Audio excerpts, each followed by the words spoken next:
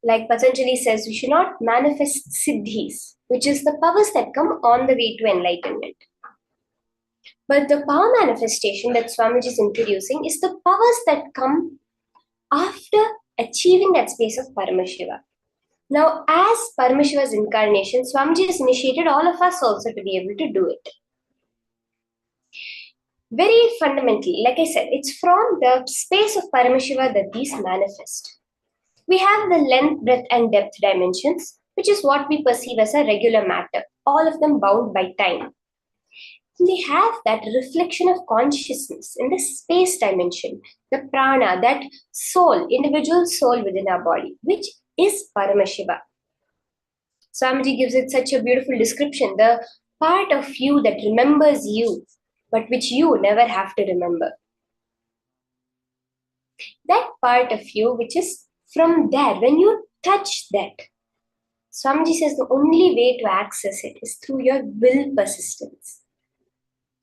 When we sit for power manifestation, we are not trying to move a matter, change a matter.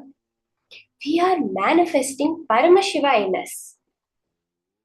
Any power manifestation we see is a result of that, is a verification, is a proof, you could say, of that you touching Paramashiva. It's like if you go, let's say we go to France, you go to Paris for a vacation, whether or not you bring anything back from there, you have gone there, right? But if you go, you buy a souvenir so that you can show, yes, I went to Paris. That same way, wherever you go and you buy something as a souvenir. The power manifestation that happens is that souvenir. It's a side effect of manifesting the powerful cognition, understanding your Paramashiva. Are we all understanding this very clearly? So now, as we're sitting and doing, you can continue doing the power manifestation. You can sit without any movements. The movements are what causes the thoughts in us. The more and more we interact with matter, we create the thoughts. And these thoughts are what you could say is the veil of time that is there between our cognition of length, breadth, and depth and our space as Paramashiva.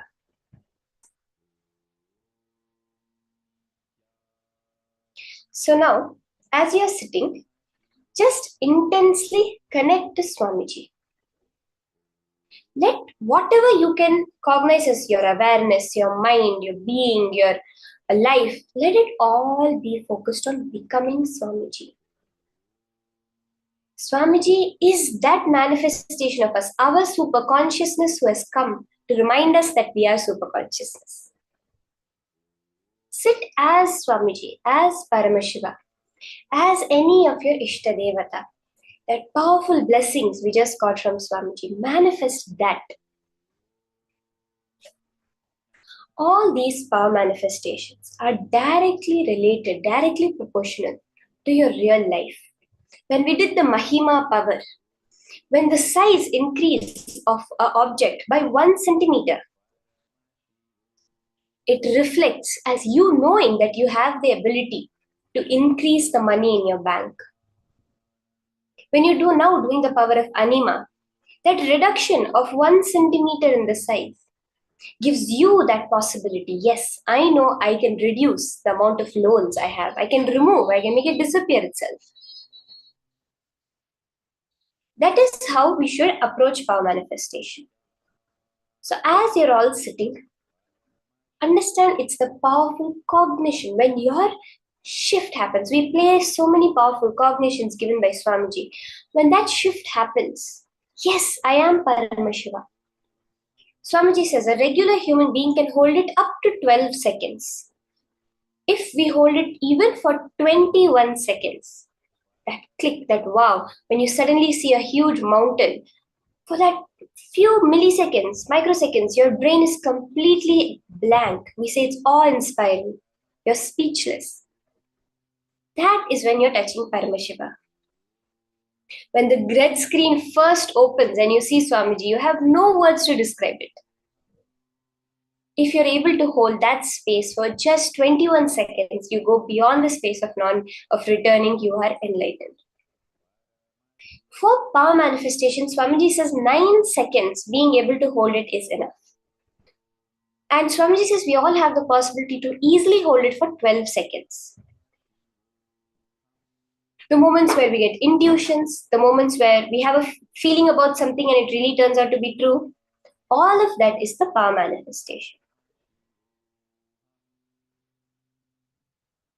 The Mahā Vakya which Swamiji tells us to chant. So I just described the first step of power manifestation, which is that unclutched space, where the thoughts are coming and going, but you're not interacting with them, you're not attaching any meaning to them, anything like that. The next space, the next state, which is the Mahā Vakya chanting, where you have that constant Mahā Vakya's vibration. Swamiji beautifully describes when Ram Surat Kumar had blown the smoke on his face, he went into a state where everything was happening in front of him, but there was no audio, only the Mahā Vakya repeating.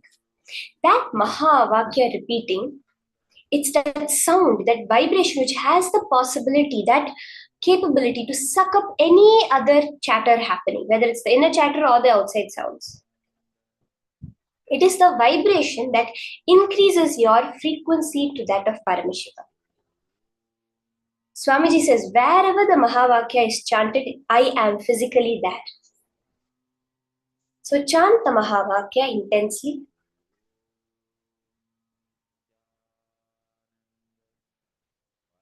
Ma Geetanjali, not just intuition, the whole reality is what you have created. Not just our intuitions are the moments we are seeing the whole process of us creating our reality. We have this thing, deja vu, right? Where something is happening and you felt, this has just happened, I've experienced this before. That is the moment where you're starting to glimpse how you are creating the reality. Through power manifestation, you understand that is a science. Yes, if I want this to happen, I can just create it. If I want this incident to happen, it's there. I just have to pull it out and bring it into my reality.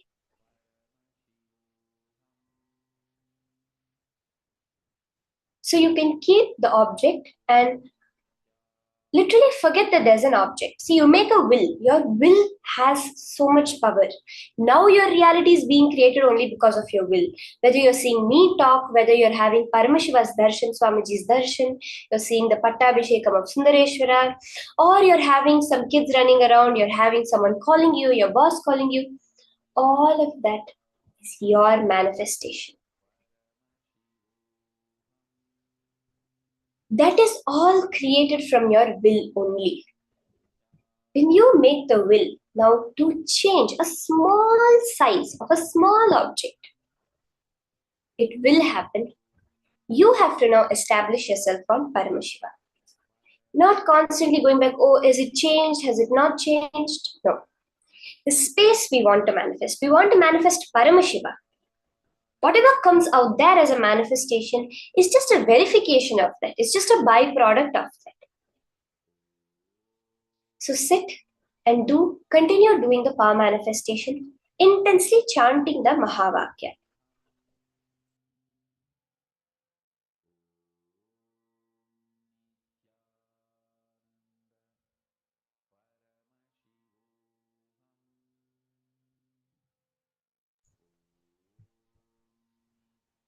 More and more, just connect to Swamiji.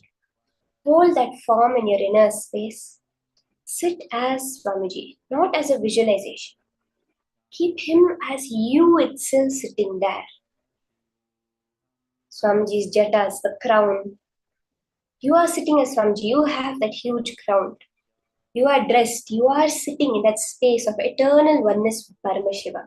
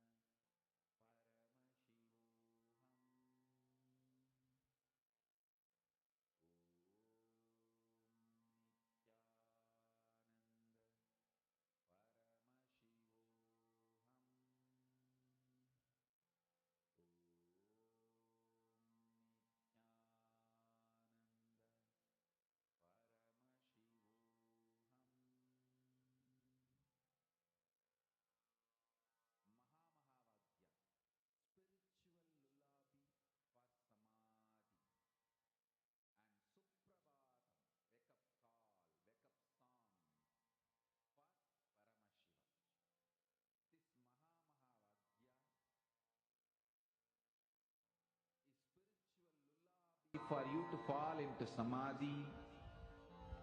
Suprabhatam, wake up song for Paramashiva to wake up in you. Just remember this one powerful cognition. This Mahā Vagya puts me in Samadhi.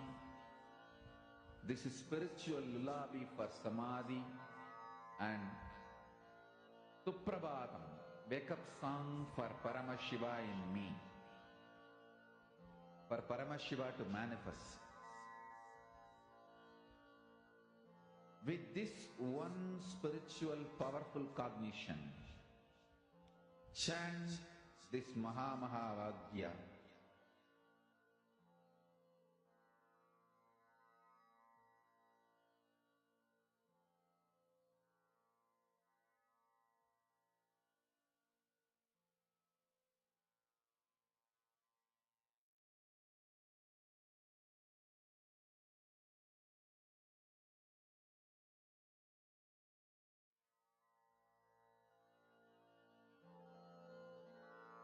Mahā Vagya, spiritual lullaby for Samadhi. And Suprabhatam, wake up call, wake up song for Paramashiva. For Paramashiva to manifest. With this one spiritual powerful cognition, chant this Mahā Vagya. Om Nityananda Paramashivoham. Om Nityananda Paramashivoham. Om Nityananda Paramashivoham.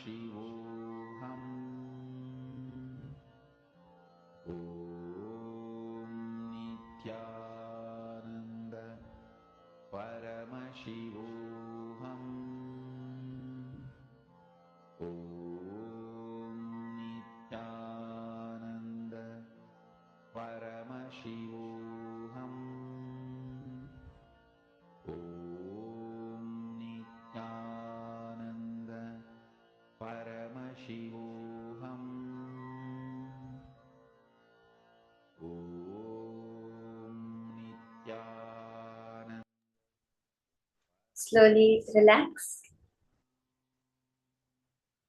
You can slowly relax. Open your eyes, you can look, verify your object that you had kept in front of you.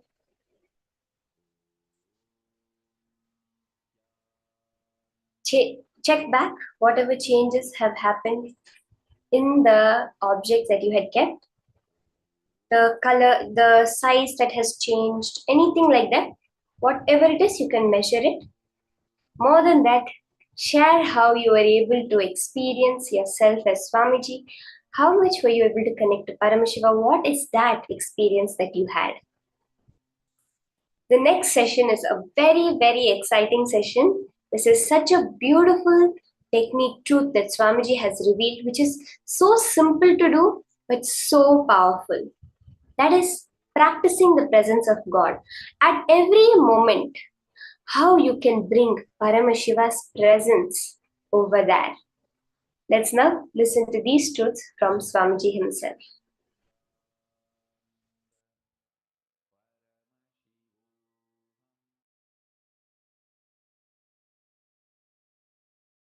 Today I wanted to share a few truths about practicing the presence of God. It's a very beautiful story. You all would have read this story in school. There was a guru and he had 10 disciples. There was one chief disciple, very brilliant and highly spiritual. So naturally Guru was giving attention to that disciple more.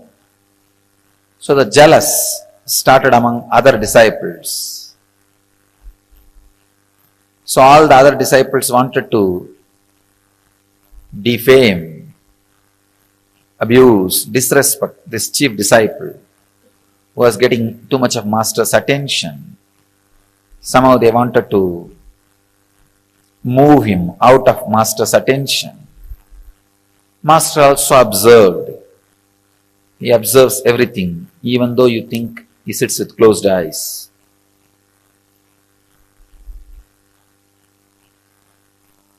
He observed what goes on, all the absurdity which goes on when he is with closed eyes, or when people think he is with closed eyes.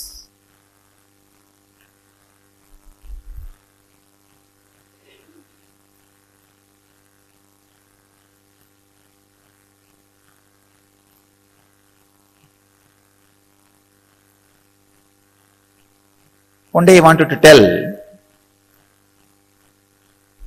all the disciples why he is giving more importance to the chief disciple, the sincere disciple. So he called everybody, kept a small test, giving each one of them one banana and telling them, go and eat in a place where nobody sees you, where you are not observed by anybody. All the fellows ran here and there. One ran behind the kitchen, one ran behind the sarovar, one ran outside the gate, one was hiding in the temple godown. They all ate and came back, except this chief disciple. He came back with the banana without eating it. All the disciples asked, why? He did not find any place. He just kept quiet. Master asked, he did not find any place where nobody was observing you. The disciple says very beautifully, it's a very small story. All of you would have known.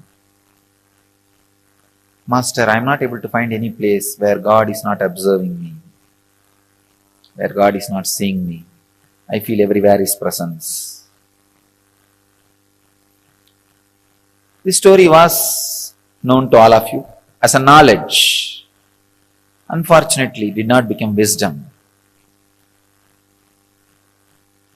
This story has multiple layers of meaning and understanding.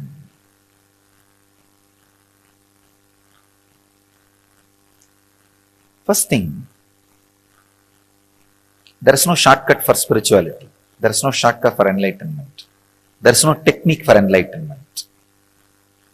Technique means shortcut. There is no shortcut. You have to iron out your 24 hours with a clear understanding of practicing the presence of God in your body, mind, actions, in everything. That clear, intense awareness has to be imbibed.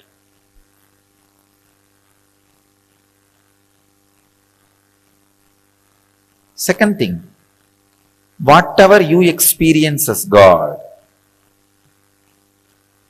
when you experience me, some will have 30% fear and 30% love, 30% confused emotions.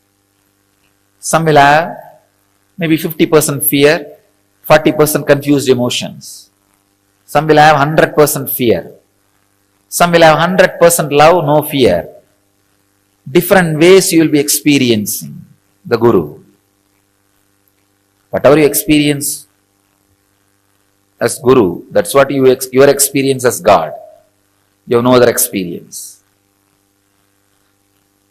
Whatever may be the experience you have about Guru, whether it is with fear or the attitude of master and disciple, or the attitude of father and son, or the attitude of mother and son, or the attitude of friend, or the attitude of beloved, practice 24 hours. Two things will happen. One, your action will fall into awareness. Second, that fear, whatever the lower experience you have about the master will extinct, will be burnt away. The percentage of fear you experience with me will be burnt away. The percentage of other emotions, except pure surrender you experience with me, will be burnt away. These two things is possible only by practicing intensely the presence of Guru, practicing the presence of the Master.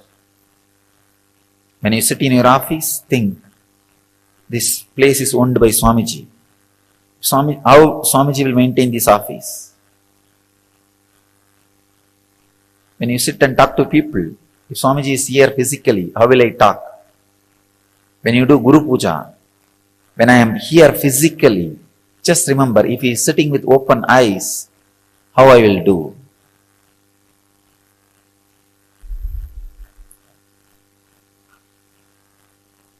Practicing the presence is the only way. Is the only way. Only way. Your arrogant, egoistic logic can go on justifying. No, there is some other technique. Or you can go on postponing with it. That is what I call hypocritic loopholes. The air hole, air bubble in the copper wire will not allow the copper wire to be a conductor. Electricity will never flow. Same way, the hypocrisy between the relationship, when you practice my presence, the hypocrisy you handle, you have it, it's like air bubble, will not allow the Guru-disciple relationship to happen, will never, the presence will permeate, penetrate you. Practicing the presence with tremendous respect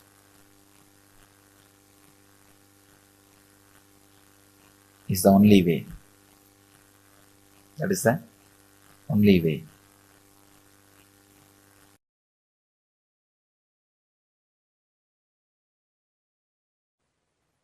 Understand, this initiation, this Shaktipada is the purpose of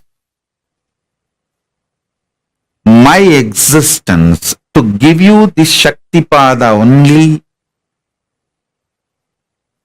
I exist and I come here and sit again and again every day.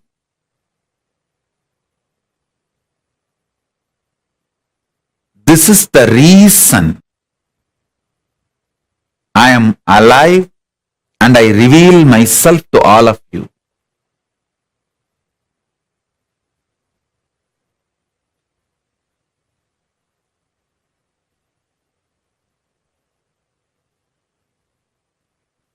I sincerely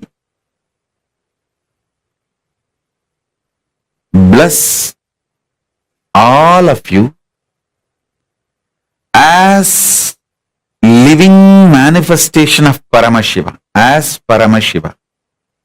I bless you all and initiate all of you. Whoever decides to trust my revelation about me as Paramashiva,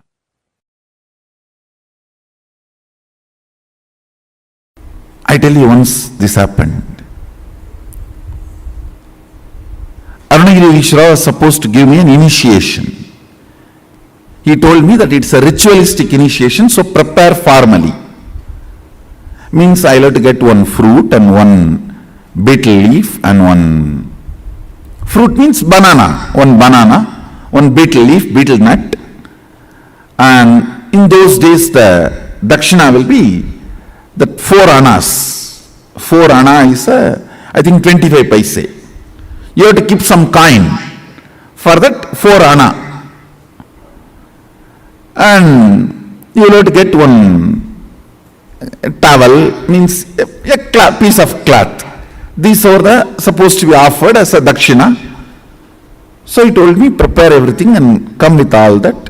He was supposed to give a very ritualistic initiation.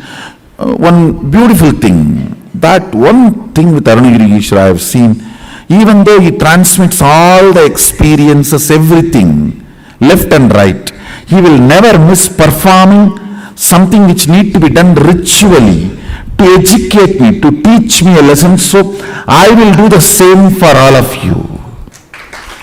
He will never avoid ritual. See, he will make me experience the whole satya of sannyasa. That does not mean he will not perform the ritual. He will end, after that he will perform the ritual also and give formally the consolidation.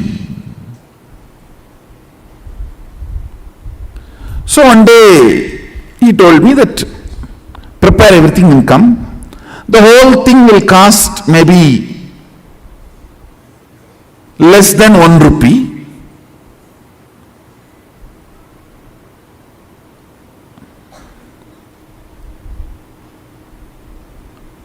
Because the towel, already I had one towel, means that angavastram. Only the other few things I need to buy, which is less than a rupee.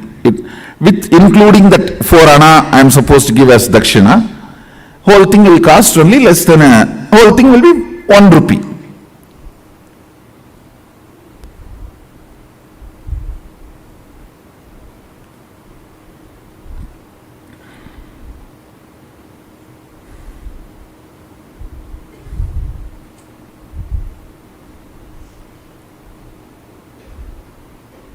I went to my grandfather, he is the funder usually for all my rituals and all the expenses. I went to him and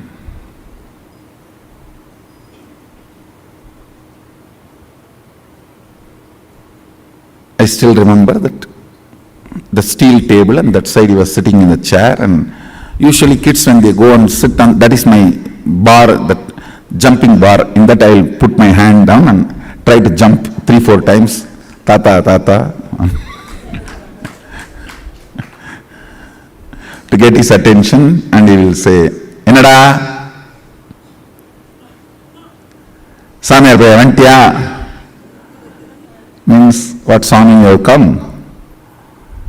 And then I said that like this I am going to have some puja and initiation, I want 1 rupee.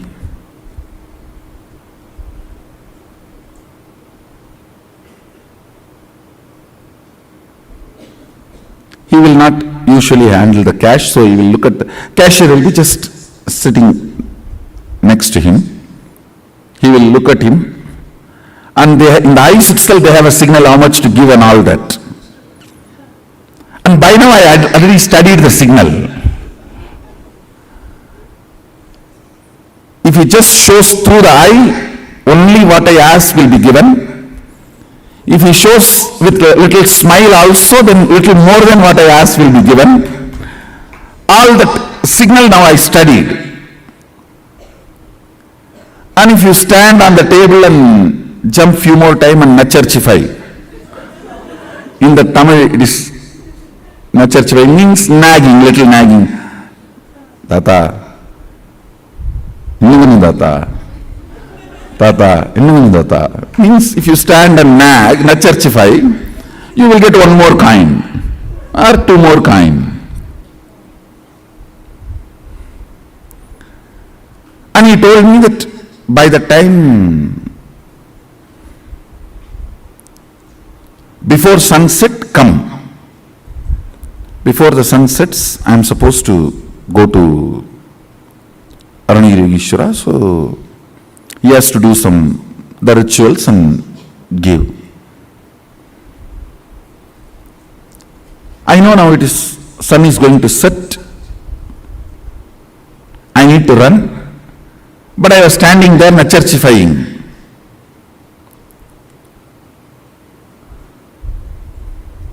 Thinking that if I stand for a few more minutes, I'll get few more coins. I can buy something with that when I am going back to temple. And as usual, when I stood there and nacharchify, nag, he smiled at that cashier. That fellow, Ayyo Baba, I have not seen a person like this. He will count such a way almost that he will tear that note, or almost half of the weight of that coin will go away the way he rubs. His name was Shanmugam, my grandfather's partner. And he will count. Ndara, Sanervaya. Finally, he will put that coin. So because I was standing and nagging, I got a few more coins. I think 2-3 coins he gave. I took it and ran. By the time almost sunset has happened.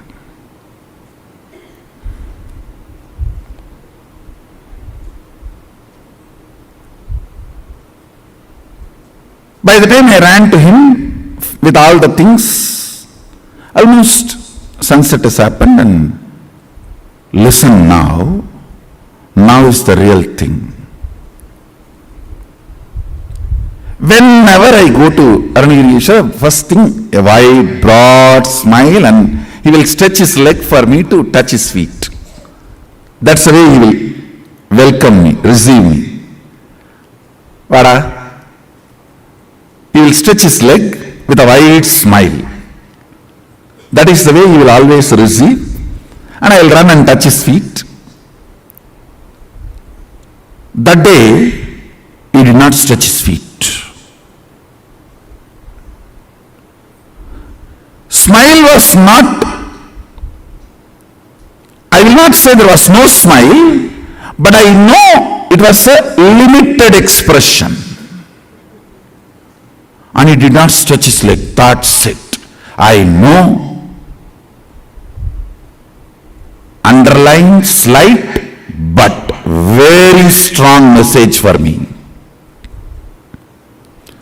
Fortunately, I had such deep Guru Bhakti Sadashiva gave. Even the light warnings from Guru made me wake up from my blind spots and catch his feet, change my cognition. I should say, that's the biggest right thing, which is much more important than the initiation from Guru. which lifted me and made me experience oneness with Him. It is your ability to see the slight warnings He gives and catch, change the cognition, saves you in life. Because many times He doesn't want to interfere with your freedom, with your will, with what you want to do in your life. It is the slight messages. It's a light underlines. Listen carefully. This underlines light warnings, very subtle messages. If you can catch that and change your depth, you are saved. He did not stretch his leg.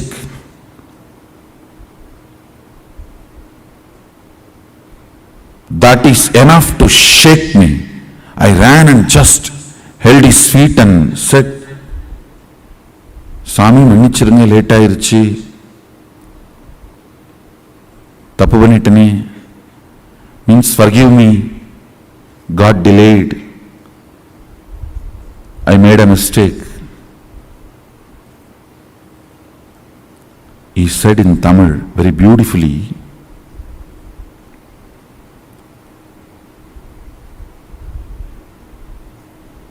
இந்த சேவையை விட அதிக பணம் வேணுன்ற ஆசையினால தேவையில்லாமல் சரியான நேரத்தை இழக்கிற பரப்பா. He told me I am greedy for money. பணத்தாசையடா. It just shook me. Yes.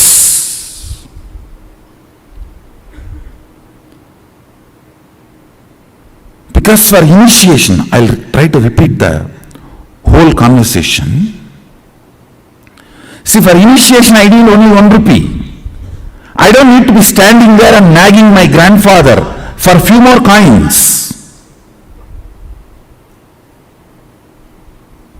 Something which I thought I can buy, which can be a comfort, and after all easy money coming, it's only few more minutes.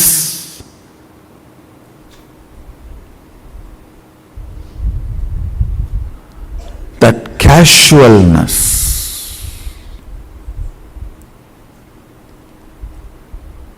it was a slap, shock.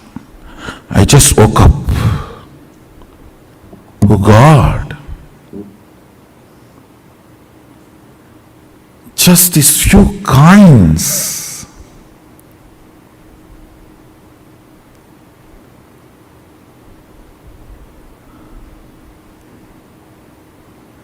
And I am a guy who never touches money. Only like this initiation or any of this Arunagiri Ishwara's work, I touch money.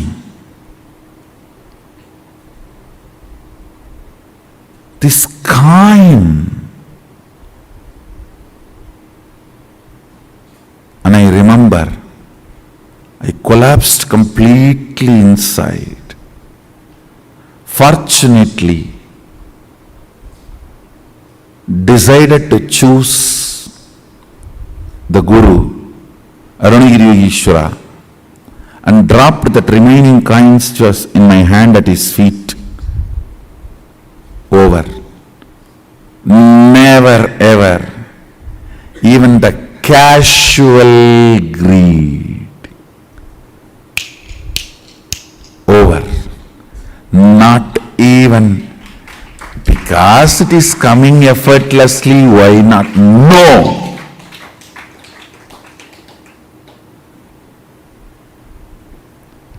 I should not even use the word greed.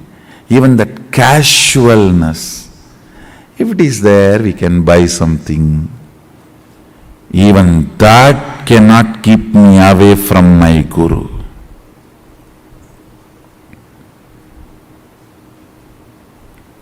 It was too small incident, but too big cognitive shift in me. Over.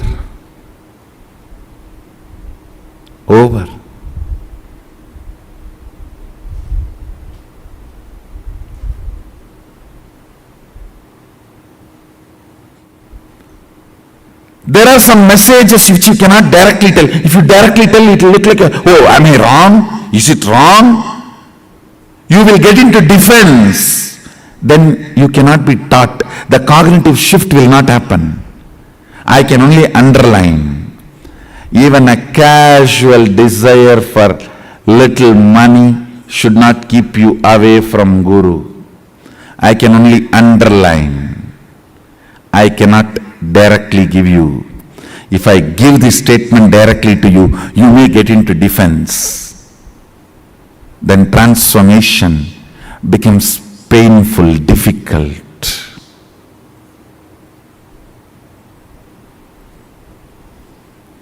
Sometimes things need to be very subtly told. You need to catch it.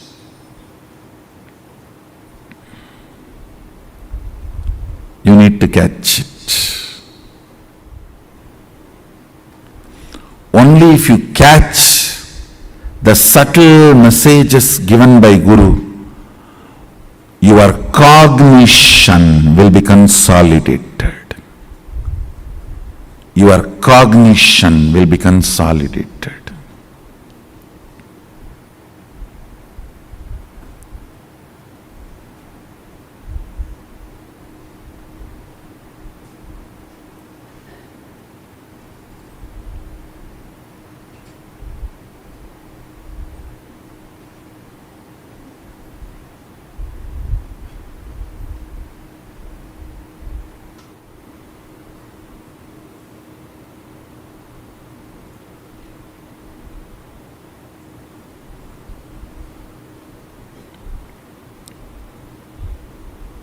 I'm just waiting, seeing whether for whom I am giving this subtle message, are they catching it or playfully missing it?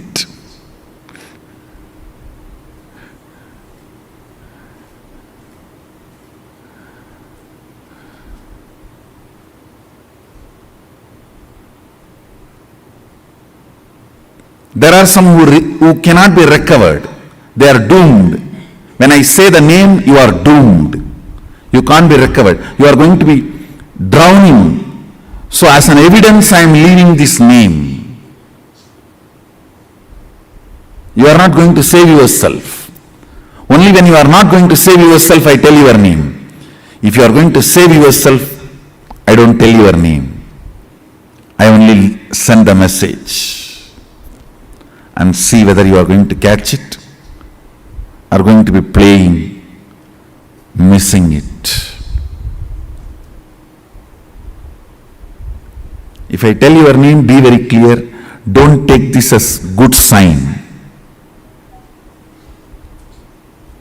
If I tell your name, don't think, oh, Swamiji told my name directly and advice. Praising is different.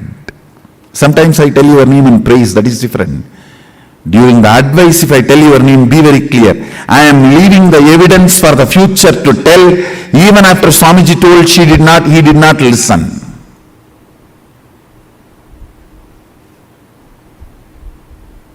If I don't tell your name, only leave the message, I have a hope you will catch the subtle message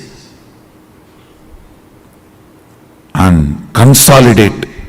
Catch the blind spot even you are missing, which is inside you, and change your cognition. If I am telling your name, it means very clear, you are too arrogant. You are not going to change. I am telling your name so that the future, you will be the wrong example for the future to learn lesson from you.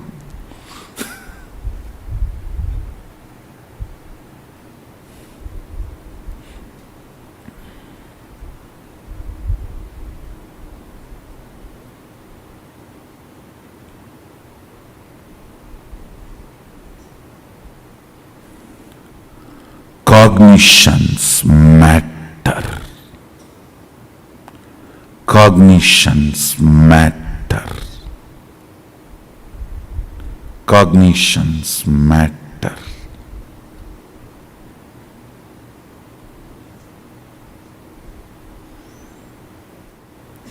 Do you know the funny thing next? What happened when I collapsed at his feet? Dropping the coins.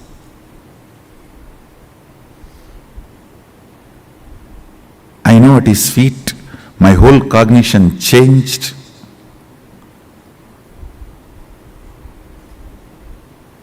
I was completely new. He lifted me up and held my face casually and turned. I saw the sun is back. Sun was back. No sunset.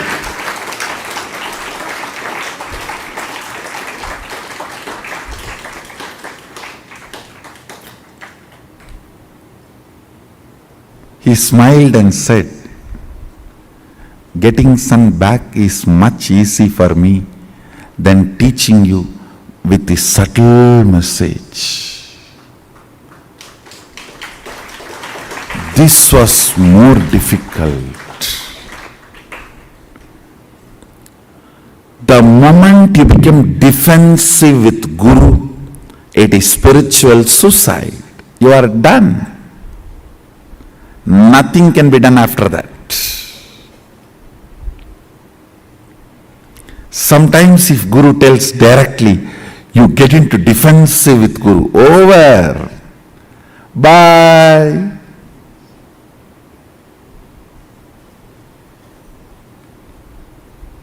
See you later when you are ready.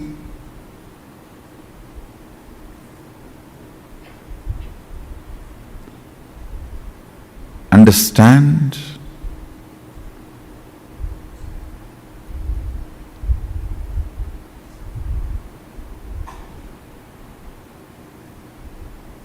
He said, making the sun set or getting it back is in my will.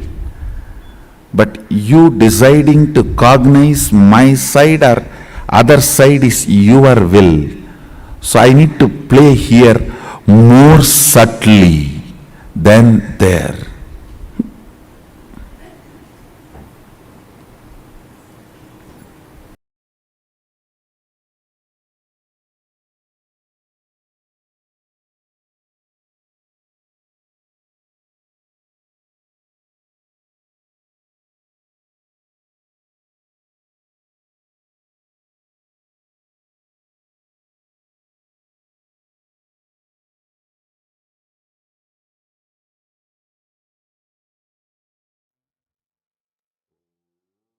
The subtle lessons that the Guru shows us, hints towards our blind spots. Just if we catch it, we will be saved from even the biggest of patterns that we are stuck with. Just catching the subtle hints that the Master gives us. What did each of you understand with this? Catching the silent blind spots using the subtle signals from the Guru. Take a moment, cognize, contemplate, take a few minutes, spend a few minutes with yourself and contemplate on what Swamiji just revealed. And how many of you are able to see what kind of these subtle signals have you observed which exposes the silent blind spots that are there inside of you. Take a few minutes, look into you and identify what are those silent blind spots that are just crawling inside of you. Actually, many times, even we will not know what are these subtle blind spots. These silent blind spots means you don't know it exists in you, but it exists in you and it is making you like, it is making you take decisions, all of these from this space. Many times we think, oh, it's just not there. Swamiji is beyond any patterns, any incompletions. Like there's nothing. Swamiji is an avatar. But why did Swamiji reiterate on this one thing so much? Just Swamiji getting, he didn't even it was not even any greed or anything, like Swamiji said. But Swamiji is teaching all of us a very, very important lesson through this. How we need to catch the silent blind spots, means even we don't know it exists in us, but it exists in us and it influences our decisions by sitting inside of us. How many of you are able to catch your silent blind spots? Sometimes it will be like, always you'll feel it's very normal. You just don't like to, maybe go out and do something. It's very normal. You don't like to talk to certain people. It may look very normal for you, but it is a blind spot sitting inside of you, influencing your decisions. How many of you are able to recollect or identify some of these blind spots? Can I request all of you to post in the chat? How many of you are able to identify these blind spots inside of you?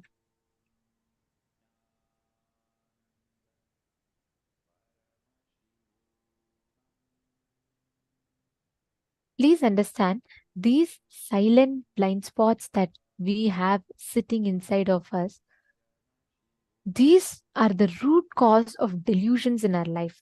As long as we have these silent blind spots, we are continuously entertaining only delusions in our life. Swamiji gives a very, very beautiful lesson. Just by Arunagiri Yogeshwara not stretching his leg, you will be able to simply catch this, that, just through that, Swamiji caught the whole lesson that Arunagiri Yogeshwara wanted to teach Swamiji. Practicing the presence of God is in multiple ways you can experience this. I had shared with you all about the story of Swamiji going around the circumambulation of the hill, right? How Swamiji will say, literally for Swamiji it will be, how will Annamalai Swamigal behave? I will simply behave like that. How will Annamalai Swamigal do? I will simply do like that. That is literally it. Like Swamiji said, once Annamalai Swamigal told in one of the speeches, one of the satsangs, he said that I never have dreams. Then the moment Swamiji heard this, then Swamiji is like, oh, Annamalai Swamigal doesn't have dreams? Then I will also not have dreams. How can I have dreams? I can also not have dreams. The moment Swamiji heard this, the moment Swamiji heard Annamalai Swamigal tell, then that day when Swamiji was sleeping, Swamiji saw that dreams started coming in Swamiji. Even in Swamiji's dream, Swamiji went and told himself, stop, I cannot have dream. Annamalai Swamigal does not have dream. I cannot have dream. See, Swamiji's whole consciousness, his whole being responded to it so much that even in dream state where the eye consciousness is less and only the mind exists, even in that state, Swamiji literally stood up and said, okay, stop. How can I have dream? When Arunagiri Yogeshwara, when Annamalai Swamigal does not have dream, I cannot have dream. And the dream stopped halfway through. That's all. After that, Swamiji never ever had dreams, ever. That is the way we can use each thing that Swamiji teaches us, right? It is such a beautiful lesson for us to learn, is it not? The way Swamiji tells us, when Swamiji tells, it is simple integrity, simple, straightforward living. That's all. Ma Tatiana Hughes is saying, yes, there are some of them. Understand, all of us have these silent blind spots inside of us. It sits inside of us and affects so many of our decision making capabilities. Like so many decisions that we make is affected by the silent blind spots, because even we are not conscious. Even we don't know what decision we are making, why we are making it a certain way. But Chaitanya Yogas is asking, Ma, what if we have dream with Guru? Ma, please understand, all dreams are incompletions. If you have Swamiji coming in your dream, and when you wake up, if you're able to remember it in color, it is vision. Swamiji tells, if you're able to recollect your dream, if you saw the dream in color, it's a vision, it's not a dream. Understand, all the dreams that we only have it in black and white. Now we all think, no, I remember my dream was in color. I'm very sure. It's because once you wake up, you add color to it to perceive it. But we only have, our dreams are only in black and white. But even in the dream, you will feel it with such vivid color. Vivid color. And sometimes even in the dream, you will feel like your eyes, it's just so bright for your eyes, and like it'll be very vivid experience when it is vision. It's not dream, it's vision. You can be rest assured that it is darshan that Swamiji has given to you.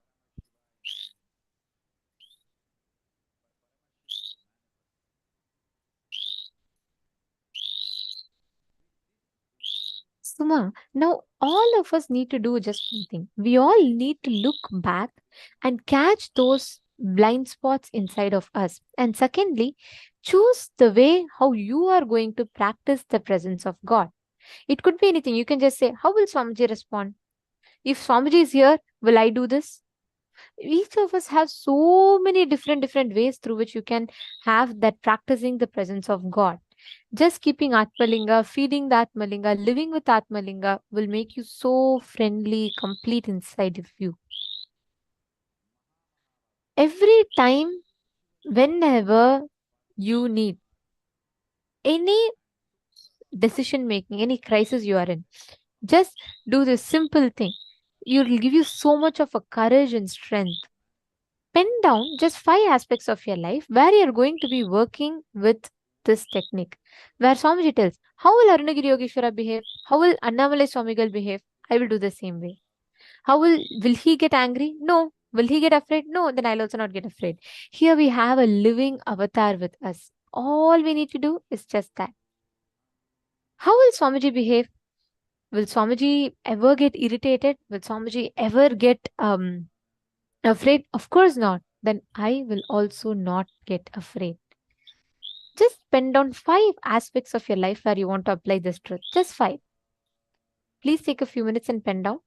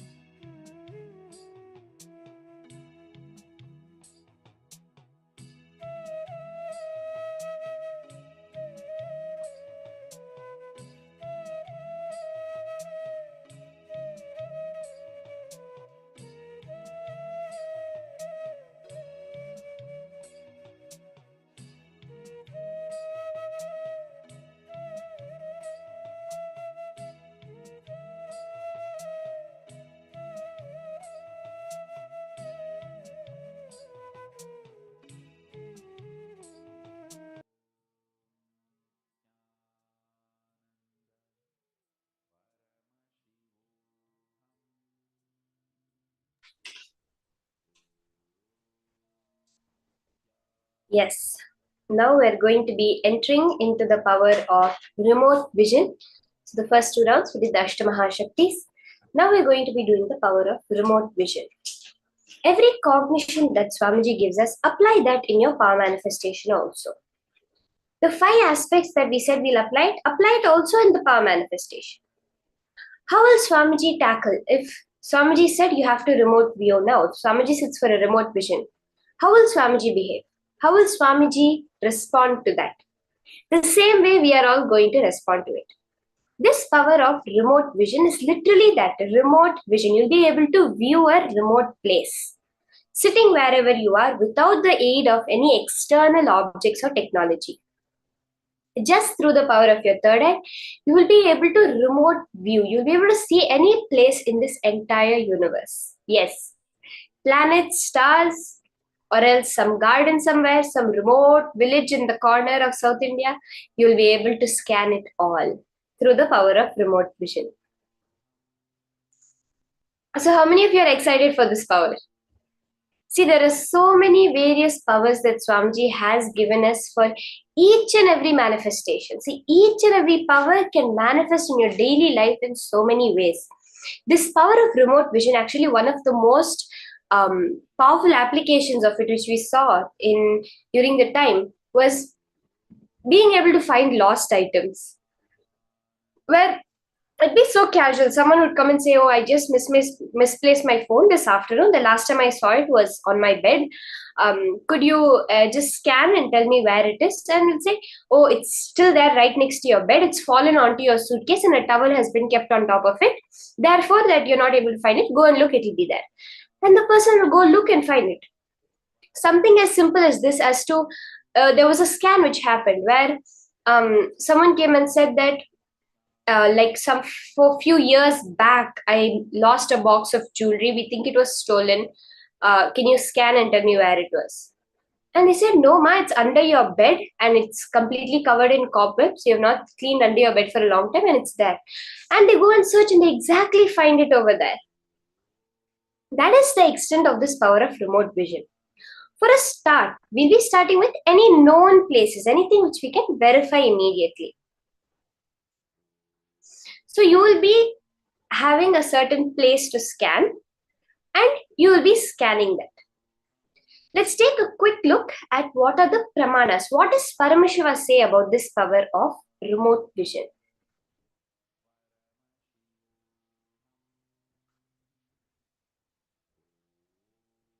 So the Shastra Pramana for the power of remote vision is from the Vijnana Bhairava Tantra, Sutra 92, Dharana 69. Vyomakaram swamatmanam dhyayed digbhiranavritam nirashraya chitish shaktihi swarupam darshayet tada. Bhagavan Paramashiva says, concentrate and cognize with restful awareness on one's self in the form of a vast etheric space or sky. Vyomakaram, your Swa-Atma, your own self, as vast as the entire universe, which is limitless in any direction whatsoever. Digbhir anavritam. Thus, the power of consciousness, the Chitish Shakti, freed from all support, Nirashraya, reveals and manifests herself as the form of one's essential nature of the self. That Swarupa gets revealed to you.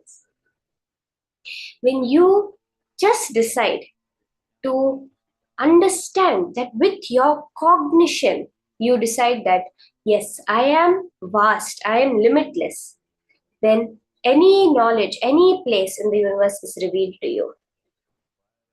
In the Mahabharata, we beautifully see this, beautifully portrayed and experienced by Sanjaya, who was a regular charioteer. So the whole war, including the Bhagavad Gita, was revealed by Sanjaya to the blind king Dhritarashtra.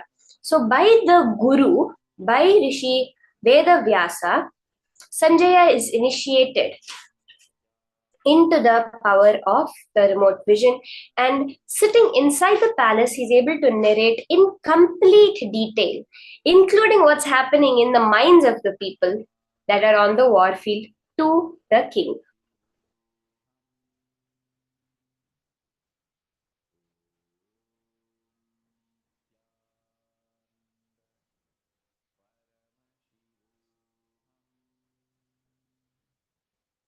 We see Swamiji's own beautiful manifestation of this power, where Swamiji's guru, Narayana Swami Tata, who was well known to be able to see remote distances in the mirror.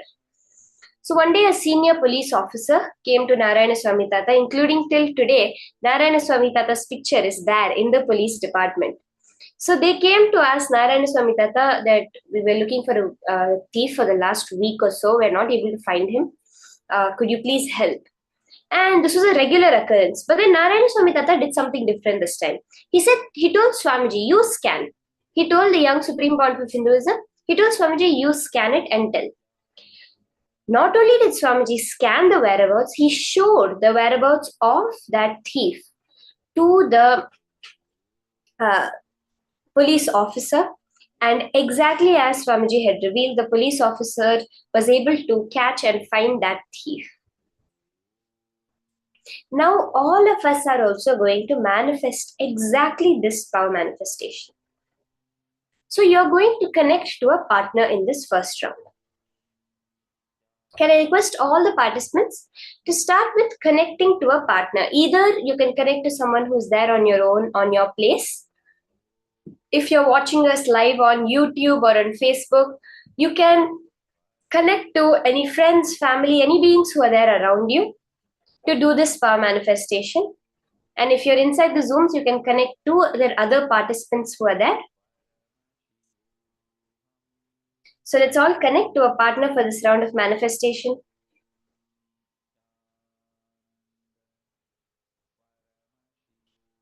As we're doing the manifestation, the parameters you're going to be scanning are going to be shown on the screen. So you're going to be scanning the various parameters. For example, like how many rooms are there in the house, how many bathrooms are there in the house, how many windows, how many doors, what is the color of the interior, the color of the exterior, and various details we're going to go in this manifestation. So can I request everyone to please partner up for this round of manifestation? Let's all take a few minutes and connect. Yes, Ma Mohini Lata, you can connect to Ma Priyatma Swarupini.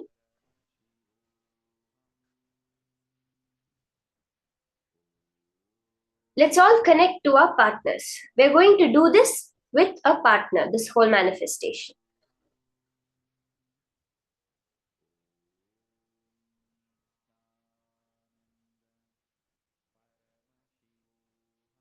You can request your partner to give you any particular place. It can be their house or some place they've been to. They can just give you the name of that place. What you are going to be scanning, right now we have the parameters on the screen.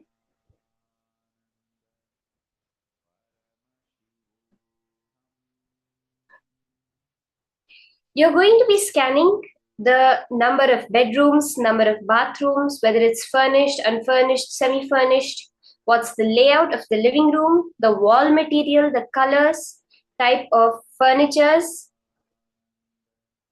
layout of the kitchen, color of the kitchen, wall material of the kitchen, and the flooring and the color of the kitchen, and the color of the flooring. So let's scan these parameters. These are the details that we all want to scan. So as we are manifesting, as we are doing, let's go into the subtlest of details. The more and more you go into the details, Swamiji says, Paramashiva resides in detail.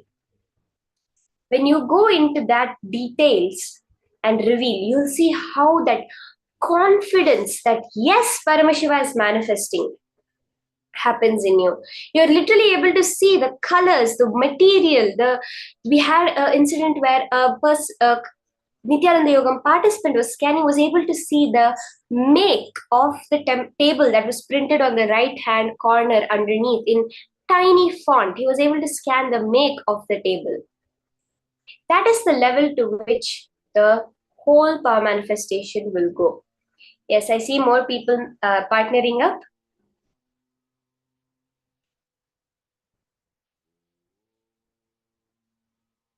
Let's start now. Okay, let's all get a place from our partner. So I see Ma Tatiana has partnered up with Ma Mui Fanang.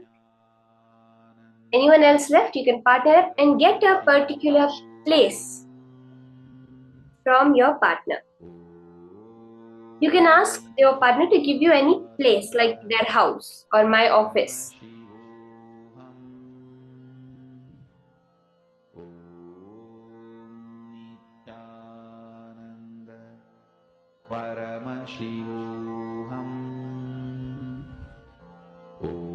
Once you have gotten the place, you will be scanning the various parameters that are now projected on screen to you.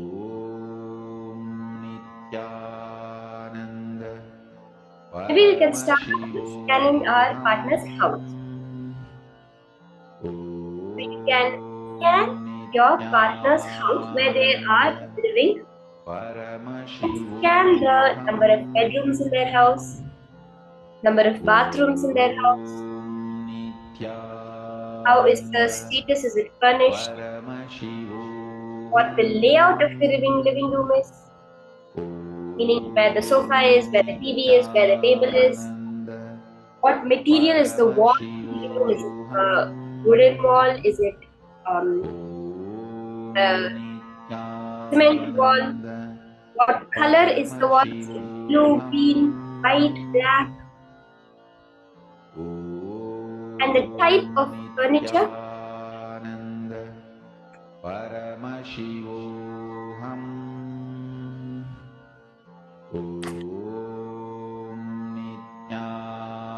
Whether they have a huge L sofa, two tiny couches, only chairs, no couches, or they have a bed in their living room. It can be anything, just to be in whatever comes to your third eye.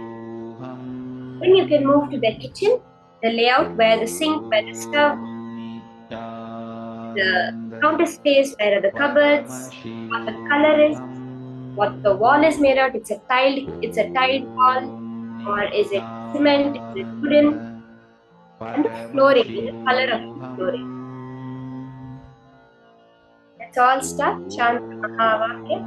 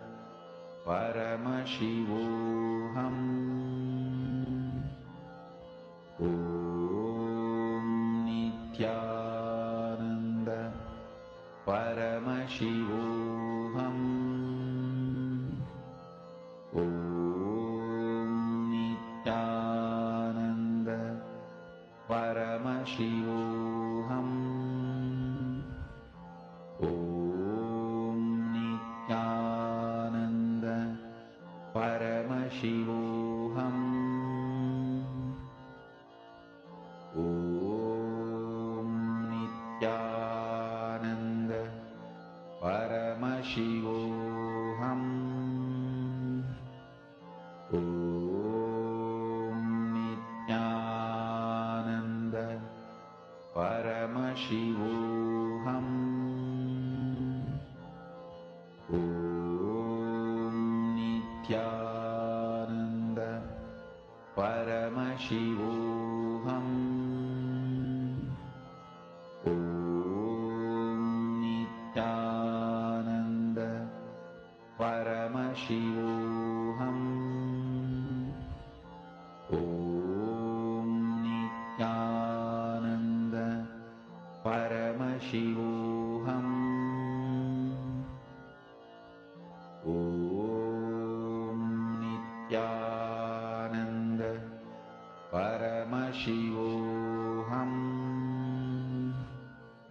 Om Nityananda Paramashivoham. Om Nityananda Paramashivoham. Om Nityananda Paramashivoham. Om Nityananda Paramashivoham. Om Nityananda Paramashivoham. Om Nityananda Paramashivoham. Om Nityananda Paramashivoham. Om Nityananda Paramashivoham. Om Nityananda Paramashivoham. Om Nityananda Paramashivoham.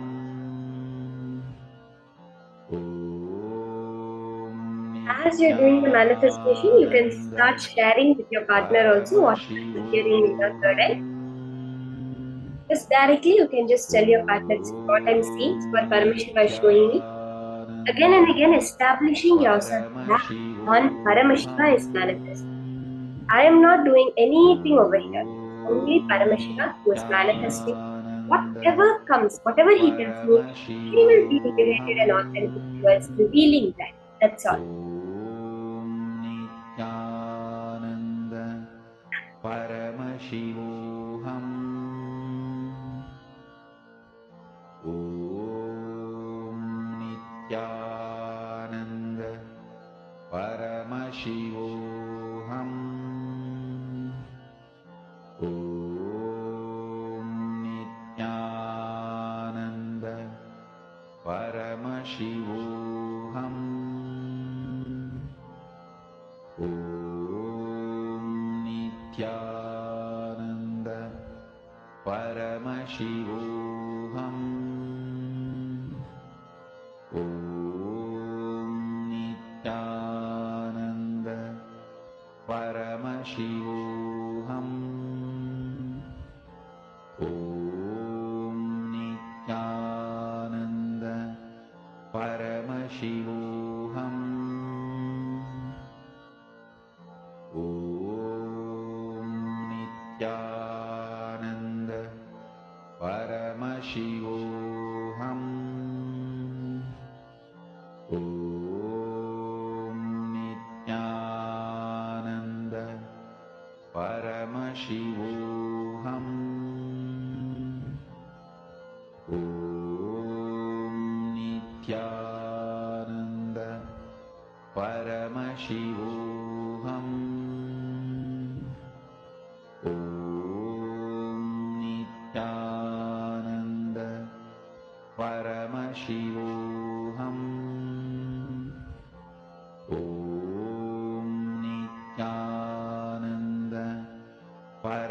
Paramashivoham. Om Nityananda Paramashivoham. Om Nityananda Paramashivoham. Om Nityananda Paramashivoham. Om Nityananda Paramashivoham. Om Nityananda Paramashivoham. Om Nityananda Let's all verify with our partners whatever Paramashiva revealed to us. And if you manifested, you can always post how the manifestation happened for you. How did Paramashiva reveal himself to you today? It is about catching the small manifestations we have in life, which makes us see how life is a manifestation. Many times we miss even the small things that happen. You said something and it just happened. Or you thought something and immediately it happened. Or else you were thinking about someone in the morning, in the evening they called you. These are the subtle manifestations. You would have casually said something, but it'll just happen exactly like you said it. Or else something would be there, you would have mentioned about it, and when you go there, you'll see it's exactly the same. These are the manifestations. Even now, as we're doing the power manifestation, even if you got one word correct, understand Paramashiva has manifested out of the millions of types of houses, the millions of colors that are there. You got it. That is manifestation.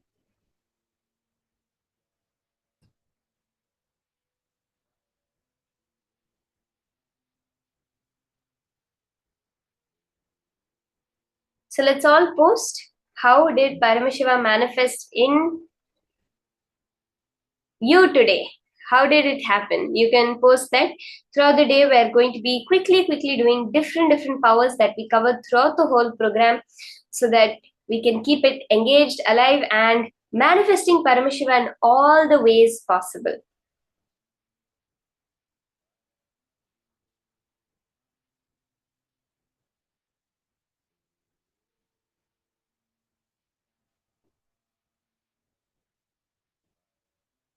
Okay, I see Ma Mohini Lata manifested. That's awesome, Ma. You are scanning Ma Priyatma Surupini's house and you got it exactly right. That is awesome. See, when one person manifests, that's the space of entanglement. The more and more everyone else also participates in the manifestation, that space will just multiply. Swamiji says when Shaktipada happens, when the energy transfer is happening, it is not that one person manifests, two people manifest, so it's two, the unit is two, three people manifest, so the unit is three. No. When there is two people, it becomes four. When there is, it's like electricity where every wire connected to it gets the same amount. But Swamiji says with Shaktipada, it's multiplied by the number of people who are sitting there. So let's all intensely participate during the power manifestation. Hold that space for everything to happen.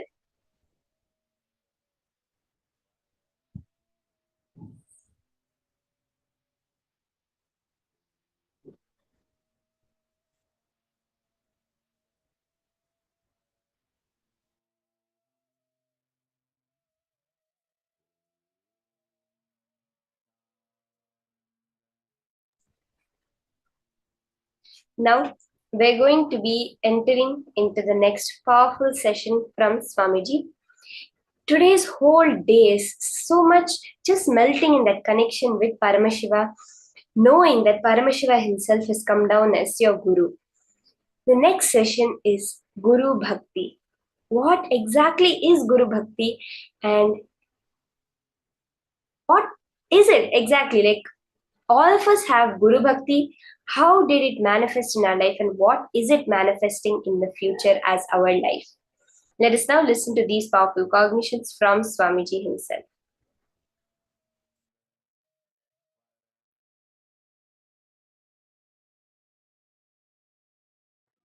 Whenever you fall for someone, you are in deeply love with that person.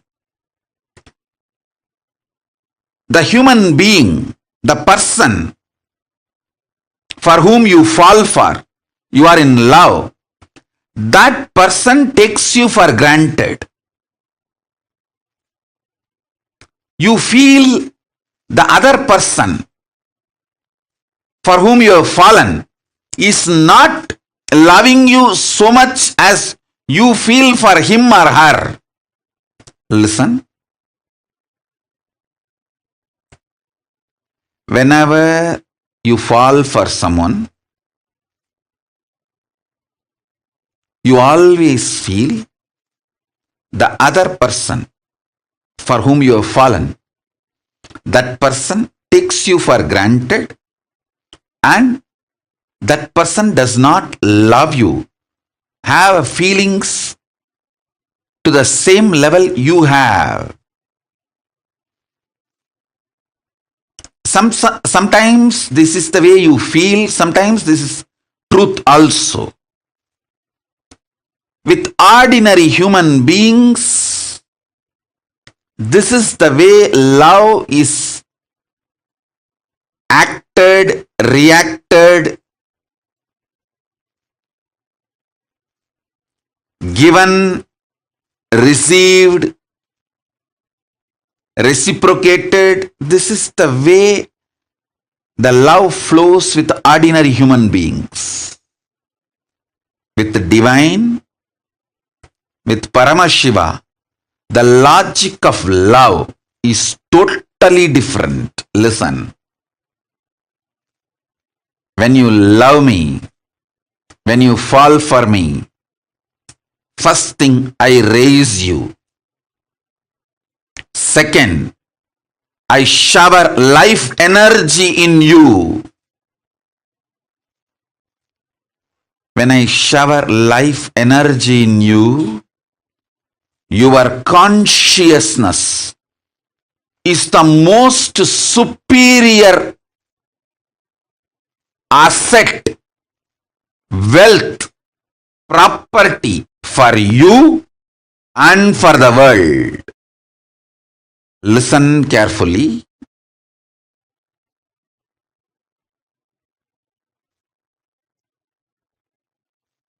I'll tell you one small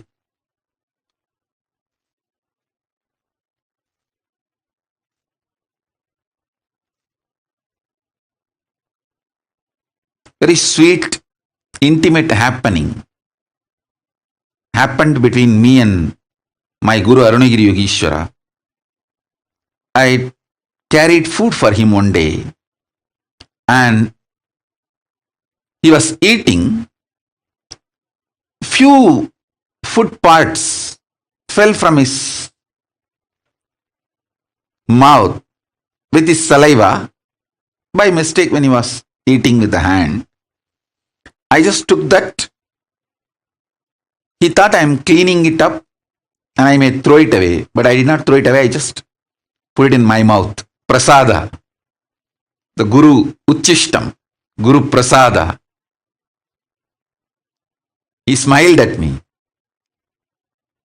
I still remember. He said, now this body, showing my body, has also become precious asset for the world. It will do a lot of good. In Hindu tradition, the Guru Uchishta, the food partaken by the Guru Prasada, is sacred, very sacred. Guru Padodaka means the water with which Guru's feet is washed. The food which Guru has partaken, Guru Uchishta, Guru Padodaka, is highly sacred in Hindu tradition.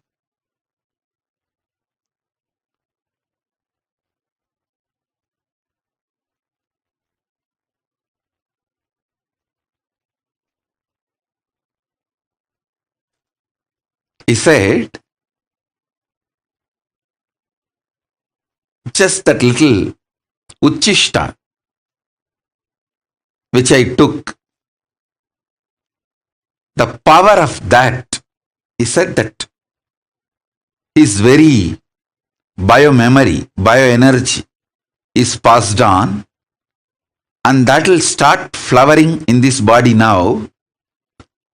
This body also is a precious asset for the world because of what it is manifesting. Listen sincerely, intensely. When he loved me, he made me sacred.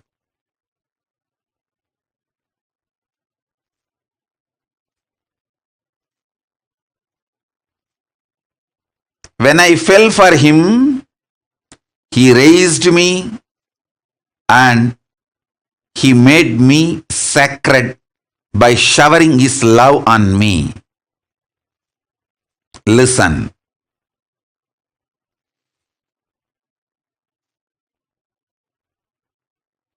All of you, my disciples, followers,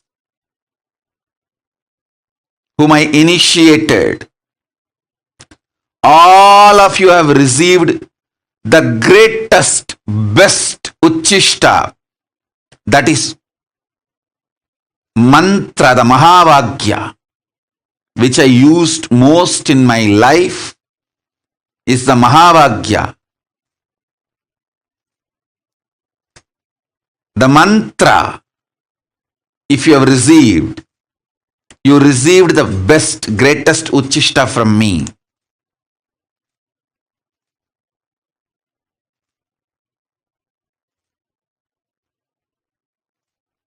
You are now sacred. Your consciousness is needed for this world. Each of you meditating, living Veda Agamic lifestyle, living enlightenment not only helps you, it helps the world to sail through this pandemic, this pralaya.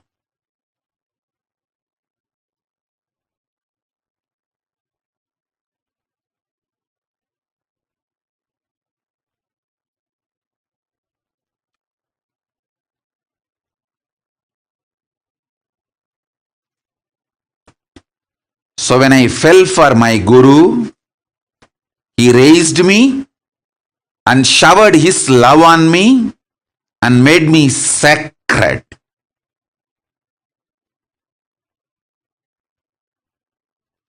He did not take me for granted. Same way, I want to tell each one of you, I don't take you for granted. When you fell for me,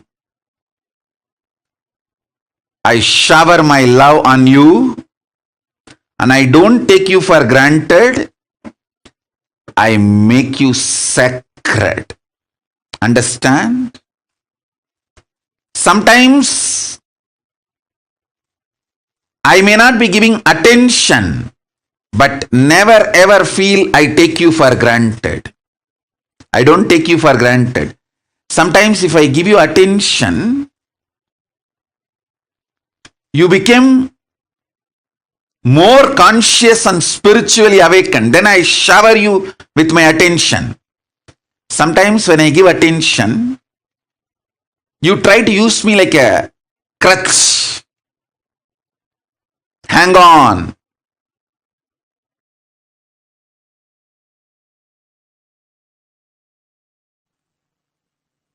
Paramashiva's message directly from Kailasa. Listen. Reality of the existence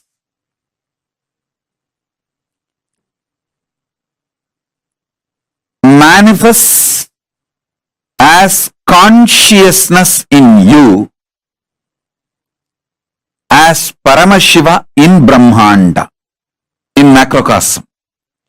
In the macrocosmic level, the reality of existence is Paramashiva. In the microcosmic level, the reality of existence is consciousness.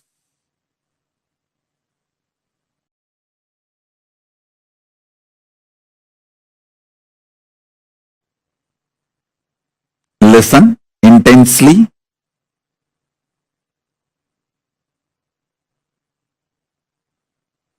The fifth force,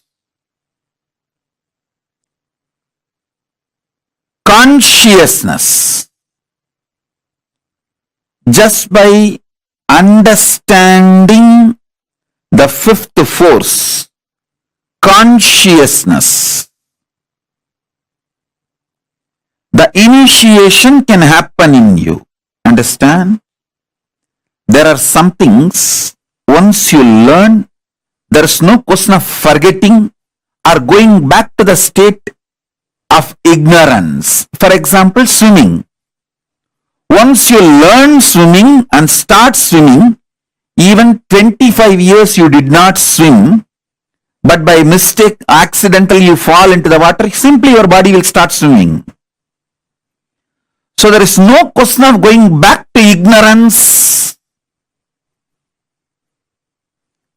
When some of the knowledge gets into your biomemory, same way cycling. Once you learn cycling and did it successfully, even 25 years you did not touch the cycle, doesn't mean you will forget it. Simply when you get the cycle again, you will start cycling. There are many great possibilities and powers. Once it gets into your biomemory, there's no going back to the pre-knowledge period, the ignorance period. Some knowledge makes a permanent awakening, alteration in you. This knowledge about consciousness, the fifth force, will make permanent transformation, change in you. There is no going back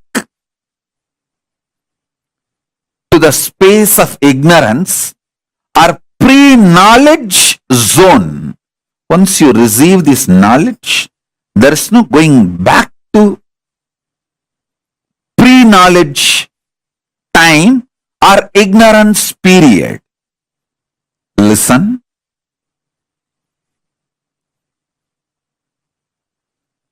Greatest that can happen to human being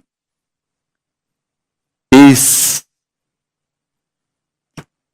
this conscious reality becoming the existence, part of your existence. Listen. This conscious reality can be part of your existence if you have a direct feeling connection, Guru Bhakti. It can just like a jumping of the flame, transmission of the lamp. Hey, Paramaśiva is real. Over. You just know. Swamiji said it. Paramashiva is real. Paramashiva is real. And based on that, your whole cognitive shift happens. Your existence shifts. From that reality, you cognize, exist, act, manifest, gravitate to everything.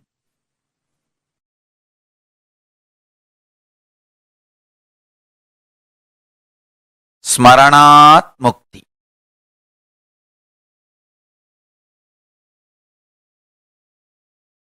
Remembrance liberates.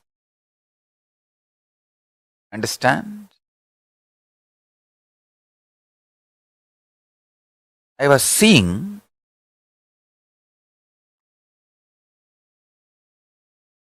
during my morning settling down period, when I was settling down from samadhi, I was seeing what is the most important thing I should remind people. I saw Paramashiva revealing, remind people to remember. Constantly write remembrance. Understand? Whatever I need to tell, I have already told. Enough has been told. Understand? Literally last 41 years of my public life, I have said whatever need to be said. And I am going to continue to say, continue to reveal. All this will be useful to you only if you remember them in right moment. So essence of whatever I said, saying, going to say is remember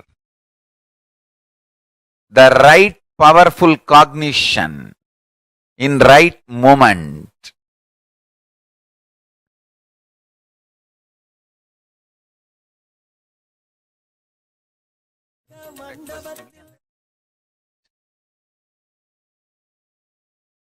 Whatever I said, saying, going to say, essence of all of that is Smaranat Mukti. Right remembrance liberates.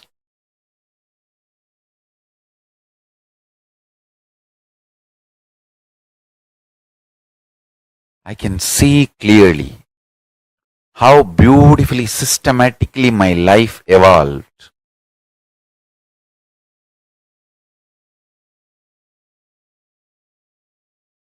Just manifested. Understand?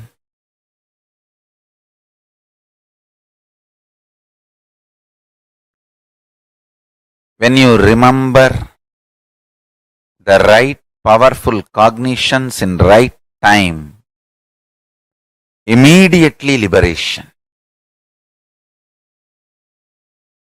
Anything does not liberate is not right remembrance.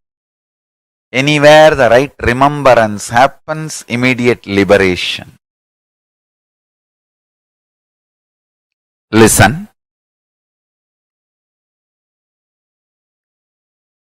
Life is all about how many times you remember powerful cognitions and experience liberation, and how many people you help to remember powerful cognition and manifest enlightenment. That's all.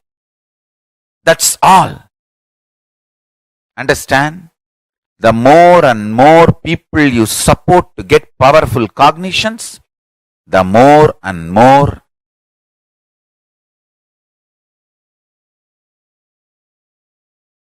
you will manifest powerful cognitions.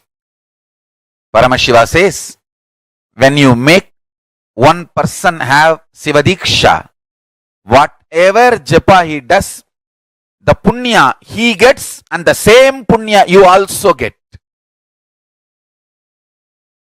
It's an ultimate cosmic blessing you can get for yourself and for the world. Now,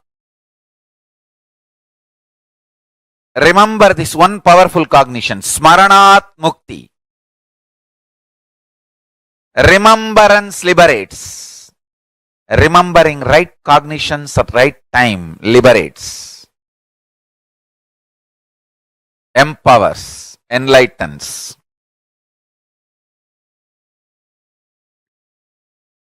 Remembrance enlightens. Smaranat Mukti. If I have to literally translate that word, Smaranat Mukti, into English, right remembrance enlightens and empowers. Right remembrance liberates, enlightens, empowers.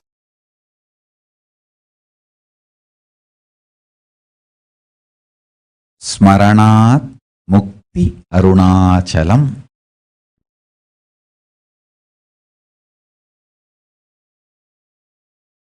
Being with that which neither need to be remembered, can be remembered, nor can be forgotten, or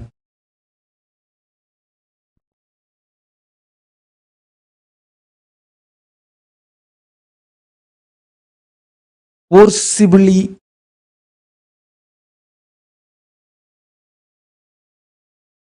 no need to remember it.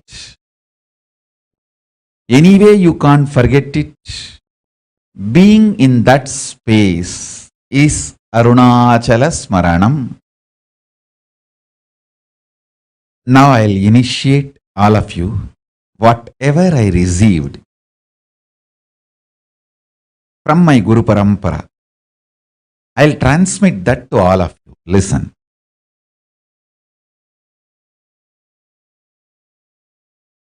Brahma Aksharam,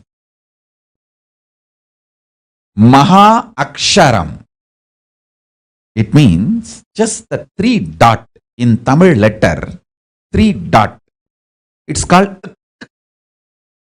means just put your throat on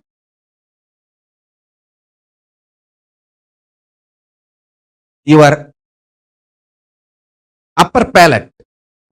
Lock the throat into the upper palate.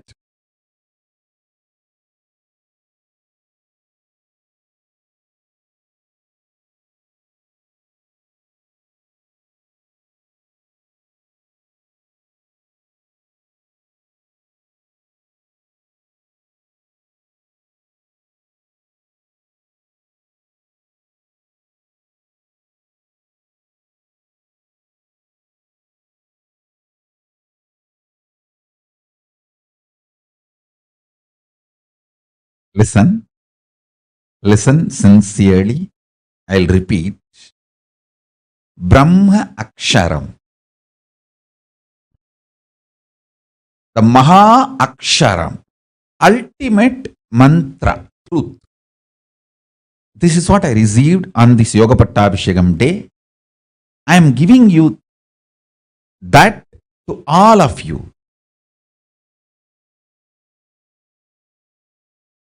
It's like a technique. It can give you enlightenment suddenly. It can just manifest.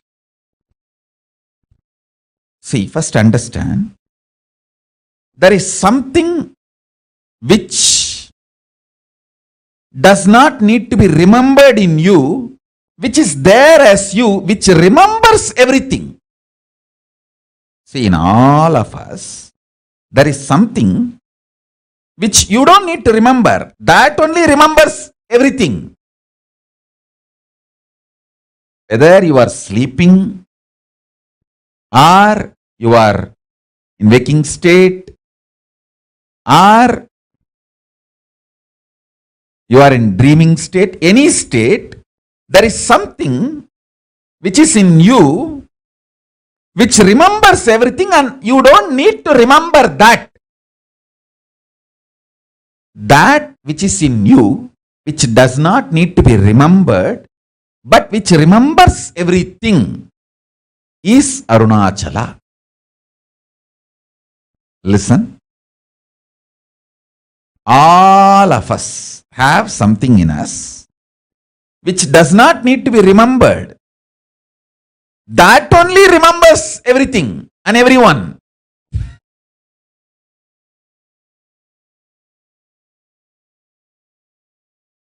That is Arunachala. That is the most powerful reality.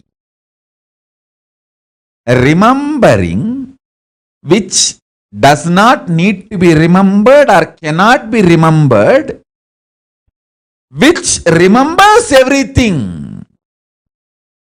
In you, there is something which cannot be remembered or forgotten, but that only remembers everything, including what you think as you. Listen. Cognizing that, sit with this means putting the lower throat on the upper palate. It's a Tamil letter which is projected Isaki Swami's page.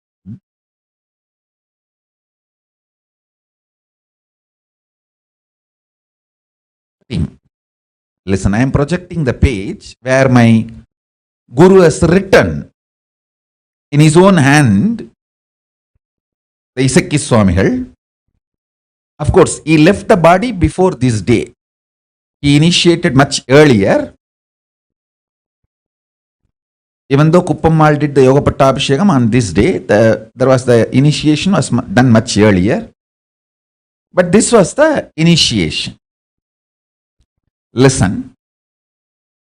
Remember in you, which does not need to be remembered, which is there forever in you, which remembers everything.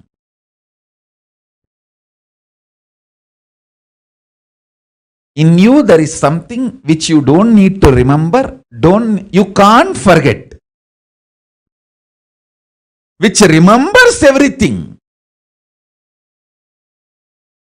Listen to these three qualities. In you there is something which can't be forgotten, which does not need to be remembered. It is there all the time. That only remembers everything in you. This three quality is what the three dot. The three dot is these three qualities.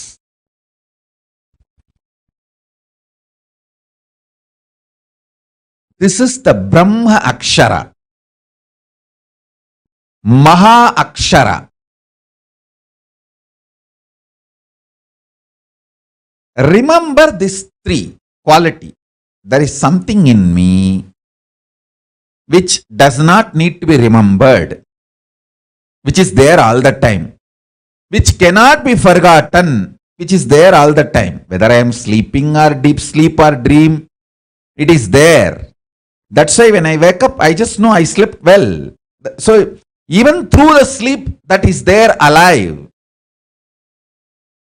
And that only remembers everything. This 3 point is the Brahma Akshara. This 3 point is the Brahma Mantra. Brahma Akshara, Mahā Akshara. Just cognize this and sit with the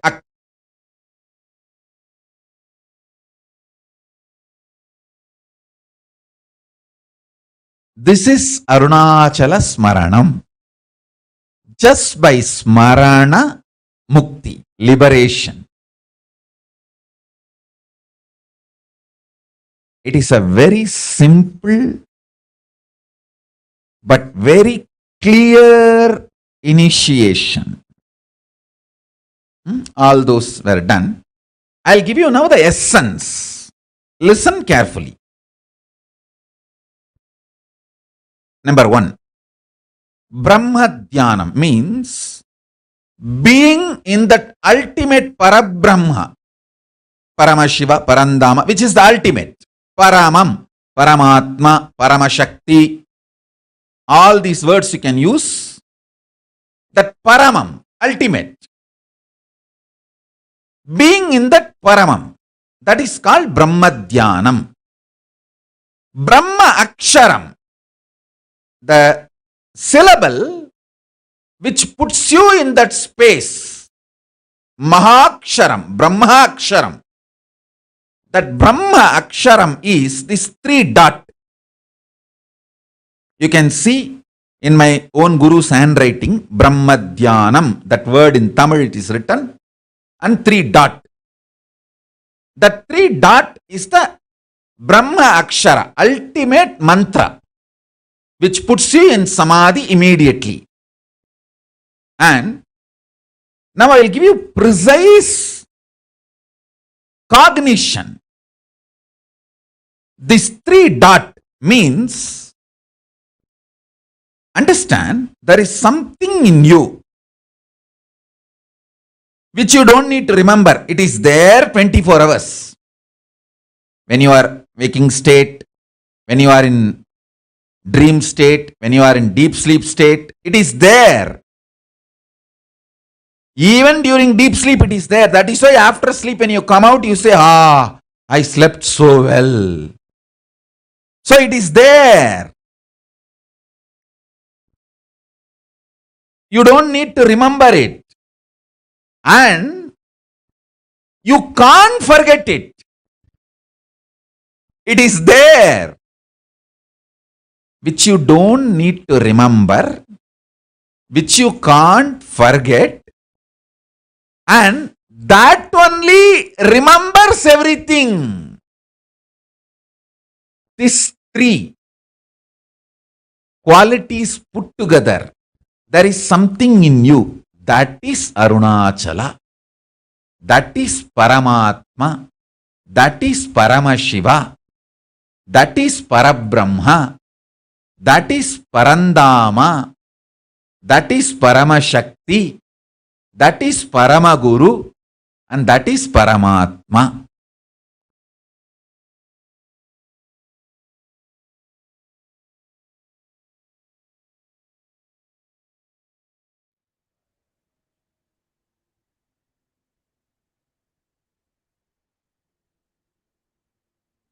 So beautifully, Swamiji explained to us the understanding of Smaranat Mukti Arunachala. Each of you right now, take a moment, type in post, what is the exact understanding you got? And Swamiji said about Arunachala, what is it exactly, precisely what did you get as an understanding? Please take a moment and post.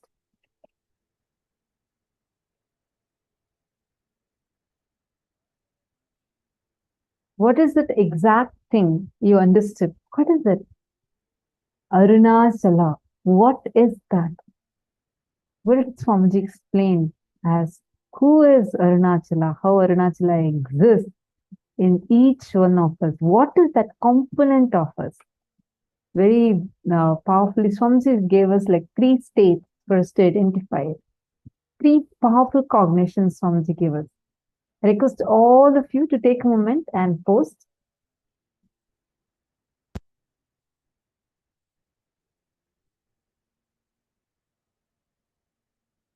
Okay, Bliss.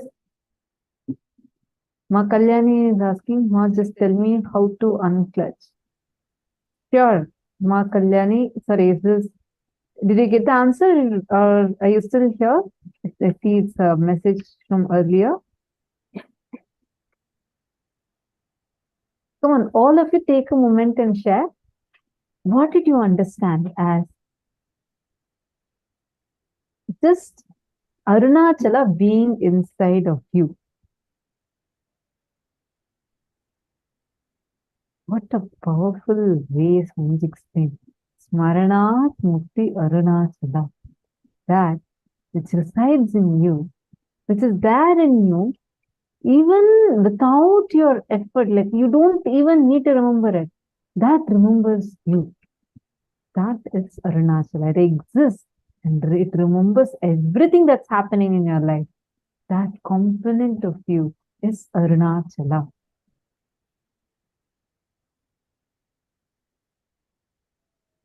Rajashri Utsavaya has posted, you're not a human being having spiritual experience. You're a spiritual being having a human experience. Absolutely. Can I request all of you, all the participants, come on, take a few minutes and quickly type and post here in the chat.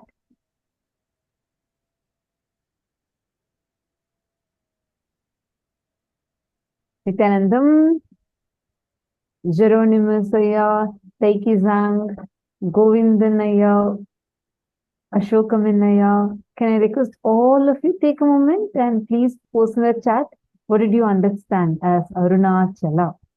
Who is Arunachala? Like, how does Arunachala exist inside of us?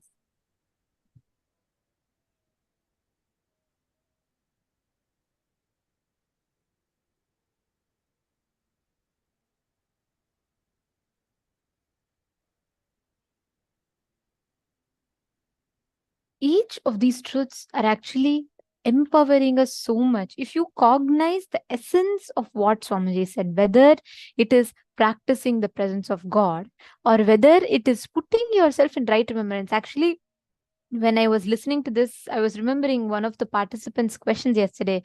Ma Prithvi Prasad had asked, right? How you can remember these truths, like, how you can note down all of them.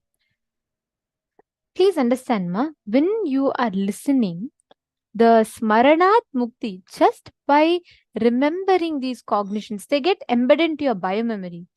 They automatically resurface up when in need, and you will be able to manifest the experiences with them. It will not need something separate. It does not need something different, something apart or outside. Something that remembers, that's right, Ma Prithvi Prasad, correct. Something that remembers within us. It's almost like this. Let's say you set an alarm to ring 4 days later. You may not, at some point, you may forget it, but automatically the alarm is going to ring, whether you forget it or whether you are still remembering it, correct? That is exactly what is Smaranat Mukti. All these powerful cognitions, you may not remember them necessarily always, but these are as initiations embedded into your very system, and they resurface time and again when in need. So whenever you are in need, they resurface back. There's a very beautiful example for this. See, every time you make a decision, correct? Do you remember in your brain that, okay, someone is hurting me? I am supposed to feel embarrassed. So do you think, oh, what emotion am I supposed to feel now? Is it anger? No. Is it hate? No. I'm supposed to feel shamed. Okay. Yes. Pick that up. Is that like a lengthy process for you to remember that you're supposed to feel ashamed? Then after that, you're supposed to cry, and then you give a command for your brain to bring tears, and then the tears come, and then you start the process of crying? No. It's just instantaneous, right? The moment someone tells you, okay, I don't like you anymore, automatically that emotion pops up in you. How? Do you remember each time? Do you say, oh, 1 minute, I have my emotion baggage notebook, so I need to go and see what notes it is, what emotion I'm supposed to have, so I'll go get it? No. It's just there. It comes up. Why? Because the repetitive number of times that you have put yourself through this conditioning, it's a conditioning. It's not default. It's not nature. If you, for a child, if you teach from its very birth that whenever you're happy, you're supposed to cry, when it grows up, it will cry. It is just the way you program yourself, the way you think. You have trained your cognitions to function. So now, whenever someone tells you, you don't need to remember that you have to cry. It just automatically happens, right? In that fraction of a second, the whole decision-making process is over. Same way, it's the exact same science, but applying it for the good purpose. Like, for example, the same science when you use for powerful cognition. Every time someone hurts you, what do you remember? Consciously, at least 30-40 times, if you tell yourself, okay, now am I reacting? Okay, stop my reaction. It is okay. Let me be in the space of completion and respond. That whole cycle, initially it may take 1 or 2 days, even or even more than that time. But after that, the time reduces, and almost becomes nil. Like the moment someone tells something, you will just not react. But you need to put that effort. And that is what Swamiji explains so beautifully as Maranat Mukti. I never understood it this way until I listened to Swamiji's revelations, Swamiji's satsangs on right remembrance. We all choose to remember our incompletions, entertain, cherish, and make the future decision based on those past. Instead, go back, rewind yourself back to just using the right information, the right knowledge, the right remembrance of powerful cognitions to project the right happenings of the future. Understanding? Now, this is the essence of Smarana Mukti. What do you remember? The moment you decide that you want to experience the space, that oneness, Advaita, whatever you call it, right? It is just a matter of remembrance. What do you want to remember inside of you? Do you want to cherish? Do you want to entertain the thoughts of failure, the thoughts of suffering and suffocation? Or do you want to manifest the powers or the space of Paramashiva? That is in your hands. What you can do, what you want to do, what you manifest, all the results are in your hands. You are the decision maker. The key is in your hands. Now, applying the same logic, every time you manifest powers, what do you entertain inside of you as you? What do you entertain in you as a right remembrance? Go back, visit it, and see, are you entertaining powerless cognitions? Are you constantly telling yourself, oh, this is all not possible for me, and even this much I can do something great, but I don't think all this is going to work? Or are you reminding yourself that you are Paramashiva? Because you're Paramashiva, you can manifest. What are you telling yourself? Now, let's all play a very, very simple but a very powerful game, okay? A power manifestation game. What you need to do right now, just sit, connect to anybody you want. Anyone. It can even be amongst yourselves. You all can just partner up. You're going to be applying this exact same formula and you're going to be identifying the thoughts in another person's inner space. It's very simple, very, very easily possible. There are two choices you have in front of you. Do you want to associate yourself? Do you want to remember the times you've failed and you've not been able to do it? As opposed to, do you want to remember the powerful cognitions where Swamiji has told for you to be able to manifest it? Constantly, it's a juggle between the two. So what do you want to choose? The decision is in your hands. Understanding? Now, each of you can connect with other person. Ma Prithvi can connect with Madonna and Ma Leontan, and each of you can just connect with the other person. Manifest this power where you are able to scan, identify what exactly the other person is thinking. Precisely right up to the point where you will be able to see what the person is visualizing. Let's start with something simple. Let's say your friend is thinking of a rose. She can have a picture of a rose in her head or constantly look at the picture of a rose. Just make sure she's remembering it. And you can connect to your friend and scan, identify what she is or he is visualizing in his inner space, and you can scan it. Apply the exact same thing. Constantly remind yourself the powerful cognition that Swamiji has told. That's all is the key. With that right remembrance, you will be able to manifest this power. Please start. Connect to a partner. Please start manifesting. Paramashivoham Om Nityananda Paramashivoham Om Nityananda Paramashivoham Om Nityananda Paramashivoham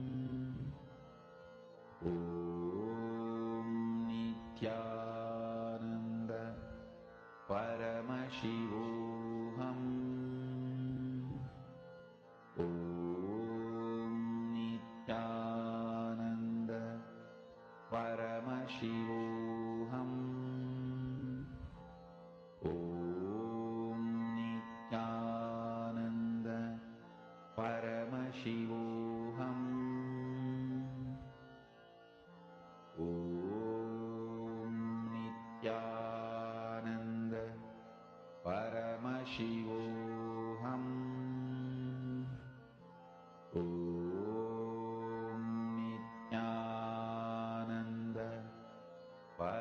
Paramashivoham.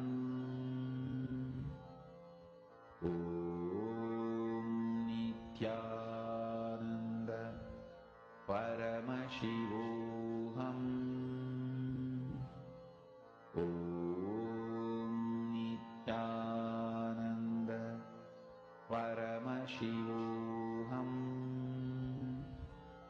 Om Nityananda Paramashivoham. Om Nityananda Paramashivoham. Om Nityananda Paramashivoham. Mahā spiritual lullaby for samadhi, and Suprabhatam, wake up call, wake up song for Paramashiva. This Mahā is spiritual lullaby for you to fall into samadhi. Suprabhatam, wake up song for Paramashiva to wake up in you. Just remember this one powerful cognition. This Mahā puts me in samadhi. This is spiritual lullaby for samadhi, and Suprabhatam, wake up song for Paramashiva in me. For Paramashiva to manifest. With this one spiritual powerful cognition, chant this Mahā.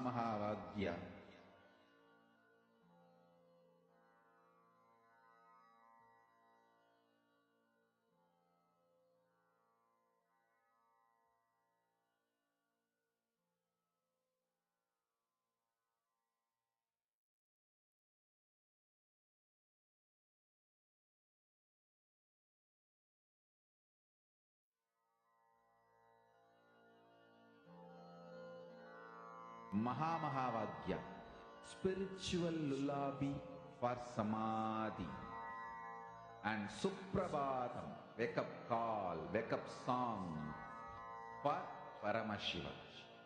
For Paramashiva to manifest. With this one spiritual powerful cognition, chant this Mahā. Om Nityananda Paramashivoham. Om Nityananda Paramashivoham. Om Nityananda Paramashivoham. Om Nityananda Paramashivoham. Om Nityananda Paramashivoham. Om Nityananda Paramashivoham.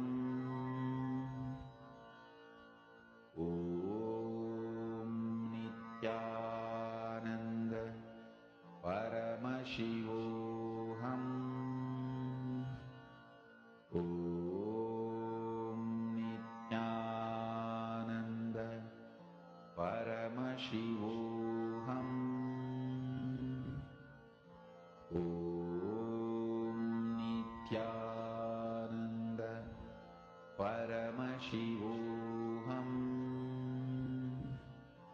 Om Nityananda Paramashivoham. Om Nityananda Paramashivoham. Om Nityananda Paramashivoham.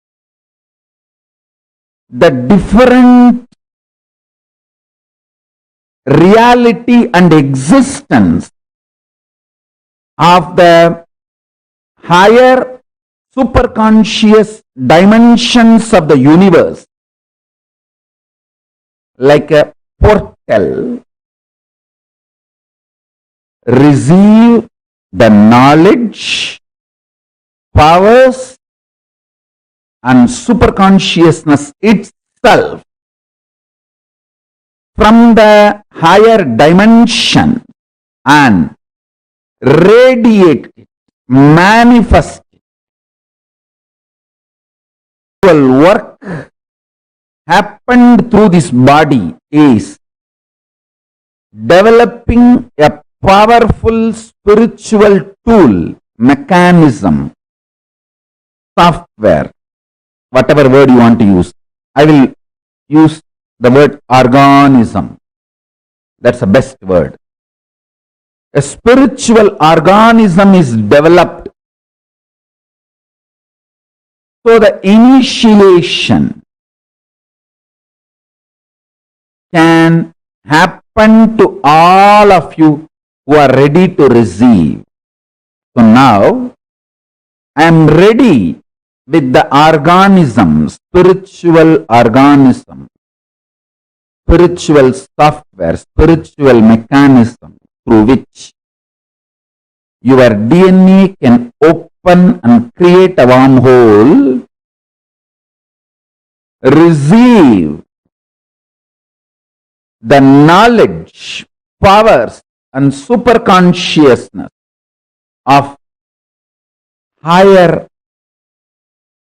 reality, Kailasa, what I call Kailasa, Paramashiva.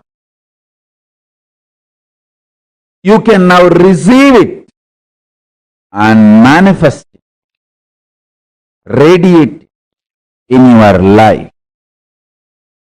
Now I am ready with this whole mechanism,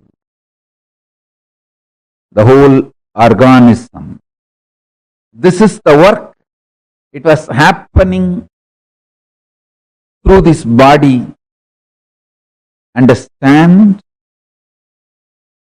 Now, this is the greatest gift for the humanity. It is ready. In a very simple, easy, user-friendly way. Now, this is going to be shared with you all by the grace of Ganapati, Paramashiva, Parashakti, and all the beings of Kailasa. Mahā KAILΑSA is manifesting here. The whole organism has happened in such a way, just by initiation, the human DNA can open up, create a wormhole, and receive the state of Paramashiva, space of Paramashiva, powers of Paramashiva, being of Paramashiva, superconsciousness of Paramashiva, and manifest Kailasa in every one of you, in every one of us. Listen, your DNA will become literally now portal for the other plane, higher dimension.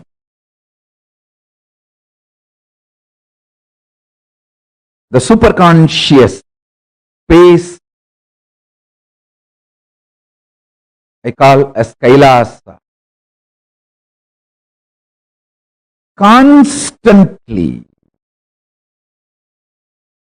something was happening in this body to better and better and better the whole initiation mechanism, organism. Understand?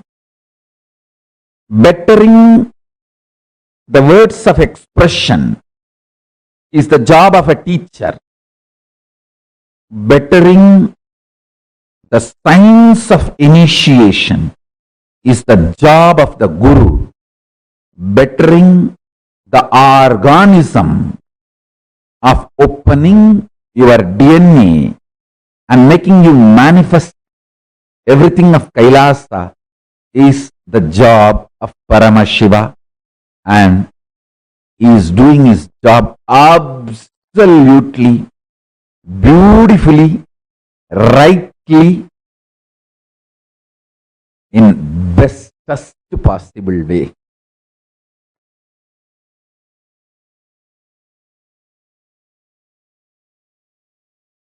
Paramashiva's message directly from Sri Kailasa.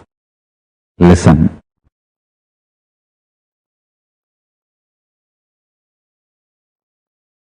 The fundamental cognitions are the principles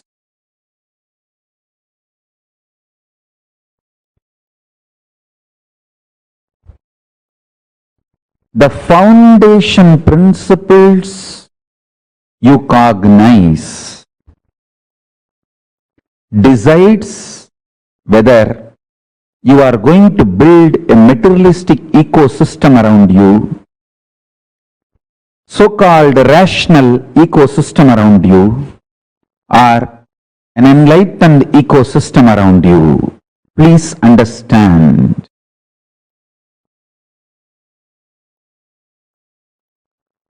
All the so-called conclusions of the science and rationality is not rationally rational or scientifically scientific.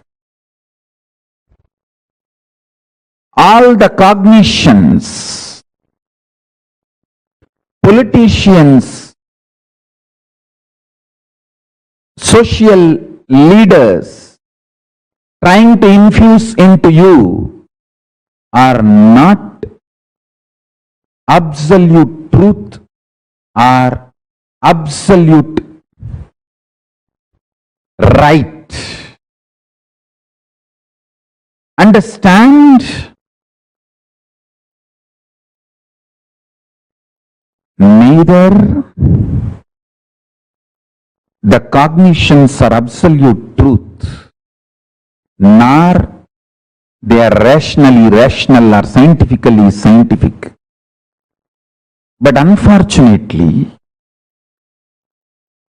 the cognitions you cognize decides the quality of life you are going to have. Understand? The ultimate Tyagi, Paramashiva, reveals all the truths as it is.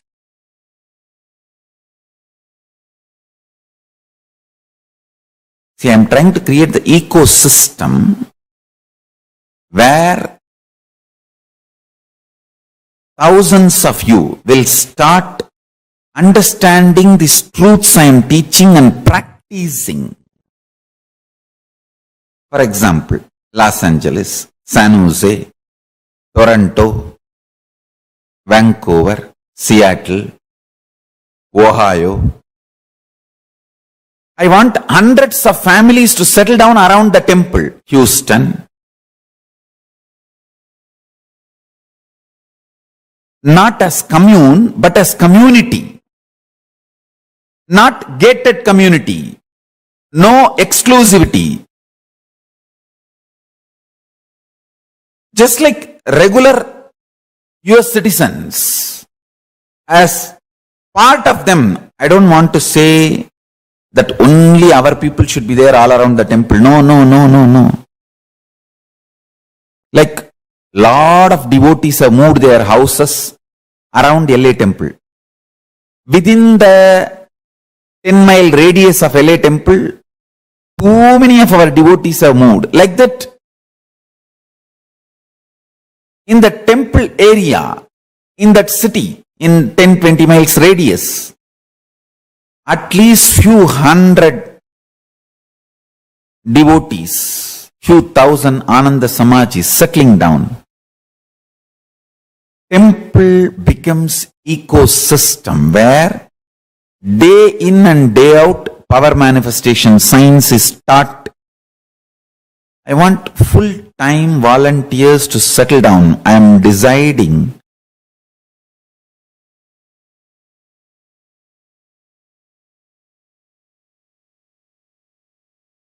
want to give this spiritual instruction. Take this as a spiritual guidance and instruction. All the temples all over the world start having all the devotees, disciples settling down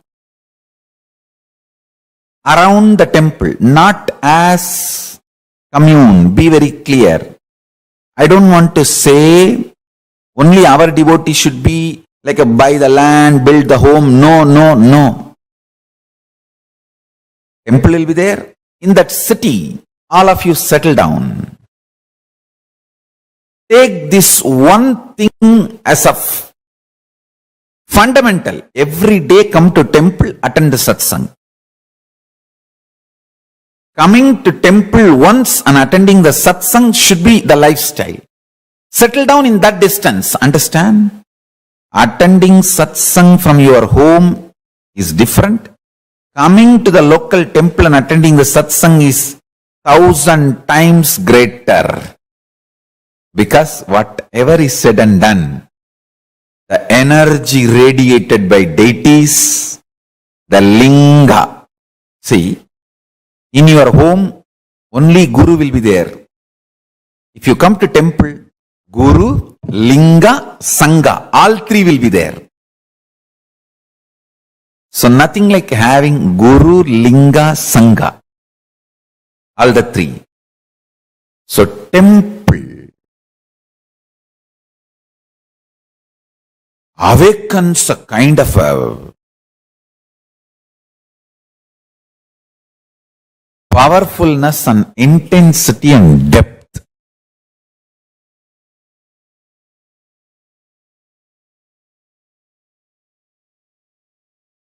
These 5 should be available in all temples. 1. All the major deities of Hindu sampradayas, starting with Ganapati,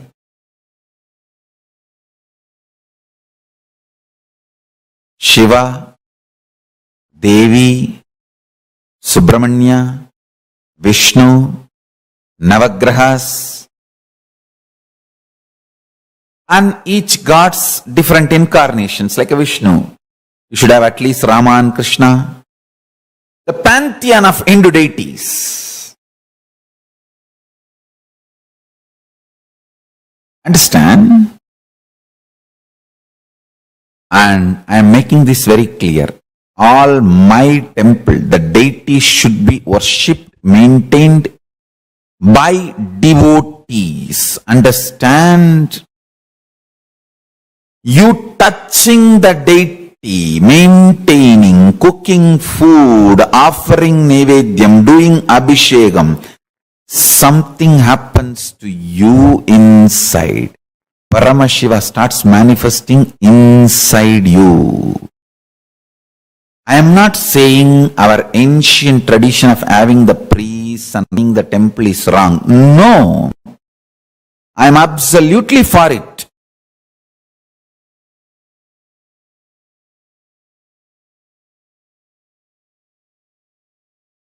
Even if I appoint priests for our temples in future, I will be more happy if devotees directly relate with the deities. They touch, do abhishekam, men, women, both. All community, all gender. Our temples do not discriminate based on gender, race, community, caste. No. It is just qualification. Anyone can come and do abhishekam. touch the deity. If you are initiated, that's all we ask. Take initiation, maintain vegetarian lifestyle.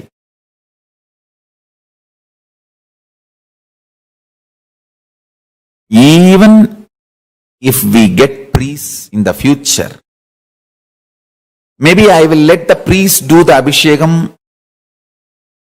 one column, one time puja, and open the another one column puja for devotees and disciples. That is my vision, I tell you. When you touch the deities and do puja, abhishekam, alankaram, maintain, Paramashiva grows inside you. He manifests more and more inside you. The Guru Linga Sangha starts happening inside you.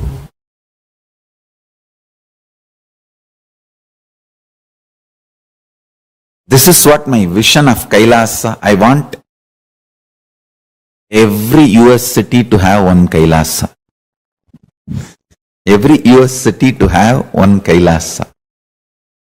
Especially if there are more than 10,000 Hindus. I should use the word Hindus because unfortunately we are looking at only Indians as Hindus. We forget the Hindus from South Africa, Hindus from Mauritius, Hindus from Fiji, Hindus from other parts of the world, Hindus from Nepal, Hindus from Pakistan, Hindus from Bangladesh, Hindus from Sri Lanka. We don't even remember them. Hindus from Malaysia. So our temple should be Hindus-centric, not Indian-centric, Hindu-centric.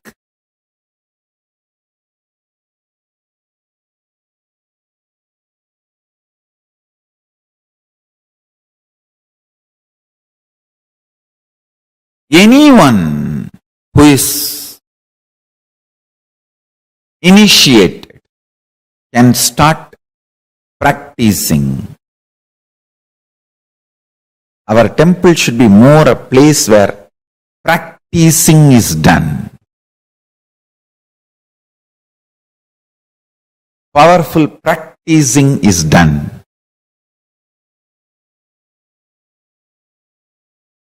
Understand?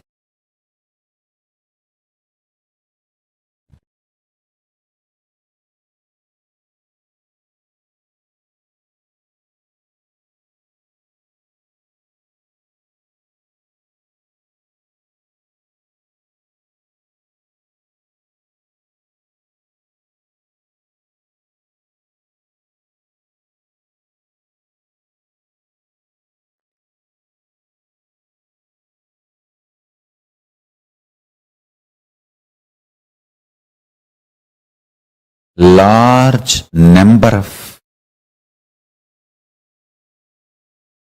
people should be benefited by the power manifestation signs. Every day, power manifestation should go on in all our temples all over the world. Understand, the first component is all the deities of Hindu Sampradaya should be there, which will be maintained by devotees from any race, caste, community, anyone who takes initiation to live Hinduism can touch and worship the deities, maintain the deities, involve in the deities. And I wanted to tell you,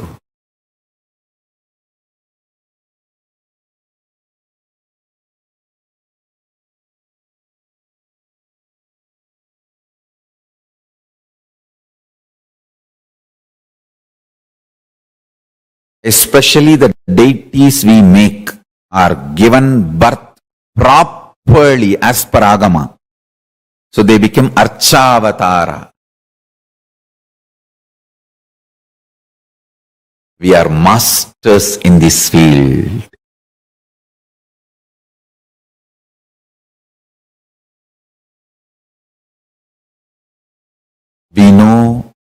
why we do what we do thoroughly. That is the uniqueness of Kailasa. Nityananda's Hindu temples, Paramashiva temples, Paramashivalayas, large size Hindu deities of all sampradaya. That's the first thing in all our Kailasas. Second thing, understand? Every day, power manifestation science should be taught by committed celibate sannyasis. Anybody who wants to commit and take this sannyas life can start gathering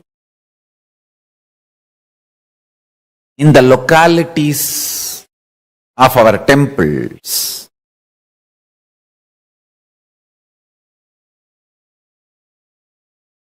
And start staying, start practicing. We will call them as apat sannyasis or even krama brahmacharis. It is like an under training. They take it up, they commit, they can be there as long as they want to continue in that path. Understand?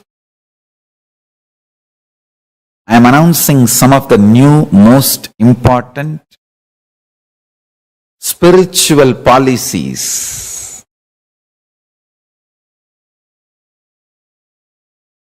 Kailasa should have deities first. Second, large number of sannyasis. Krama.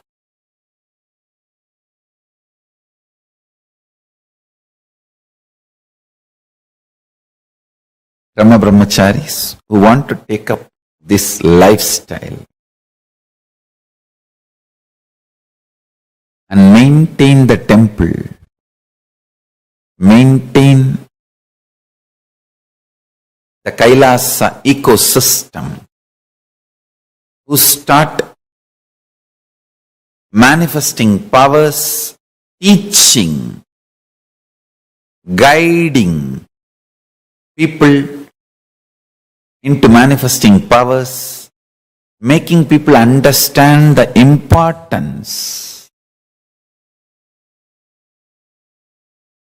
of enlightenment and introducing Hinduism.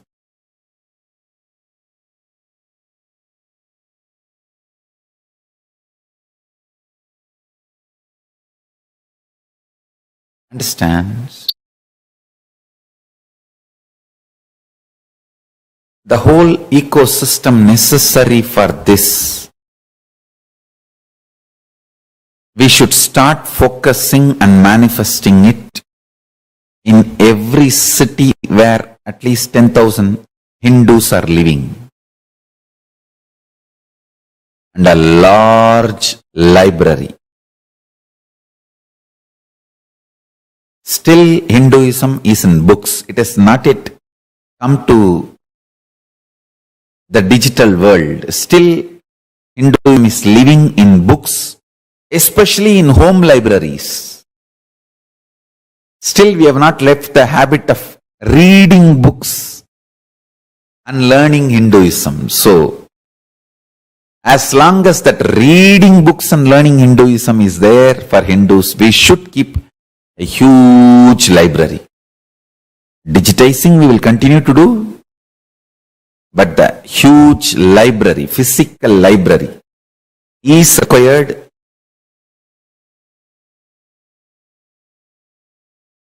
Library with the ambience maintained by the Bansan and Noble. How they have a very happy ambience for people to hang out, read. You can sip a cup of coffee and hang out with your friends, that kind of an ambience, library. And if possible, a large Goshala and Annalaya. Actually, all of them are interconnected. Temple, Adinam, where the sannyasis start living and teaching, growing together, and Goshala and Annalaya, where the organically cows are maintained, food is grown and shared freely. Never in our temples food can be sold. No.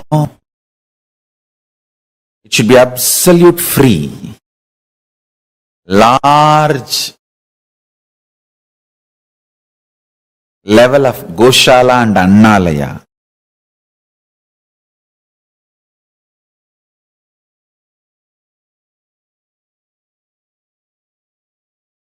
Temple with large size deities, power manifestation, science, and enlightenment science taught by committed large number of sannyasis day in and day out.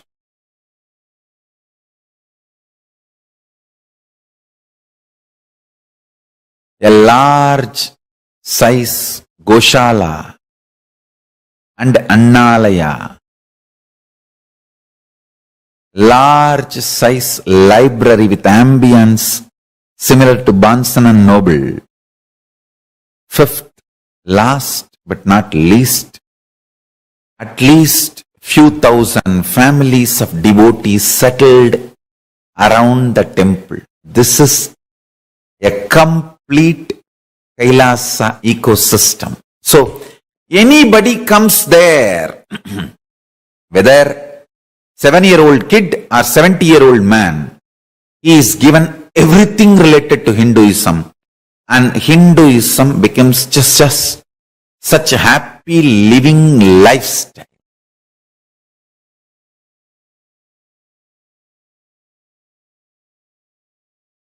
It's literally like I am reproducing whatever I was visualizing and manifesting in multiple places of our Sangha.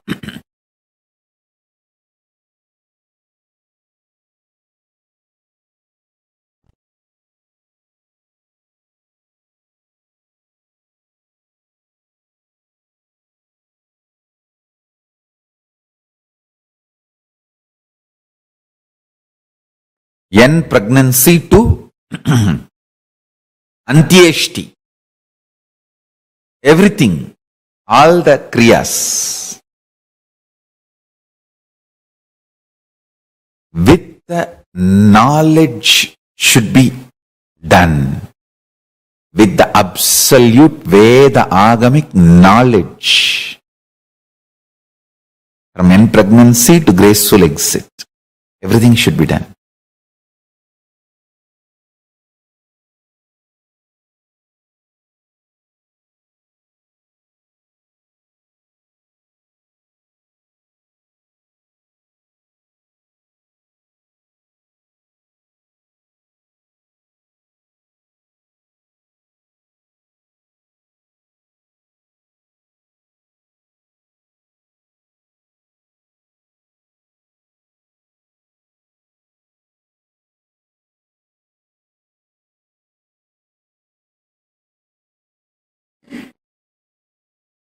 These ecosystems all over the world will keep this whole enlightenment science alive.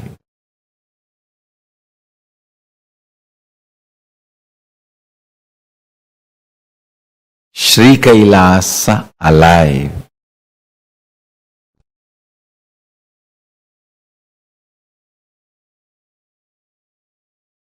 Everywhere, the local temples, ashrams, adinams, universities, goshalas should start expanding and start adopting the best practices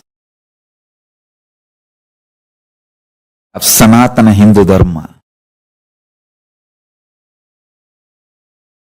should start evolving more and more local governing bodies. Local governing bodies.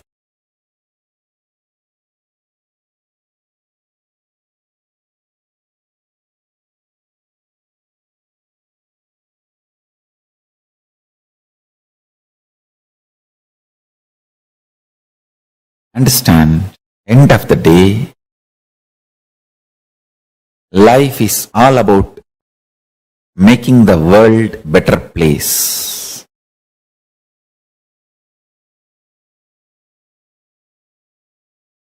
Thousands and thousands of people should be inspired and enlightened constantly. Thousands being inspired and enlightened.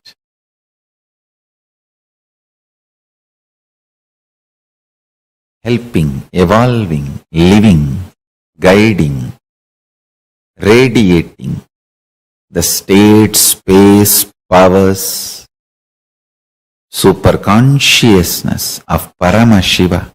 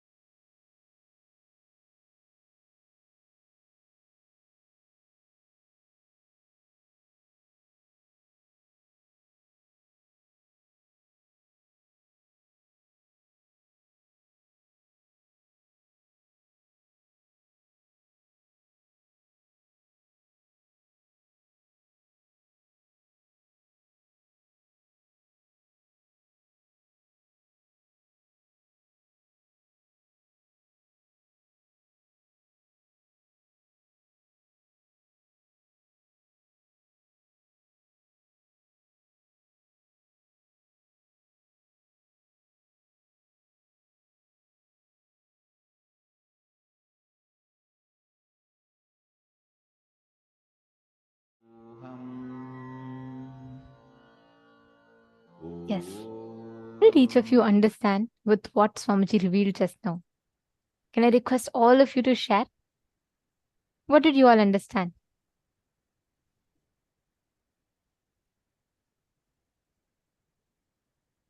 It's very nice to see so many of you participating in manifesting powers.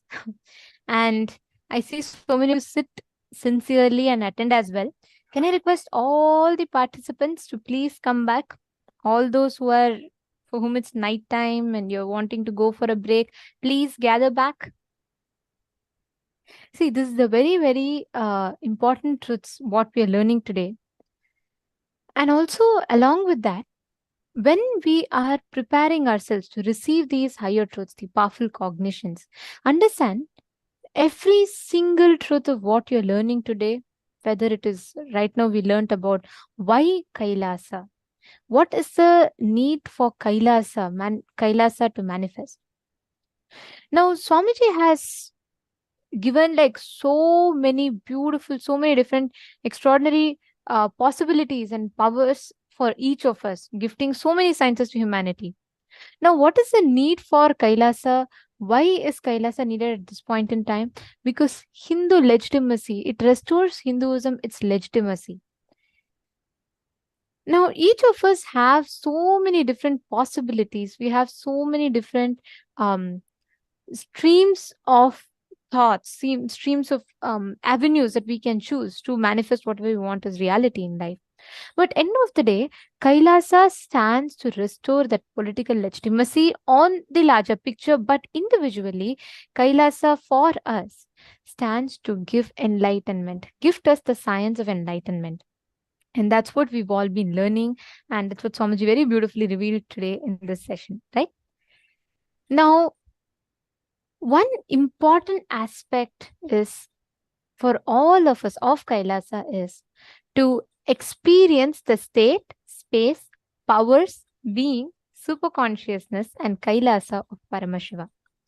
So, with this understanding and with this experience, anyone here who ever wants to be a part of Kailasa, if you've still not signed up to become a part, you should take a few minutes, sign up and be a part, because Swamiji is literally creating that enlightenment ecosystem for us to experience the benefits of Kailasa.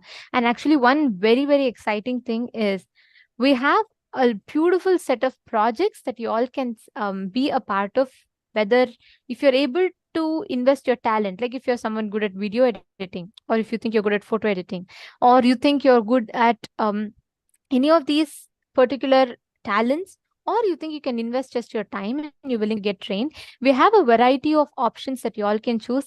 Right after the next session, we're going to be having that. So I request everyone to gather and don't miss that session, because it gives you so many opportunities, so many different projects of Kailasas, and how you can be a part of any of them. So do not miss. Just after the next session at around 5:30 p.m. Do not miss. Please be there. And it's going to be a very, very important session. So don't miss that. Now, right with receiving this important initiation and this powerful cognitions, let us directly enter into the manifestation. Swamiji here revealed to all of us about Kailasa is all about manifesting the Paramashiva inside of you. Now, every one of you that are sitting here, the moment you connect to Paramashiva, you channel the Paramashiva, inner Paramashiva inside you, you just manifest and radiate that as experience. That is what we are going to be experiencing in this round of the power. Okay. What you're going to be doing is the same as last time. You all can go back to the same partners. Instead of scanning a word, you're going to be scanning an incident from that person. It's super cool. You can actually do it. It is very, very easy. You will be able to get flashes, like it'll actually appear in your third eye. What exact incident? Like if I say on 4th of August 2014, what happened in my life? You will be able to scan and identify what exactly happened on that day. What was the exact incident? Okay, so shall we all enter? Shall we all manifest this power? Okay, come on, please connect to your partners. Madonna, you can connect back with Ma Prithvi and Ma Marva, Ma Marianne, and I see a lot of you, Ma Sherigav. Come on, every one of you, please connect to your respective partners. You all can start with manifesting by scanning an incident from the person's life. What exactly happened on a particular date? So your partner can actually give you any particular date that they want of their choice. And you can scan that particular date. What exactly happened in their life? What was that incident like? Did they have some celebration, or did they go somewhere, or what was so memorable about that day? You're going to be scanning and identifying that, including the color of dress that they're wearing. Everything you'll be able to see clearly. So go on, let's get started. I request all of you to connect and please start manifesting. Chant the Mahavakya. Ananda Paramashivoham Om Nityananda Paramashivoham Om Nityananda Paramashivoham Om Nityananda Paramashivoham Om Nityananda Paramashivoham Om Nityananda Paramashivoham Om Nityananda Paramashivoham Om Nityananda Paramashivoham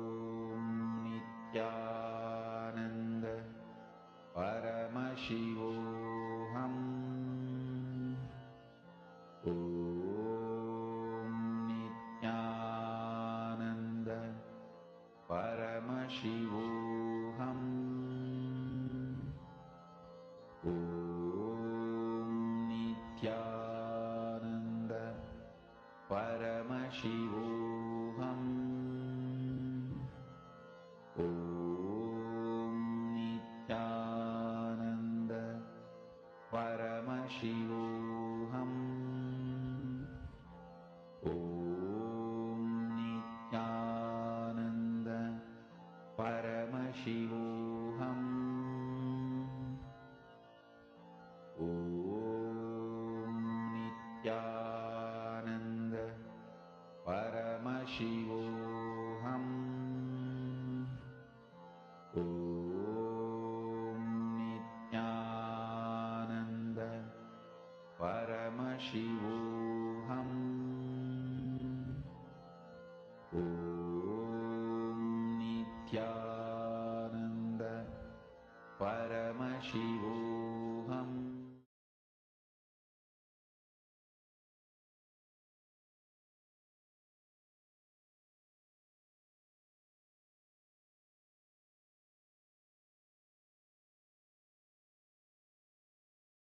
Life is the greatest miracle.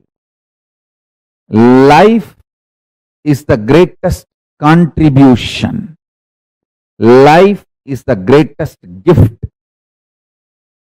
to the universe from Paramashiva.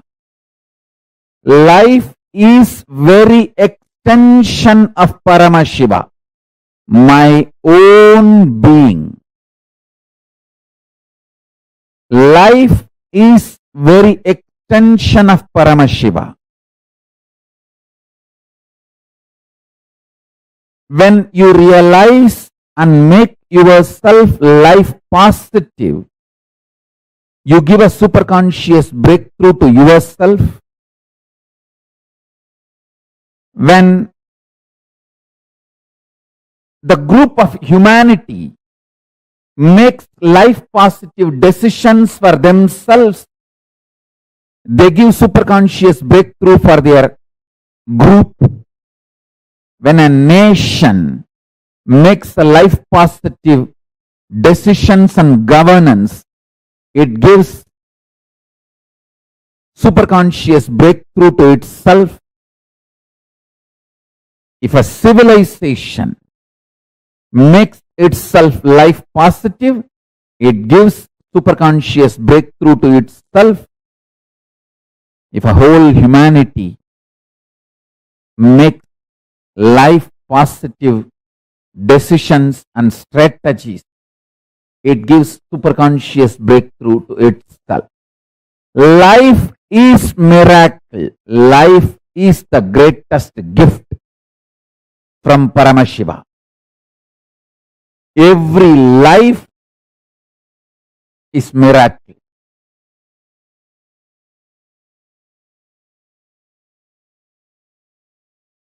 In your personal cognition about yourself, as a first person, be life pro, life positive. In the second person, relationships with the people in front of you, be life pro, life positive. With the third persons, be life positive, life pro. There is something called fourth persons. We don't even remember, like animals. Animals in the ocean, animals in the forest, even towards them, be life positive. There's a fifth persons, plants, trees, hills, rivers, oceans, be life positive even towards them.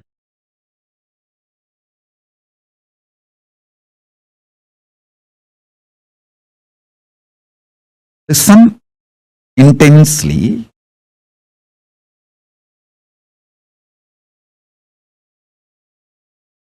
If you operate with intense love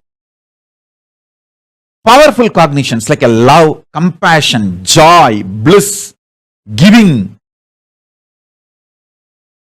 The Ananta Kalyana Gunas of Paramashiva,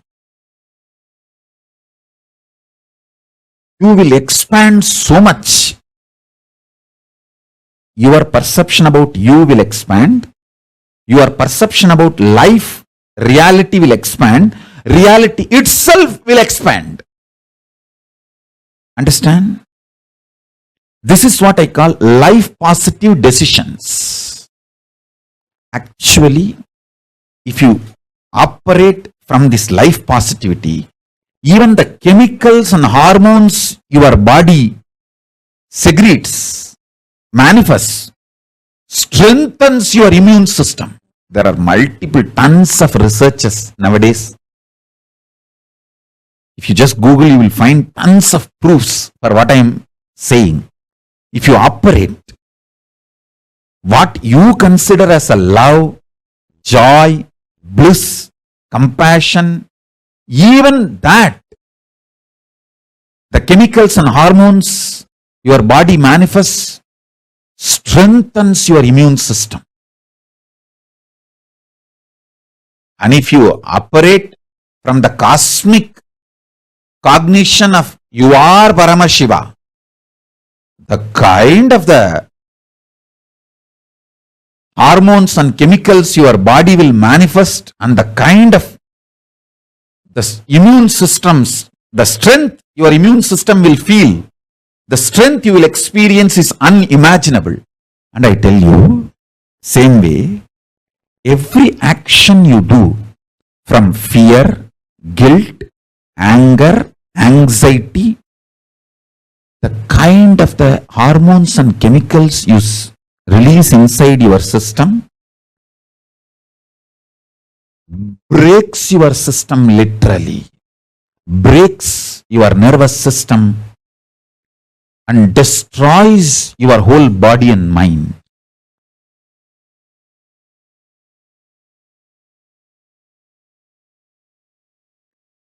Absolutely for life.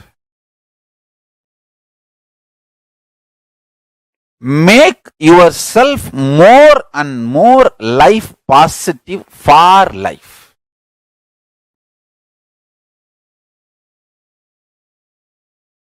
The whole vision of your life matters, not small actions. Vision should be for life.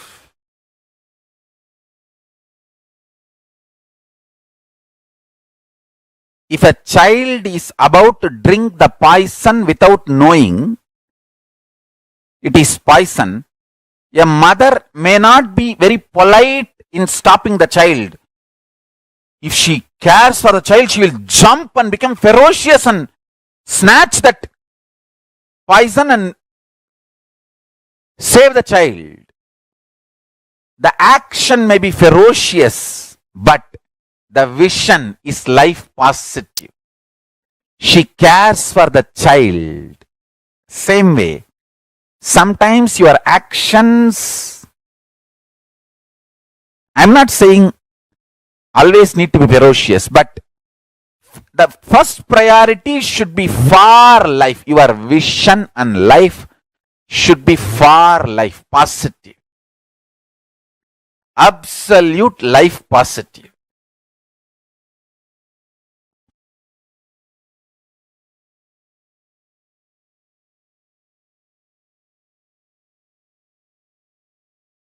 Saguni may look very sweet. He was very sweet to Kauravas. But his vision was not for the life of Kauravas. He was destroying Kauravas. He was looking very sweet, behaving very sweet. Does not mean he's a good guy.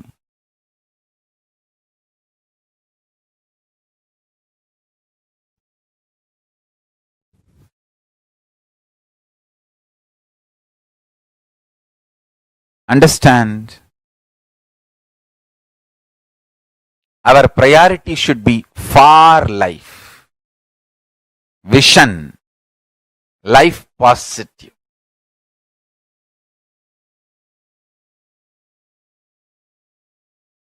Saguni can never win.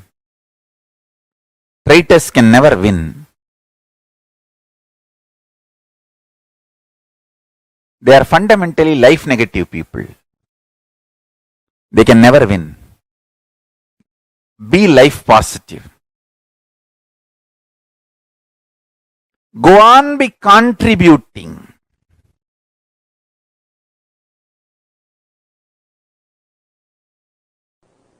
Pure life positivity, absolute life positive energy is super consciousness of Paramashiva. The food you eat, the way it is produced, the way it is processed or cooked, the way it is consumed, the way you detox yourself, clean your body after the digestion, the whole thing, end to end, should be absolutely life positive. Same way, the words you generate, see the pure vibration is the nada in you. How you convert that nada into sabda,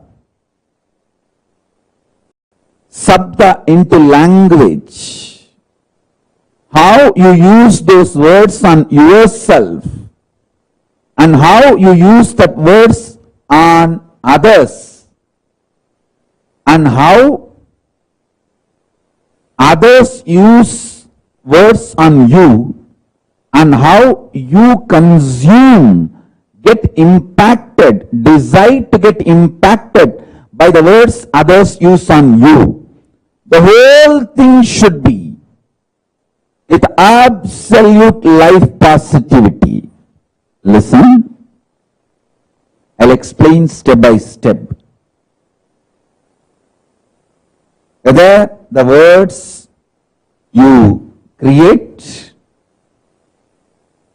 and use within yourself, use on others, and the words others use on you, and the way you decide to cognize, cherish, get impacted by others' words, everything should be life positive, pure positivity. The way your food, the way your words, the way your consciousness functions, the way you cognize things happening, the way you build yourself, the way you build your life's experiences, everything should be absolutely life positive.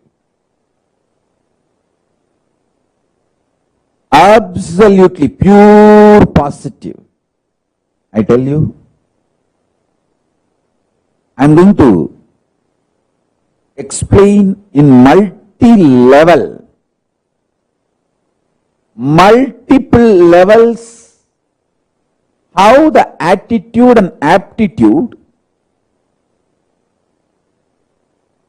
should be aligned to life positive. And one more thing, till you align the whole thing to pure positive, you are going to come back again and again and again. So better let us do it as early as possible. Let's not postpone.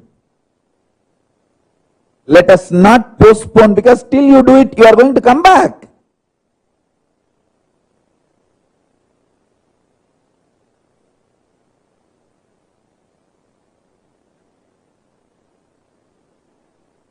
In every level, experience absolute life positivity.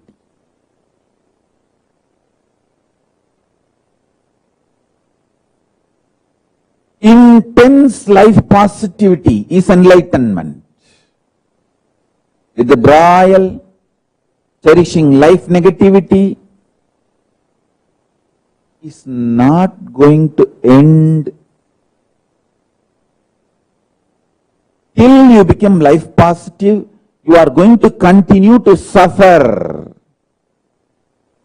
wherever you are. So better to choose the life positivity now. Better to choose the pure positivity now. From now, let us start building.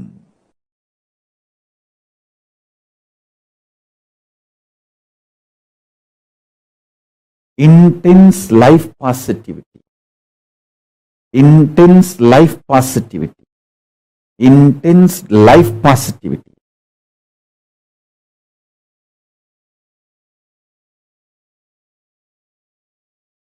With a tremendous love, activism.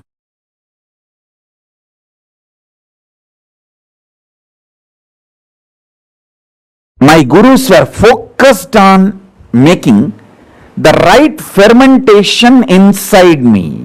If you allow the bliss fermentation inside you,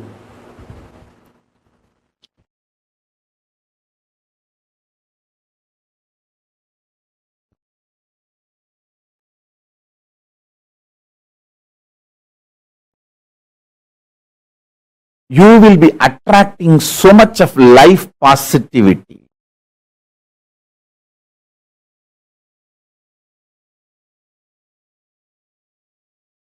You will be just planning to expand more and more and more.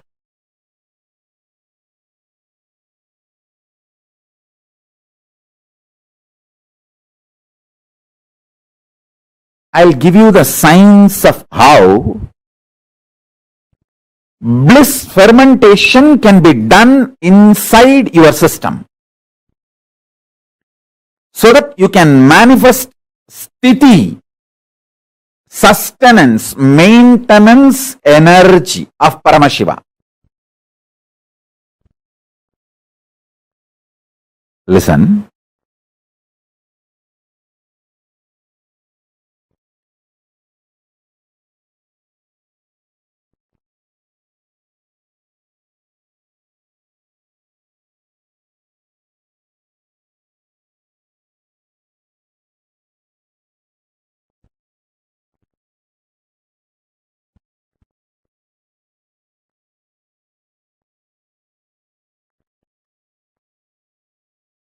I'll give you the scale.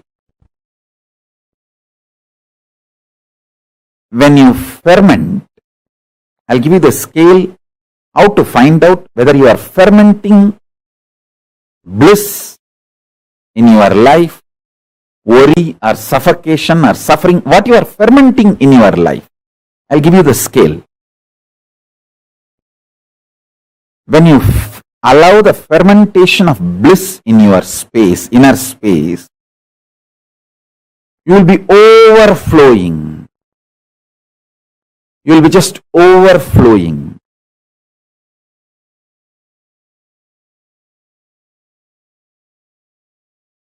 Excitement, inspiration, life positivity in your words, thoughts, energy, bubbly, bubbly.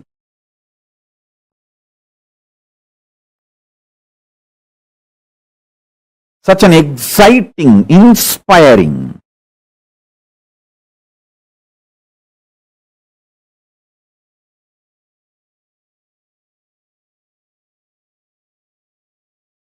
Your food intake will drastically reduce. Understand? Most of you eat because you feel empty inside. And you feel by filling the food, you can fill the emptiness inside. If you ferment bliss inside you, drastically your food intake will reduce.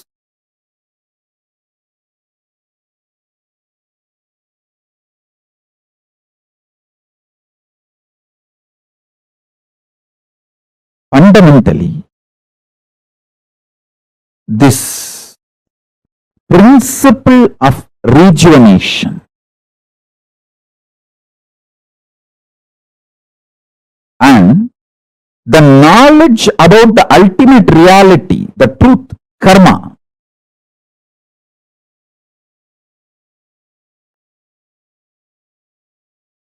The ultimate truth is we just need to go on and on and on with the life positivity. There is no eternal hell in Hindu tradition.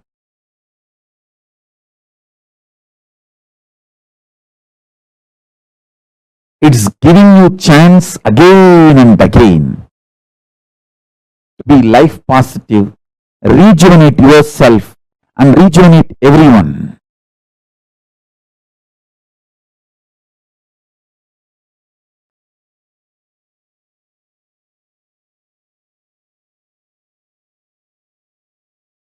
The principle of rejuvenation. Listen carefully. See, once or twice, one day or 2 days, you may miss puja. But if you create the ecosystem of doing puja every day, that is enough. Same day, 1 or 2 days you may miss yoga. But if you create the ecosystem of doing yoga every day, that is enough. You will be naturally successful. You will be naturally aligned to yoga. Even if you miss 1 or 2 days, next day you will say, at least let me do 2 Surya Namaskar as a ritual. You will start it. Same way puja. Even if you miss 1 day, next day, let me at least do it few minutes. And Jalalingam Stapayami and do the puja. The principle of rejuvenation, extreme life positivity, makes us do all the best decisions about life. Listen, we human beings are here on the planet Earth, after all, to celebrate life. So we should focus on contributing to ourselves and to others and for the next generation. That is why we treat the earth as living energy, Bhuma Devi. We don't see earth as a resource to be exploited and finish. No. Hindus are responsible for the most sustainable lifestyle, life decisions, life positive decisions.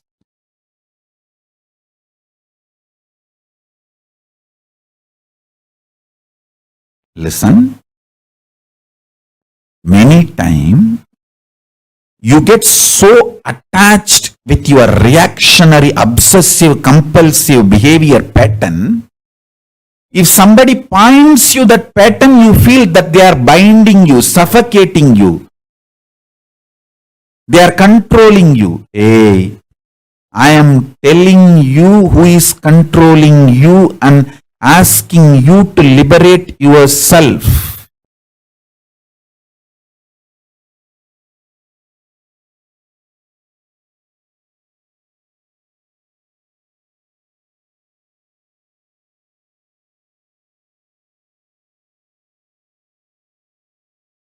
I am your friend, sincere father and mother, not your enemy. I have seen multiple times people, when they associate, identify themselves with their obsessive, compulsive, reactionary pattern and suffocate themselves,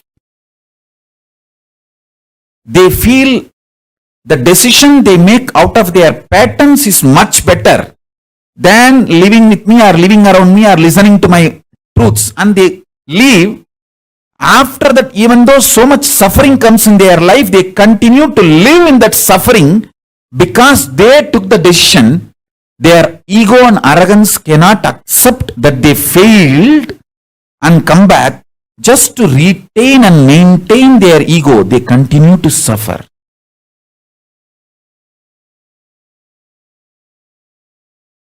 Listen very carefully. The so-called positive thoughts cannot exist without the so-called negative thoughts. Like that is why this positive thinking and all doesn't work. Life positivity only works. Positive thinking does not work. Life positivity is different from positive thinking. Be very clear. Positive thoughts and negative thoughts will always coexist. Life positivity is the foundation. That's a constant. If you study the electromagnetic forces laws, electrostatic forces laws, all the principles, the constant is life positivity. There is no life negativity for life positivity. But there is negative thought currents for positive thought currents. Both are centered on constant, which is life positivity.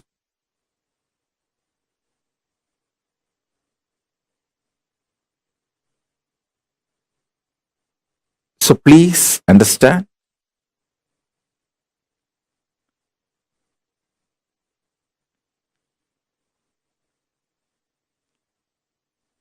When you feel you are a broken part, you will always be afraid of the other pieces. If you know there is a constant which is in you, how much ever you have self-doubt, self-hatred, it will not go beyond certain limit. See, there are some people, they know, I fight with my husband, I fight with my wife, but I will never go to the extent of divorcing, leaving them. So that is what I call, even for your negativity, there is a limit. Even for your negative thoughts, there is a limit. Even for your self-doubt, there is a limit. So that self-doubt will have a self-confidence. Self-confidence will generate sometimes self-doubt. But both finally is established on the self. When you know that self's quality, that is life positivity. Self-doubt or self-confidence is like a self-doubt is negative thoughts, self-confidence is positive thoughts, but self is constant.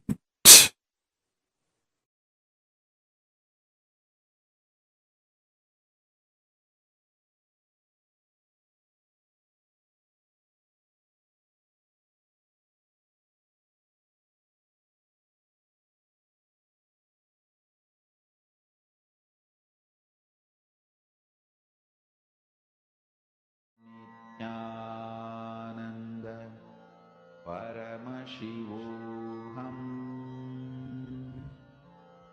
Om Nityananda Paramashivoham Om Nityananda Paramashivoham Om Nityananda Paramashivoham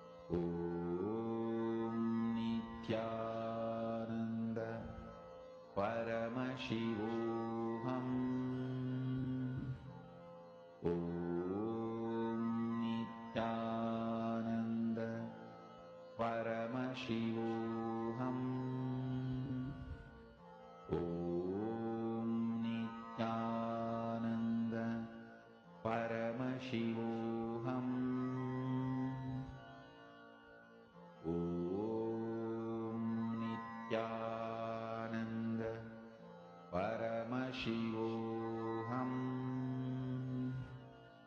Om Nityananda Paramashivoham. Om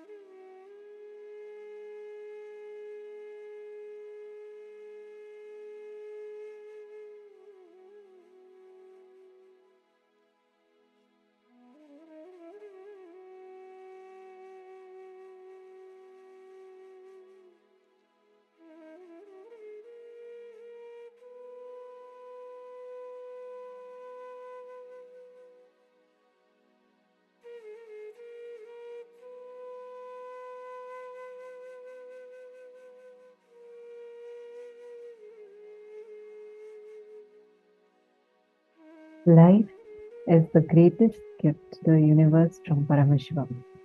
Life is the very extension of Paramashiva. Please, like how Swamiji so beautifully revealed to us, right? Where Swamiji said that the life positivity is not about positive thinking, but being your very cognition itself being life positive.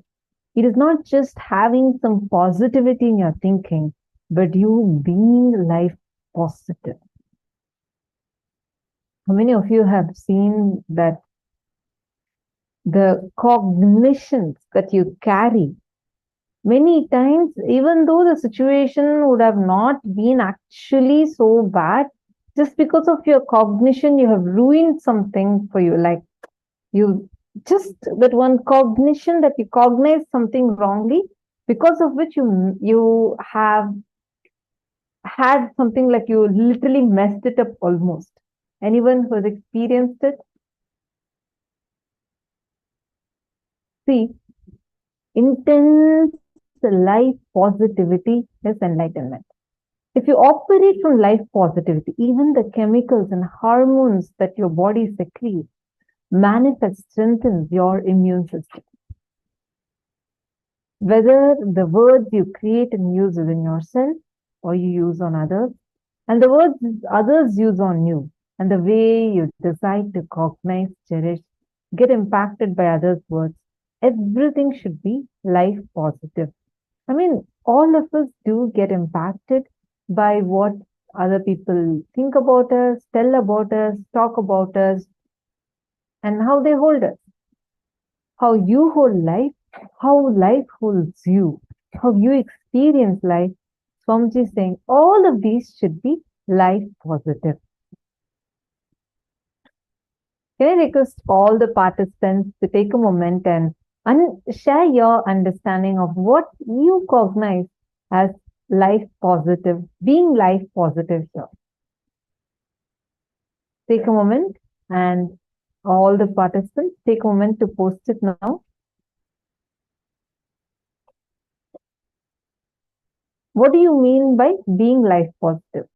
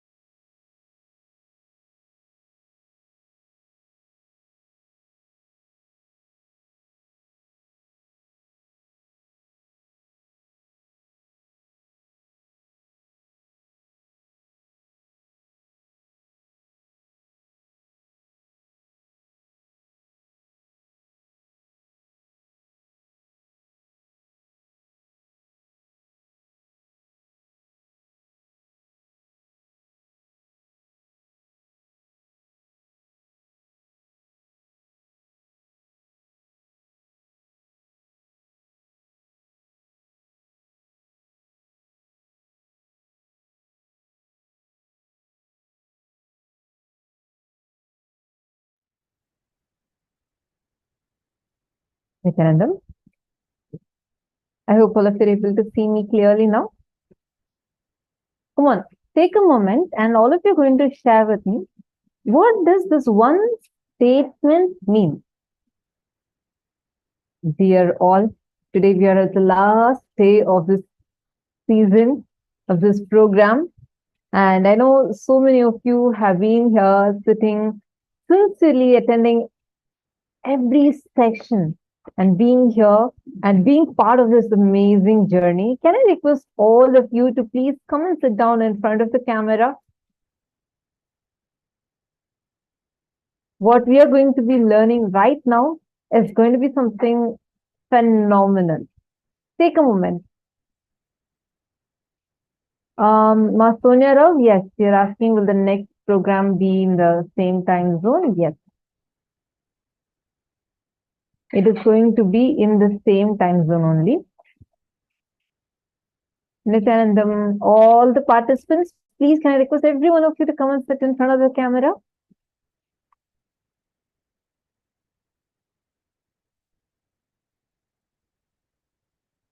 Guru Prasadini and Amit Kopatkar. Come on, all of you quickly come and sit in front of the camera. I have a question and all of you are going to give me the answer and explain. Nityanandam, Lucas and Geronimus. Nityanandam, nice to see you all.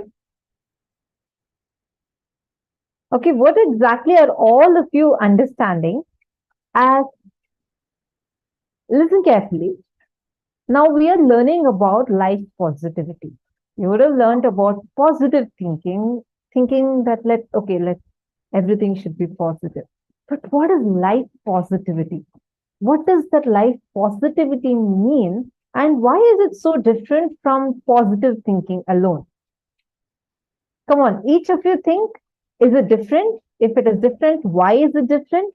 And what does being life positive in the way you cognize yourself, the way you cognize about life, the way how people are going to perceive about you in every situation. What does that mean? Come on, take a moment and all of you share your understanding.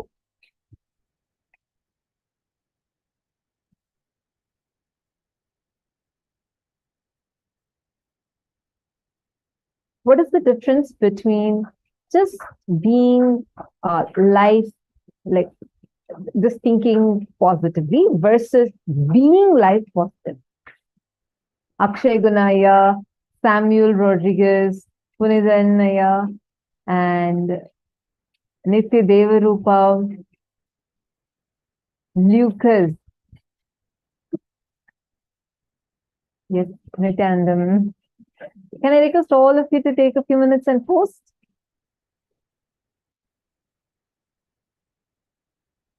What is the difference between thinking positively versus being life positive? Very situations auspicious. Life positive, anything, goals, ambitions, actions, etc. that does not involve killing or harming any other being. Vision of expansion and having more. Having the right cognitions about life is life positivity. Okay, Boran Firat has posted this. Having the right cognitions about life is life positivity. Wonderful. Boran Firat. Sorry, I hope I'm getting your name right. I apologizing if I'm not pronouncing it properly. See, having the right cognition about life is life positivity. Can you explain to me why is this the same as positive thinking? Or if not, what is the difference? What is the difference between life positivity and positive thinking? And why is Swamiji saying for us to be life positive? Come on, all of you take a few minutes and share.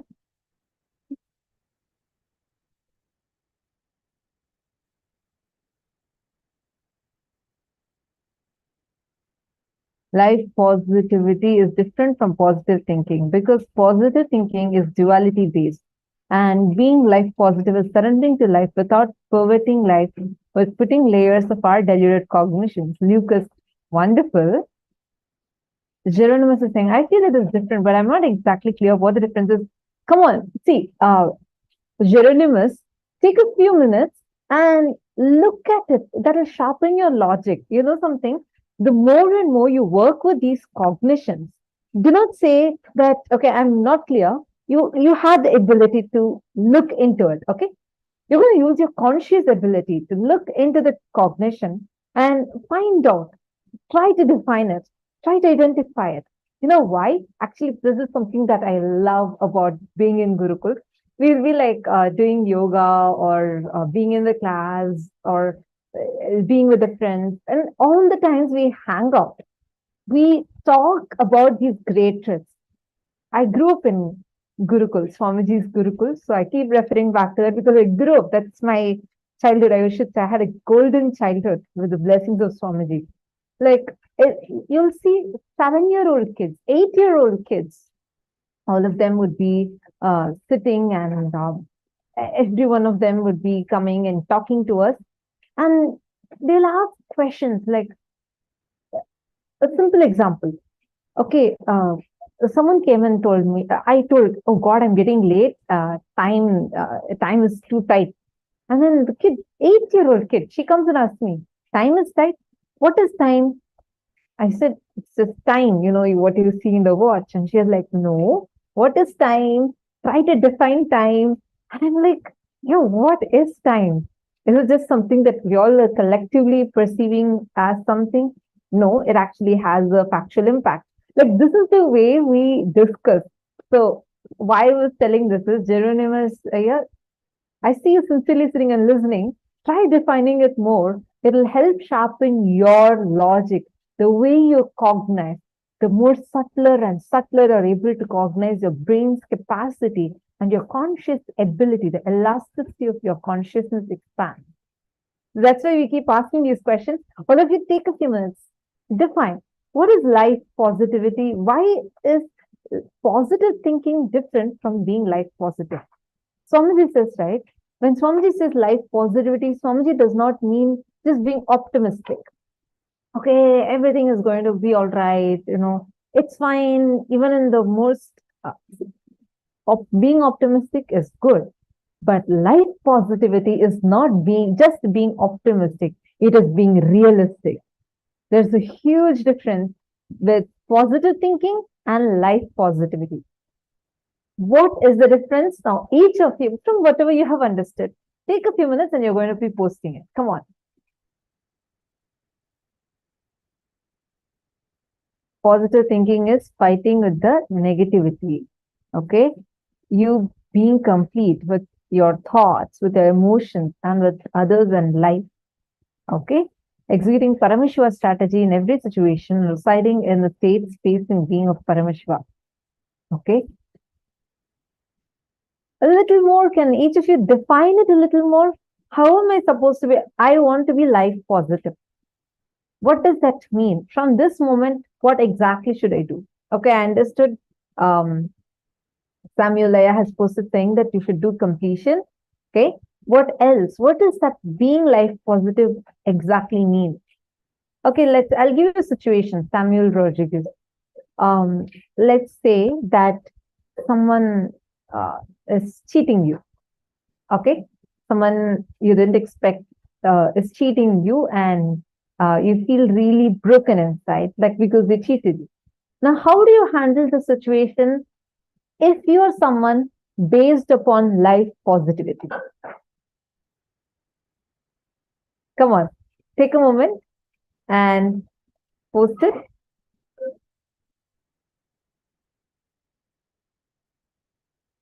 That for manifestation to become life positive, always hope a great future. Jenny Tran, you're saying always hope for a great future. Sorry, I just want to tell one thing though. Hoping, where you're going to be dependent on a probability. I hope everything becomes all right. I hope that things will turn the way I want. Will only make you feel you are under the influence of something, or you're powerless, like you do not have the power to change things the way you want. Never use the word hope. It's not hope. You have super determinism as your power, your strength to make what you want happen. You have the power, the strength. You can make what you want in your life happen. Positive thinking has a counterpart, that is negative thinking. Life positivity is manifesting Paramashiva at each step of our existence and declaring authenticity towards Sanatana Dharma is what I understand. Okay, beautiful. Little more.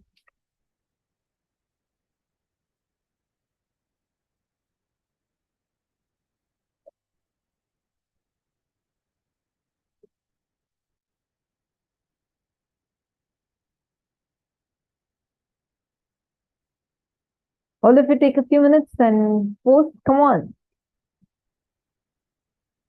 Little more. Hey, each of you are endowed with the huge amount of powerful cognition. Come on. What does Swamiji mean when Swamiji says, okay, I'm going to show you all the definition that Swamiji gave so that we all take a few minutes to cognize, contemplate. And then you're going to be posting your understanding again. All right? See, whether the words you create and use within yourself, use on others, and the words others use on you, and the way you decide to cognize, cherish, get impacted by others' words, everything should be life positive. What does this mean? What does Swamiji mean in this? Actually, I have a very, very powerful, a very small, but a very powerful incident, which like completely changed the way I think. Because I always thought, okay, every time I remember the powerful cognitions that Swamiji has taught, I always think that, you know what, I have actually been like applying that. So automatically I'll be looking at life from that perspective only. So in Gurukul, right, once I lost something that was very, like, something very important, I lost it. And at the same time, another Balasant also lost the exact something like that. What's important? And both of us were like searching for it for quite a long time. And it so happened that happened after many days, like someone had just left it. It was lying on the ground, and it's like pure coincidence that even the other person's also was found in the exact place that the other person who lost it. So both of us almost at the same time spotted it. And as I was picking up, I was just so incomplete. Like I was like, who will take and put it here? Like, how can this come here? Someone has taken, how can anyone take it? And I'm like, literally, I don't know, I'm just ranting out and I'm going and picking up. Almost at the same time, the other person also found the thing that she had lost, and she came and she said, oh my God, thank you, Swamiji. Somehow someone has kept it here and I got it now. So I'm so grateful. Thank you, Swamiji, for manifesting this. It is something so small, but I was like shocked. I was exactly at the same time ranting, saying, how will anyone put it here? Who can put it here? Why will someone even take it in the first place? And I was like, I chose to get so incomplete about the exact same situation. There was another person who had the exact same situation as me, but the way she chose to entertain or cherish the cognition that life presented to her was so different. She was filled with gratitude for the exact same happening. And that incident will not be an incompletion in her. Instead, it would have been, she told, oh, okay, then I was just praying for this. I know I got it. Next time I'll chant Mahavakya more intensely and I know I can get it easier. It is just the way we perceive life, the way you cognize everything that life presents to you. It is something so small, like super, super small, but it was so, the impact was so much. I remember this after like even 3-4 years, because for me, it was like literally like a slap on my face, because the way I just took life was so different from the way the other person took it, right? It reminds me of a beautiful story of a Zen master who was about to die. The Swamiji will say, who was about to die. And he will ask that the disciple will go and say, Master, what is the essence? Like, what do you want us to all to remember? What are the main things? Like, what are the things that you followed? And who is your guru? So he says, whole life was my guru. But I will tell you the most important incidents. And then he'll say, first he'll say is a robber. The disciple will be shocked. What, a robber? And then he'll say, yes, during my wandering days, so many times I would just give up. I will say that, it is not going to happen. But the robber who was there, who had given shelter to me, almost every single day, he will just say, God, please, thank you. I'm sure today it did not happen, but tomorrow you will make it happen. And almost every single day, without giving up, he would stick to it, and he will make sure that he is not giving up, and he'll make sure it happens. And the second one he'll say was the child. Once the master got so, in his journey of enlightenment, he got so egoistic. He thought that, I've mastered everything. So he saw a child walking with a candle lit in the hand. The master goes to the child and says, he asks the child, do you see this, the fire? The child says, yes. Can you tell me the source of the fire? Where has this come from? And he thinks like, he's so proud. So there are others watching it. So he wanted to ask the child. And the child looks back at him and just blows out the fire and laughs. Then the master asks, what are you doing? Then she asks the master back, can you tell me where this fire went? That is exactly the place it came from. The master said, then I realized I had learned nothing. I am in the exact same spot as a child who I thought knows nothing. So he'll share how every moment in his life, he chose to learn from life. And that is what made him enlightened. Swamiji will say, life presents to us so many situations. You can see a person drunk and you can say, oh, okay, that's what I can be. I can be a drunkard. Or you can see and choose to be saying, okay, if this person being drunk has suffered so much, I need to learn to not be that way. What you choose to cherish, what thought currents you choose to ferment in your inner space, that is what manifests as reality. Actually, very beautifully, Mahā Wong has posted, learn from life positivity from Swamiji. Though being wronged, being persecuted by the society, by the same people he wanted to lead to enlightenment, he never retreated from where he started and always expanded and keep on contributing more and more. Absolutely. This is something I really, really love about Swamiji, because I've seen this, and of course all of us are a witness of this, right? Understand, Mahā Wong, you perfectly caught the right thing. See, I was asking initially, what's the difference between life positivity and positive thinking? Many of you have posted such beautiful understanding, and very right. Life positivity and positive thinking completely different. Positive thinking is shallow, meaning it's like, okay, in whatever is happening, look at everything in a positive way. At some point, your self-doubt takes over. You'll have a voice mocking inside of you, will be like, hey, you can tell that to others, not to me. I know, I remember all the times we have failed. How come you're telling me to take this in a good way? You'll have a voice which is sitting inside of you and mocking you. So your positive thinking would not stand that. Life positivity is in your very cognition level, transforming, becoming powerful. That the moment you remember, it will just empower you so much. That is life positivity. This actually so beautifully, Mahā Wong has given the example of Swamiji, because if you just study Swamiji's life, you will understand.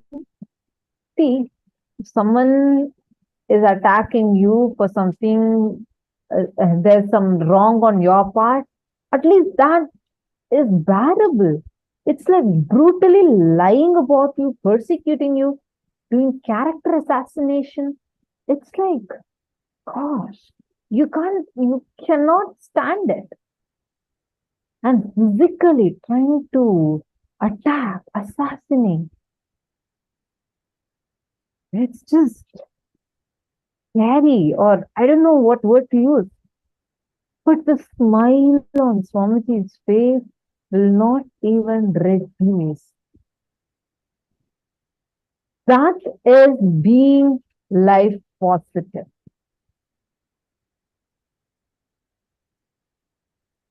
Okay. Samuel Rodriguez has posted, identify those emotions authentically, feel them and unclutch from them. Okay, so that's the way you would handle the situation. Wonderful. Now, the cognition from which you posted is life positivity. You understanding? See, you didn't say, okay, I had to see the positive side of it, but that itself will be rooted based on powerlessness. Then that is being very shallow. You're only trying to be optimistic, but being realistic is where you are choosing the path of completion. The cognition which made you now err to the side of completion, saying that I am going to decide to unclutch. I'll put my awareness, I'll put my consciousness into where the emotions are raising from, shows the real life positivity in you. You understanding, Samuel?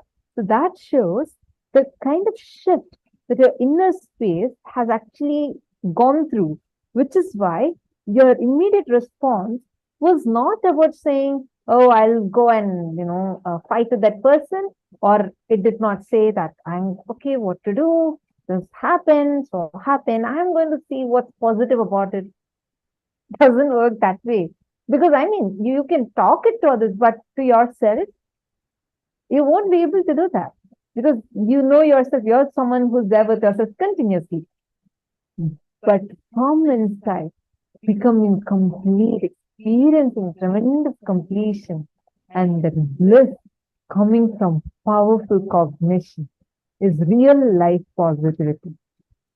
In multiple situations, I have seen how by being with Swamiji, even the worst of the worst situations, Swamiji will just transform the whole thing. Like you'll almost feel like, oh God, everything is just collapsing. Why is it like this? Suddenly, he'll just transform the whole situation and you will see he is there with you. You will see that every time the powerful cognitions he has empowered you with will just be there. He will be there with you, holding you, helping you, empowering you. Transwheeling has posted positive and optimistic thoughts, sometimes have negative thoughts, but positive actions to make life active. Let life have a mission to enrich others is a life that can make us enlightened. Wonderful. Transwheeling, thank you so much for sharing your beautiful understanding. I would just like to add a small point over here. Even our actions would come only based on the cognitions we cherish. So being life positive starts from the very cognitions you carry about you. Even when you go through your down, you very clearly know that there is still a component in me which is untouched by any of those ups and downs that I'm experiencing. Let me just sit and unclutch. Let me do the completion and let me pull myself out of this. That cognition is that inside of you helps you pull yourself out of your incompletion is that life positivity is sitting inside of you. No matter what, because you know, Swamiji, Paramashiva has told me, I am Paramashiva. That's it. With that, I declare, let this change. You will see it changing. How many of you have had such experiences? Actually, that's why Swamiji will say that the word life positive that Swamiji is using is just so that we understand the context from which Swamiji is saying. But Swamiji says, Swamiji says that I don't believe in all this life positive blah and crap. Swamiji says that Swamiji's teachings are not life positive, it is life realistic. It is not optimistic, it is a realistic view of life. Because the moment we talk life positive, though we are not convinced, we say, all right, it could have happened for some good, like she was saying, right? Something it can happen. You will only be hypocritic to yourself by trying to act like everything is normal. No. Life realistic cognitions these are. When you surrender, when you say, Even if the worst situation comes, Paramashiva will take care. Swamiji has told, then everything is auspicious in life. Nothing can fall apart. These are all not life positive thinking. Means not in the sense that we understand. It's not like these motivational quotes. No, these are life realistic thinking, because anything else is only a layer of delusion on top. This is literally removing the suffering, understanding that it's delusion. The normal life positive thinking, it always makes you believe the suffering is true, but you're trying to, overcome the suffering by sidelining it. No, that is not what Swamiji is saying. Swamiji is saying suffering itself is a delusion. So you're going to lift that layer of suffering and put it out, and you're going to actually see life as it is. Being actually living in Kailasa, being part of this ecosystem is the most life positive, life powerful thing that you can do. Any volunteering, any which way that you're part of Kailasa, you only expand, and expand more. At an old age home, the inmates were asked, why do you think God has allowed you to reach the age of 90? And one of them replied, to test the tolerance of our relatives. Understand, any situation, you can take it in whichever way you want. But if you just have the awareness, like when you are seeing a situation, establishing yourself in powerful cognition, you will always win in life. And that is life positivity. Now, right now, how do you all feel? We're on the 21st day, and just few hours before the program, the season is going to end. How do each of you feel today, being here and enjoying these last 21 days? How do each of you see, like, what has this done to your cognitions, the way you feel about you? Can I request all of you to take a few minutes and write this and post it here?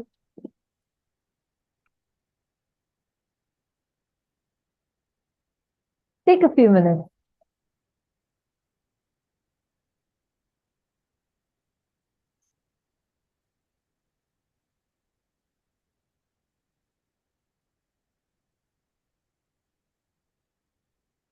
DNS below has posted, Swamiji said, in marriage, you fight and make up, but the marriage doesn't end. Help me understand. That's very powerful explanation Swamiji gave. How even that clarity that you have, same thing is the way you deal with yourself.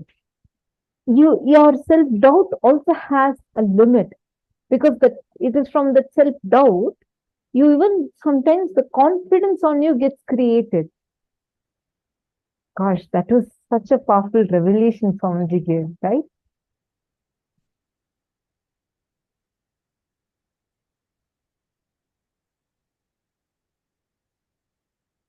When you become part of Kailasa, when you live, when you are making yourself, when you're continuously seeing life in a realistic approach, that is the right way of seeing life. It is neither pessimistic nor optimistic. It is realistic. Now, first, let's all take a few minutes. Look in and see what kind of words are you using for yourself, within yourself. And what is the vision that you are carrying about yourself inside? Look in now and see what kind of words you're using and creating about yourself. What words are you using on others? What words are others using on you?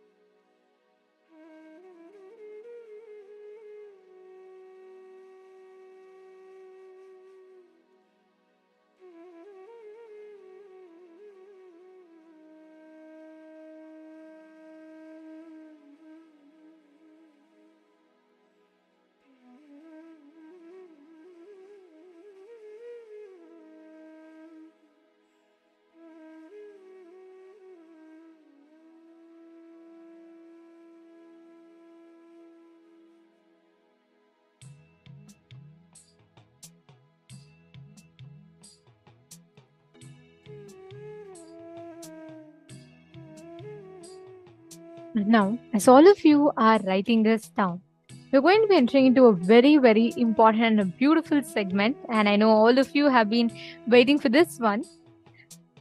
Yes, and I request all of you to not miss this one segment as it's very important.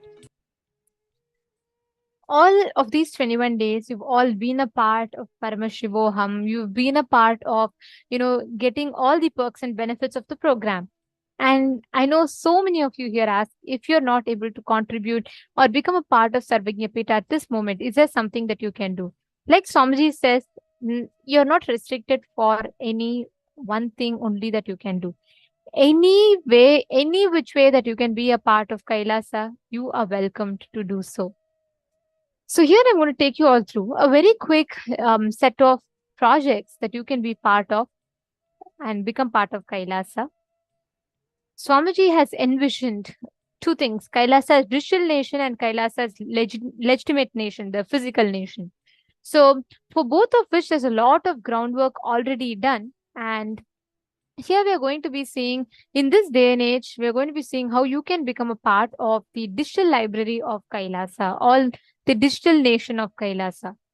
So the first project is Kailasa's digital library.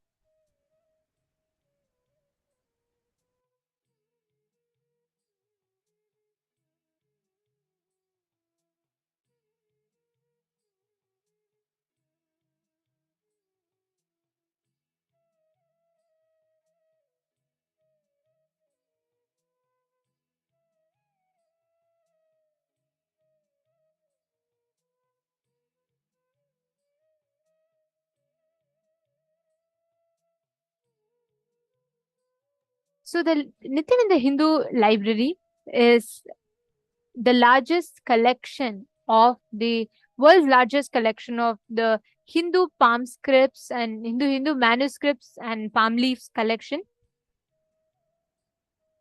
So the next one is Kailasa's Hindu library is aimed towards Swamiji's mission of collecting, preserving, restoring the largest collection of Hindu manuscripts and the repository with the largest collection of books and manuscripts of Hinduism. Let's say starting from you wanting to do, let's say, you want to know about Hinduism, you want to know about Vedas, Agamas, Upanishads, everything A to Z, you get it here. So all of these projects that we're sharing with you all is all in progress. Many of it has been successfully established already. Most of it are in progress and it is happening right now.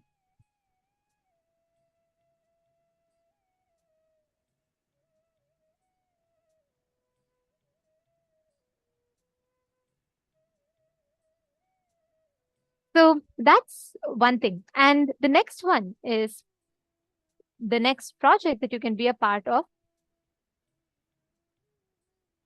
is Kailasa's Hindu World Trade Center. So the goal of Kailasa's Hindu World Trade Center, initiated by Swamiji, is to help facilitate trade between all the Hindu business and bringing together authentic Hindu businesses and the Hindu diaspora, helping the indigenous family-owned businesses and practices to come to a global spotlight and become recognized internationally. So many of you would have noticed there are these Hindus in villages here and there who have some extraordinary skill sets, let's say like making agarbatti or the right way of astrology, astronomy, being able to build temples, architecture, arts.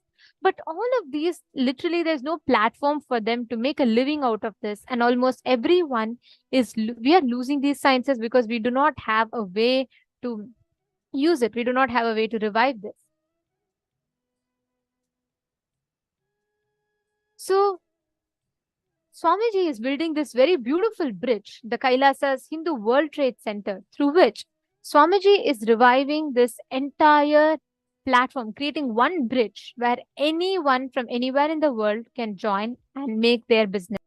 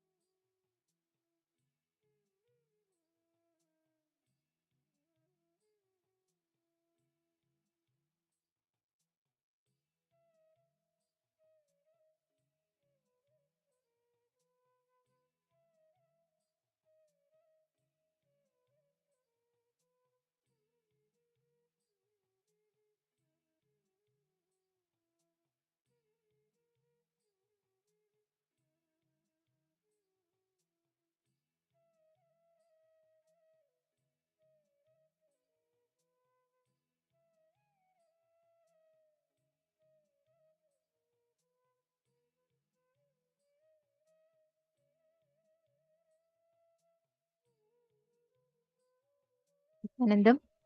Firstly, our sincere apologies to all the participants. Almost for the last 10 minutes, you all had lost our audio. So we apologize for the technical glitch. So we will be repeating. Do not worry. There was a small technical issue because of which all of you could not hear us for the last 10 minutes. So we sincerely apologize for that. So now back to what all of us were discussing. Can I have all of you back on cameras, please? Can I request everyone to come back? I apologize for that technical glitch that you all had to face. I request everyone to please come back on the camera because this session is very, very important. Ma Virupaksha, yes, I see your messages of no sound. Don't worry, you didn't miss anything. We'll be repeating the whole thing again. There was a small technical issue because of which all of you had lost the audio connection. If you're all able to see us and hear us, can I request everyone to put yes in the chat, please? If you all could see us and hear us fully, properly, and if our audio and video is good to all your places, to all your systems, please let us know. Please put a yes in the chat.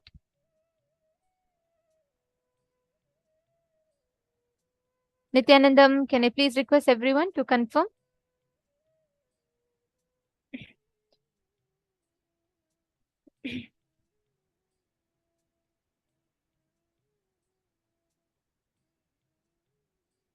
Okay, can I please request everyone to come on camera? Tatiana, Hughes, Ma. Yes, I request everyone to come on camera, please.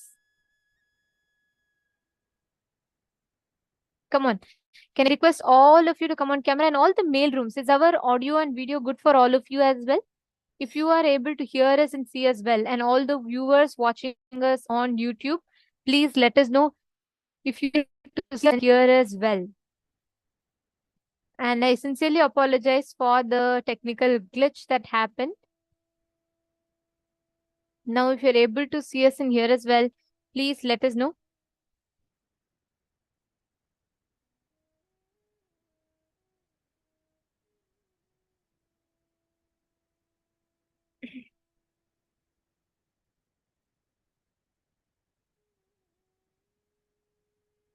Yes, Samuel Hegemanaya, I apologize for that.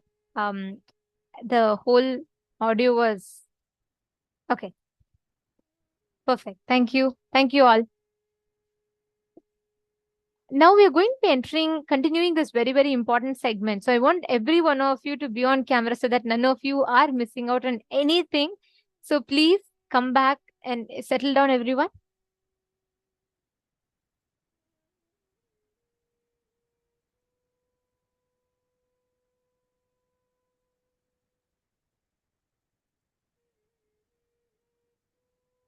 Great. Okay.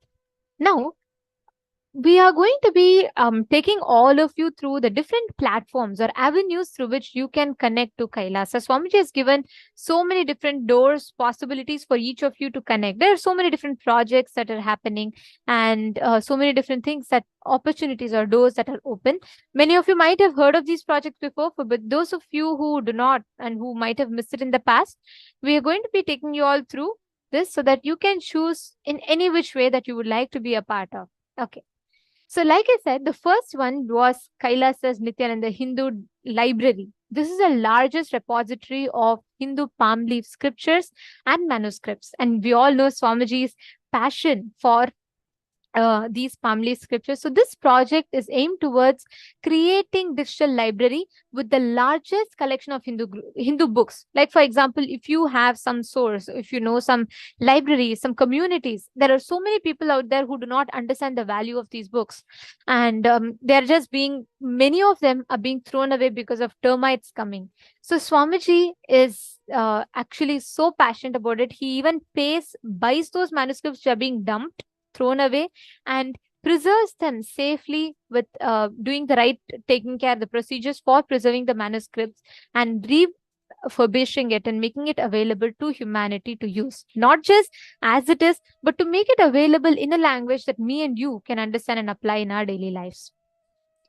So anyone who has knowledge or who's very passionate about books, or you're someone who really like to do it, or you want to, you're passionate, but you would like to know how you can help, you can sign up for this.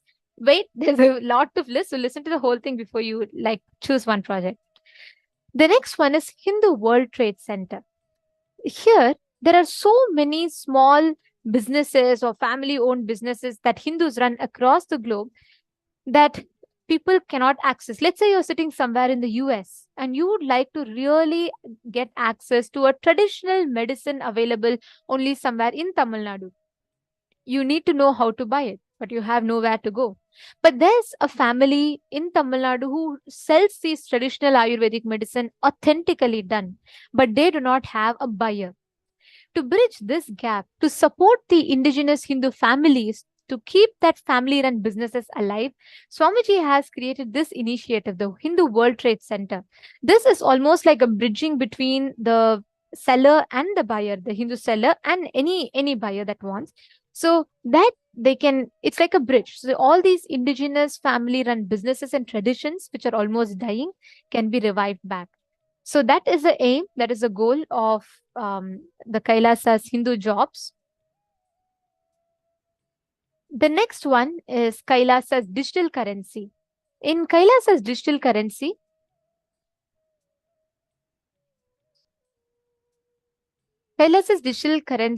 as we all know, we are entering into a further advancement in the cyber age where most of our life now is digital, and with digital currency becoming like more and more part of our everyday lives. So Kailasa's digital currency is a very important project. If you are a person who has knowledge, the goal of this project is to enable to venture into this digital currency as well, so that we can use this platform as an amazing resource to reach out or to support the Hindu community that's growing globally. So if you are a person who has knowledge into cryptos and you would like to, or you have some skill sets as to this, you have some knowledge about this, then you can be a part of this. Of course, these are all not already rolling, but a lot of work is already underway in this. We can already see like things like Google and all is already available to people. So many of these projects are already rolling out, and some of these projects are still in the production phases or the pre-production phases. So the next one is planting Kailasa projects. So this is a super cool thing, okay? This is where any place where there are 10,000 and more practicing or born Hindus living together, Swamiji envisions to create a temple there so that that community can live around a temple-based lifestyle. So Swamiji beautifully tells, Hinduism is fundamentally a temple-based living ecosystem. Everything revolves around temple. You can go to your job, you can be a software engineer, you could be anyone. But whenever you come back, you should be able to do your puja, you should be able to continue your lifestyle as a Hindu. Because it is these roots that has made us who we are. Swamiji says, if you forget your history, you will lose your geography. That is exactly what has been happening to Hindus. And now this is a very beautiful way where Swamiji is reaching out to Hindus from everywhere in the world to keep that ecosystem alive, up and running. So here, Planting Kailasa project involves of maintaining social media platforms as a digital ecosystem, so we can reach out to the communities living in each of these places and serve them globally. The next is very closely associated with this project. It is Kailasa's Digital Mahant Kotari Tanedar project. The Digital Mahant Kotari Tanedar project is something similar to it, where you will be owning, like how we have Mahants who are owning the physical Kailasas, who will be running the physical Kailasas, like Los Angeles has Ma Muktika, or San Jose has Ma Snehamai, and so on. Each of these House of Representatives are successfully governing their local Kailasas and executing the Kailasa as per Swamiji's vision. Kailasa's digital Mahant is something very similar along those lines. But here, there is a small difference. The digital Mahants will be owning a digital ecosystem as opposed to a physical ecosystem. So you're not able to spend your time going to temple every day. But you can take out time. We all do. We all sit and scroll through our Instagram feed, YouTube feed, and we catch up. That time that you read so much of or spend time binge watching videos on Netflix, you can actually take out some time to post, make 1 or 2 posts from your side in each of these ecosystems to keep them alive, to keep them supporting the ecosystem, to share knowledge about Hinduism. So that is what this project aims to. It aims to reach out to all the people around the world, and we can enrich them through the social media. The next project is Kailasa's Ministry of Digital Archive. If any of you have any questions pertaining to any of these projects, please feel free to ask. You can feel free to go ahead, share and ask. So this is one of the most coveted project, I would say, because it's been almost more than 20-30 years since the whole Sangha has started and Swamiji established the Kailasas around the world. And this project is where you're going to go back to the archives, the old videos, and we are going to be chronicling them, collecting them, and publishing it for the world to enjoy. It has Nityanandapedia, Hinduismpedia, and Kailasapedia. Hinduismpedia is focused on the rich, authentic narrative of Hinduism as it is, presenting the true history of Sanatana Hindu Dharma. Let's say you're a person who has a lot of knowledge in this, or you like to really do research and study about how our ancient ancestors were. And this Hinduismpedia focuses on presenting the prehistory of, before Swamiji descended on planet Earth till 1978, all about Hinduism. And Nityanandapedia is the chronicling of the advent of the avatar since 1978, which systematically documents the public life of Swamiji, displaying his hard work for the last 30 plus years. The next is Kailasapedia. Kailasapedia is all about the happenings all over the world in Kailasas around the world that's established by Swamiji and how it is happening.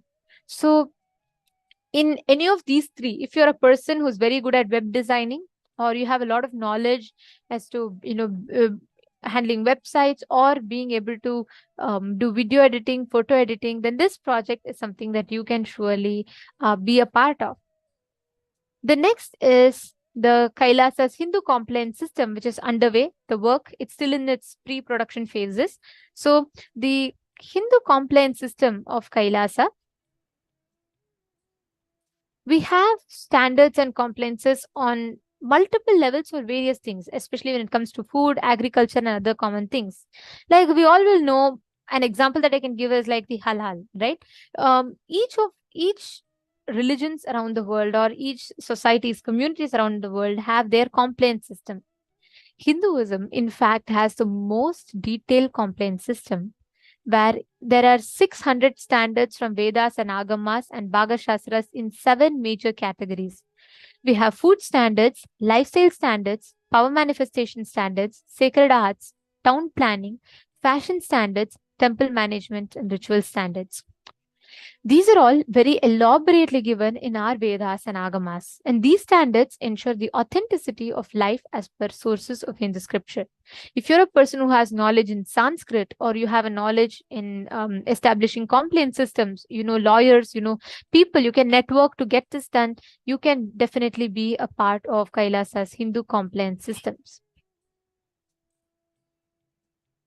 The next is very interesting. You might have heard of Google. Go anything that you want, Google has it for you. Now, Google is Swamiji's vision for something similar. Anything that you want to know about Hinduism. Today, if you ask Google who discovered solar system, who discovered the planets, they'll say Galileo. But how about me telling you that hundreds of years before Galileo, in fact, 3 centuries before Galileo, we had our ancestors, Aryabhatta, and so many others who discovered and described planets exactly as it is. Mahabharata, dating to 4,000 years, 5,000 years ago, has given a clear description of the continents and the global map much before any of the modern telescopes or scientists could. But Google will not necessarily show you this, because unfortunately, there's a lot of things that is not straightforwardly accessible to Hindus.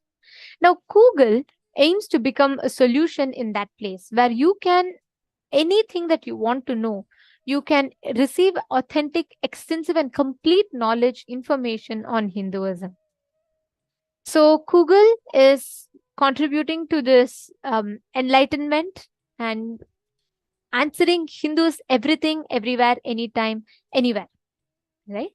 So this particular project especially if you are good at web designing again, or if you know something that you can contribute with, or if you have some good ideas to it and you would like to collaborate to make this happen, you are definitely welcome to do so. The next project, we have multiple platforms under Google that we are aiming to open and launch. This is Kailasa's Quicker.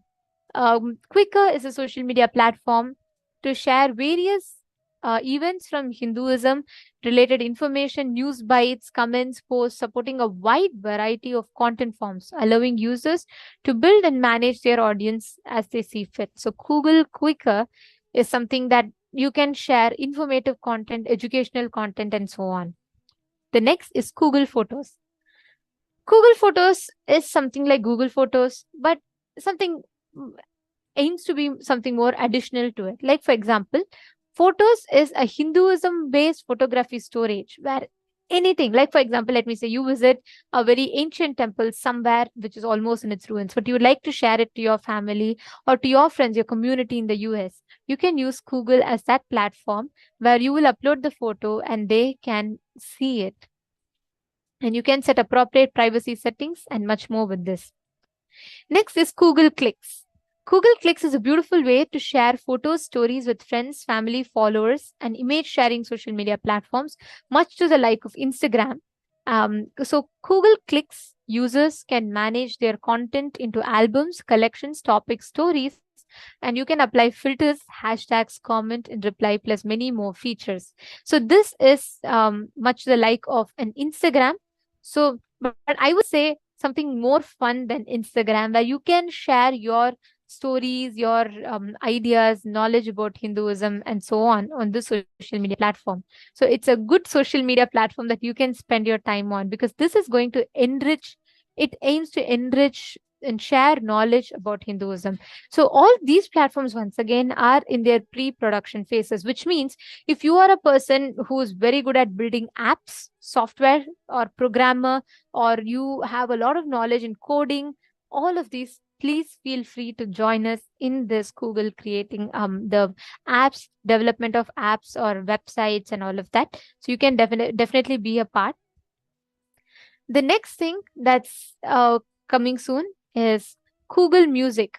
So Google Music is where a collection of musics. This I know is jackpot for so many of us, because many of us are like, where do these songs come from in Darshan? Like, I would like to have it for myself, and I'd like to listen to it when I drive to my office every single day. Then Google Music has got your back. This has all Hinduism kirtans, chanting, songs, mantras, ringtones, and all such other Hindu audio material tailored for your listening pleasure. Whichever you listen, whichever you enjoy, Google Music has it for you. Next is Google Maps. Maps is another important application. We all use GPS maps. We use it so much nowadays that it's almost like, it's like a guide that even to the nearest grocery store, you use a Google map. Now, Google Maps aims to enable users to locate the regional and worldwide Hindu temples, landmarks. And you can know, for example, if there's any Diwali celebration happening in your vicinity, it'll pop up a notification on your map so that you can join that local celebration that is happening. So you can gather together in your nearest Hindu community to celebrate our festivals, culture. The next is Google Calendar. So Google Calendar is a comprehensive list of local and worldwide Hindu festivals, events, celebration, with many more useful features. And let's say, for example, you want to know when is the next Pada Puja coming up, when is the next Krishna Janmashtami coming up, and you want to know what are the preparations for that, what are the pre-rituals for it. As Hindus living in our local countries, we are many times out of touch. We miss the events, we miss the timings, we miss the things that is happening.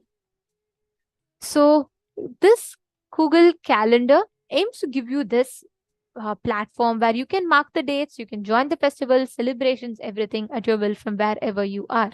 So Google Calendar's goal is to keep you notified and posted on all the latest festivals and celebrations events that are happening.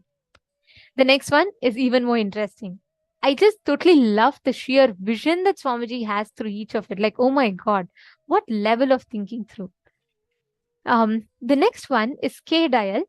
K-Dial is also another platform that's almost in its pre-production phases, but this has already rolled out partially. It is actually actively happening department, because we do have these sessions, the power manifestation sessions, Akashic reading sessions, or we do have individual healing calls. It's already rolling out. It's a huge service that's already in store, in place. So K-Dial is another platform, another app per se, that aims to literally be like a suite of all services that Hindus can call upon anytime. Like how you have the 911, but this is a cosmic 911 where you can connect. And let's say you're building a house and you want to know which house should Rahu or Ketu be in, so that you can plan your house more successful. You want to have questions to astrology, you want to have third eye solutions, you want to have body scanning, healing.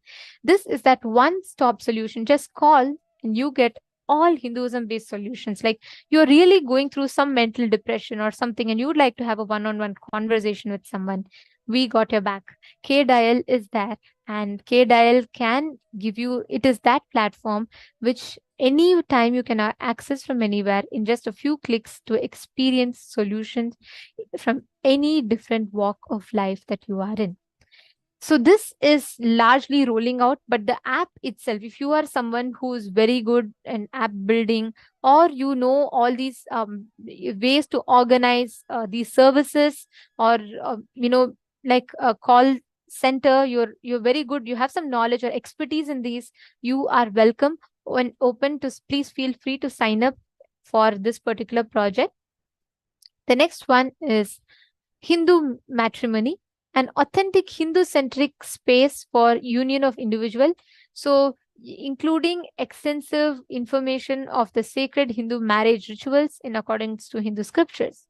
So you can find, if you are, you want to know your match, who is your match, your soulmate, or all of that, you can find out through this Hindu matrimony sites. You can fix your marriage dates, you can fix dates for the right important celebrations or events in your life, and you will be able to have it here. So Hindu matrimony is another.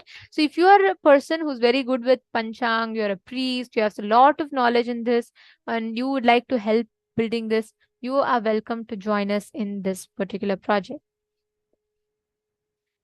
Kailasa has a lot of digital media initiatives from around the world. There are so many out there. And each of these projects have already rolled out. So many of these projects have been successfully functioning, and people are already using this and benefiting largely from each of these. And Swamiji, as we all know, Swamiji is working towards creating that ecosystem where anybody, any Hindu who wants to, can join and become a part and benefit from all of these extraordinary gifts that Swamiji is offering. So if you are a person who says, you know what, I have talent, but I don't have time, please join in.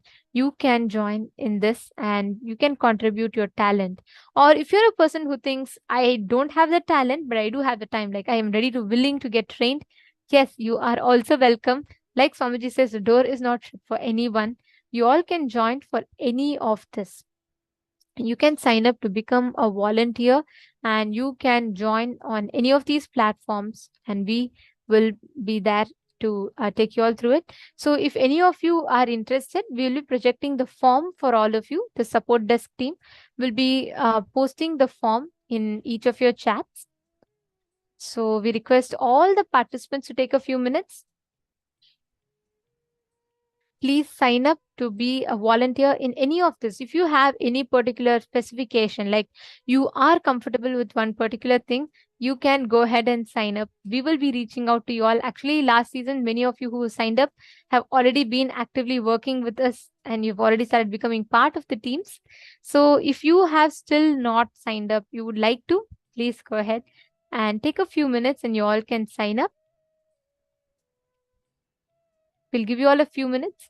The form link will be projected as a scroll for all of you as well on the screen. Please go ahead and you all can take a few minutes, choose whichever project you like, and you can sign up.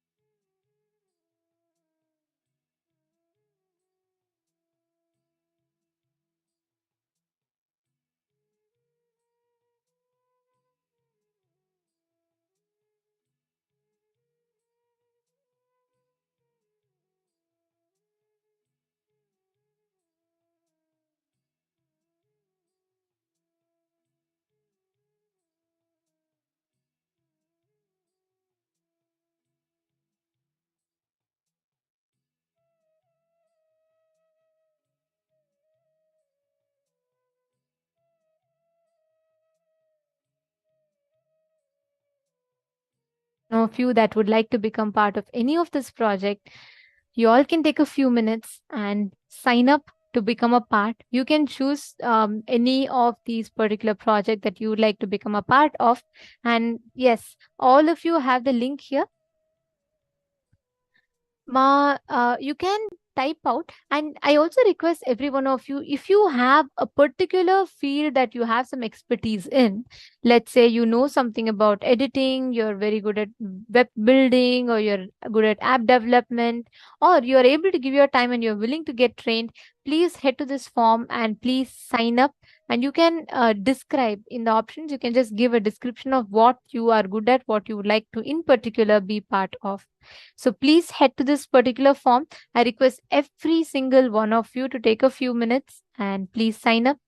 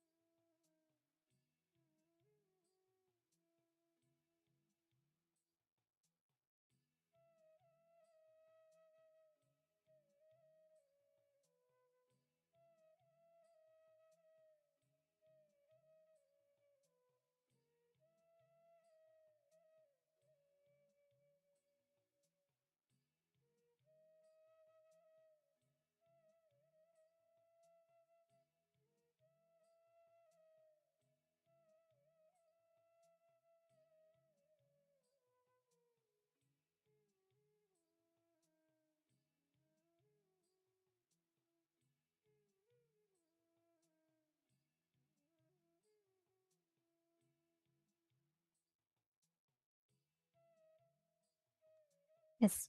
Hope all of you had enough time to sign up. Now we're going to be entering into the next and a very, very important session where we will be learning about collective integrity, a very important aspect of manifesting Kailasa.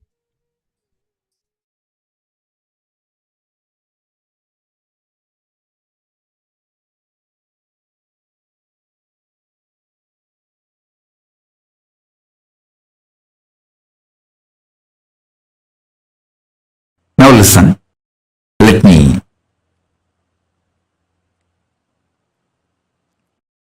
tell you. For the ship to stay afloat and reach the place where it need to reach,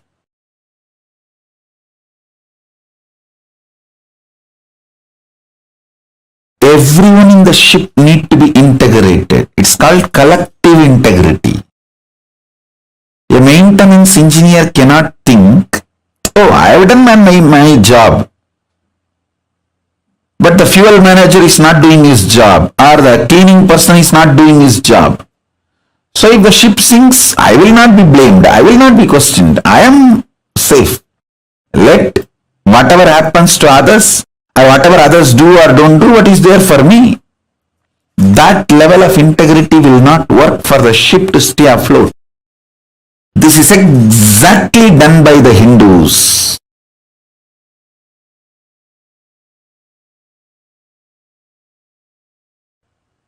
Your heart, which is convinced about integrity,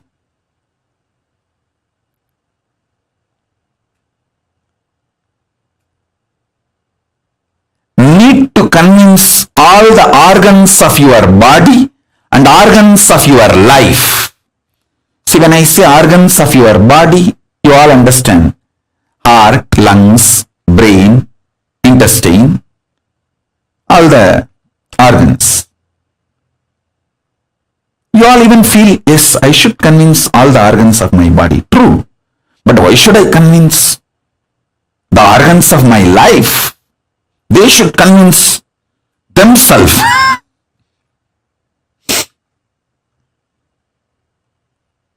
Actually, convincing all your organs and convincing the organs of your life is one and the same.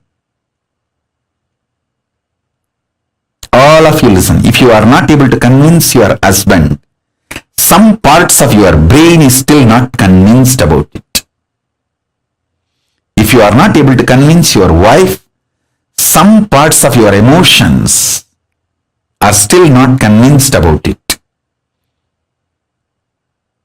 So each organ actually holds the key for each relationship you have in your life. Convincing the organs of your body, convincing the organs of your life is one and the same. That is why I insist on collective integrity. I insist on collective integrity.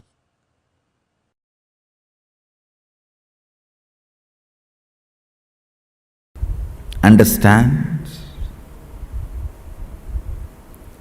Your stomach pain will be directly connected to the cobwebs you have not cleaned in your bedroom.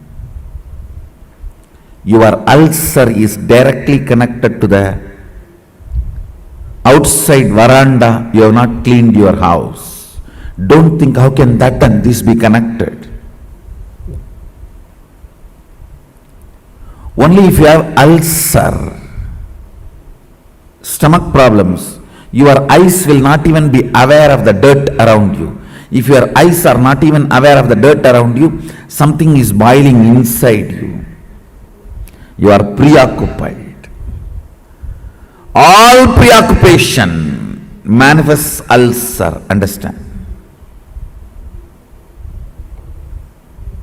All preoccupation.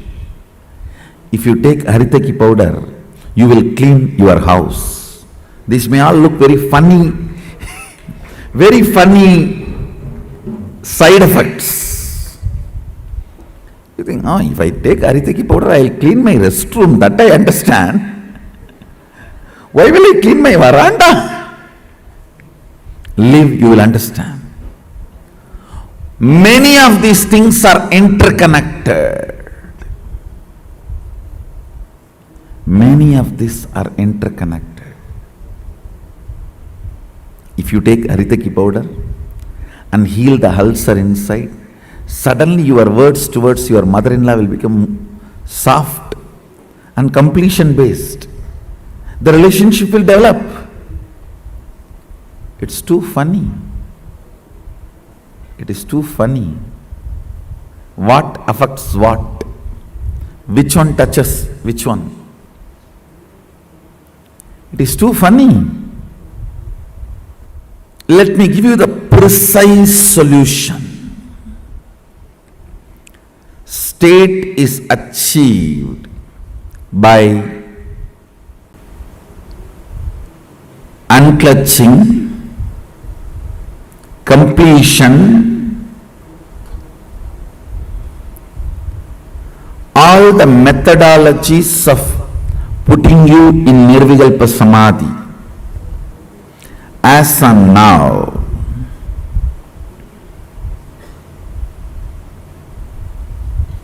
Understand, I don't see any of my disciples at least manifesting any power without touching the Nirvikalpa Samadhi. And I also make sure you don't manifest powers before you touch the Nirvikalpa Samadhi, because if you start manifesting before you touch Nirvikalpa Samadhi, it will be Siddhi, not Shakti.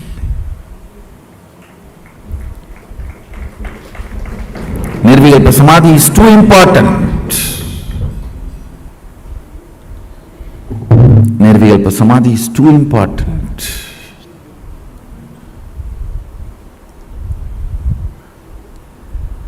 State is achieved by unclutching, completion.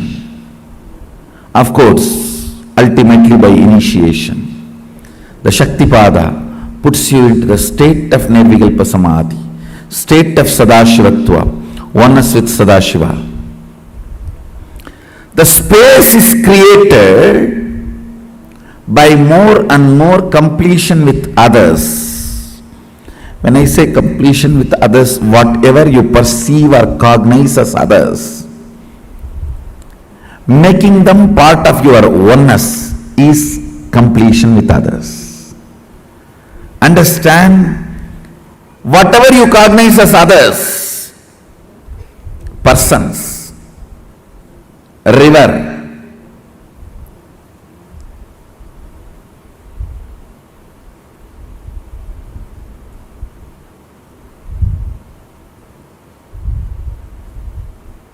hill, whatever you may cognize as others, imbibing them as part of you, getting them as part of you, making them feel as you, recovering your oneness with them is completion with others. Understand? I am defining completion with others. Anything, anybody you cognize as others, bringing the original cognition back that they are one with you, waking up to the oneness with them or at or it, realizing the oneness again is completion with others. Completion with others is not apologizing to others. Understanding others. Others are as complicated as you. Understanding others are as complicated as you. brings completion with others. You are not a bad person, you are a complicated person. All your dimensions are very strong. What others consider as good part of you, what others consider as bad part of you, all are very strong. I tell you, just like you are complicated, everyone is complicated. Understanding everyone is complicated brings completion with others, and you start feeling oneness with them. You start feeling oneness with them.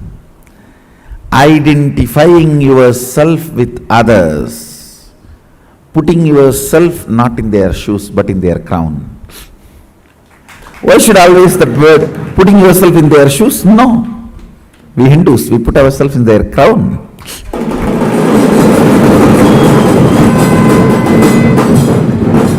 Understanding the complications and realizing the oneness is completion with others.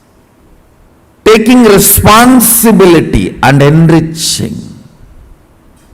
Understand completion with others, taking responsibility for others and yourself, and enriching yourself and others. This is what is creating space. Put more and more energy in that.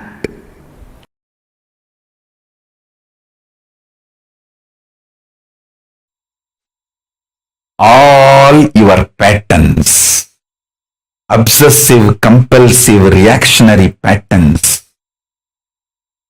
are not worthy. Life,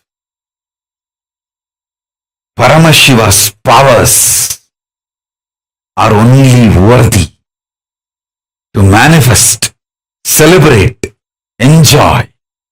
Listen carefully. Listen intensely.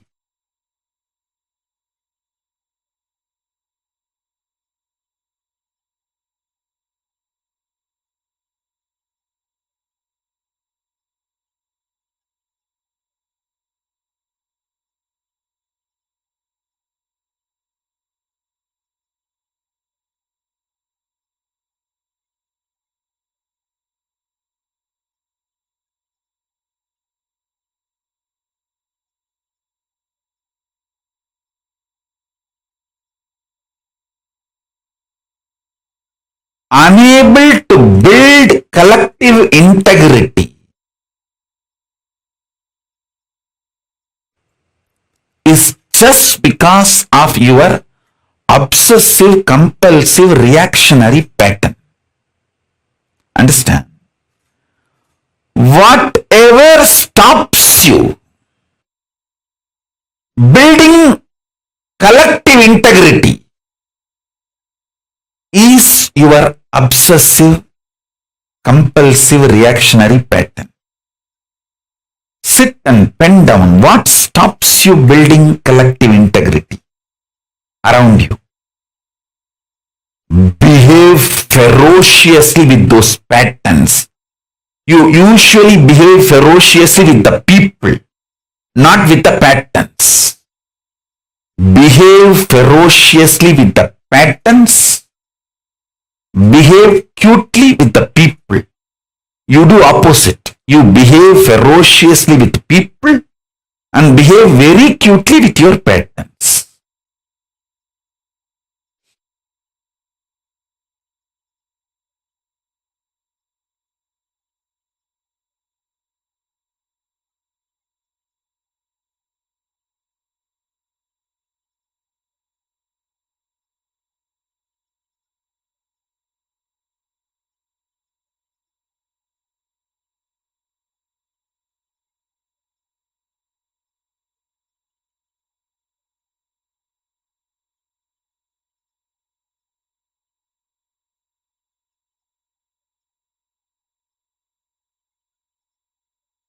every time you behave ferociously with your patterns and break, you manifest at least one power of Paramashiva. Listen.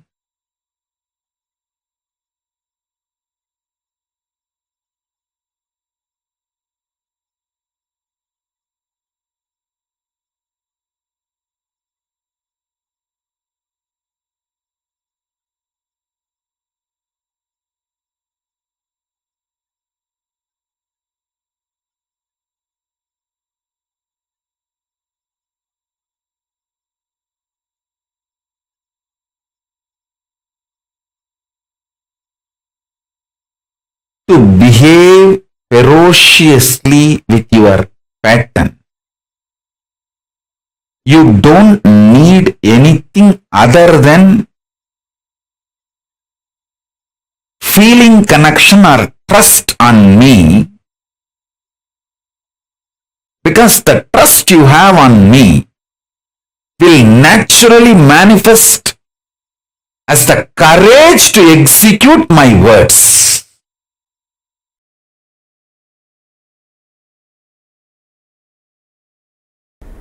Intense activism, involvement, and deciding to make it happen. Nothing else is useful. Nothing else is required.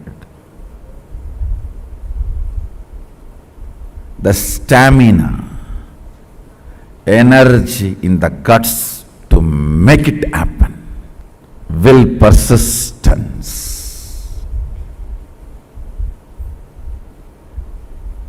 Do you know in how many places the oppositions I am facing? But I don't think even once, I don't feel cognized even once, nobody is supporting me.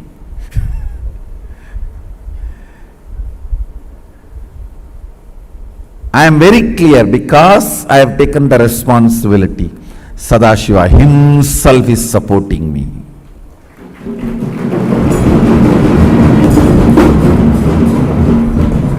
He himself is manifesting. He himself is doing everything.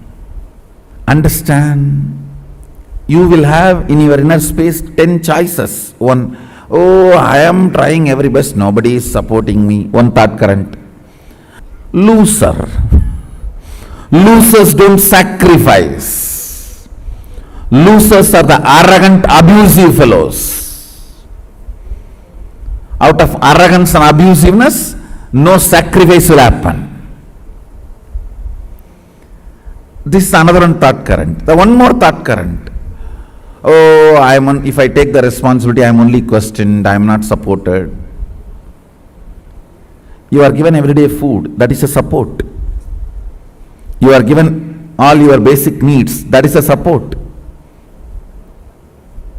You are given all the survival needs, that is a support. But nobody bothers about all the support available. They think, oh, all my work everyone will do and I will put my name, that is what is called support. So that is what if you are defining and expecting as a support.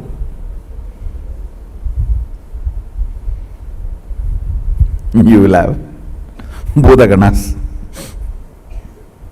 taking care of you.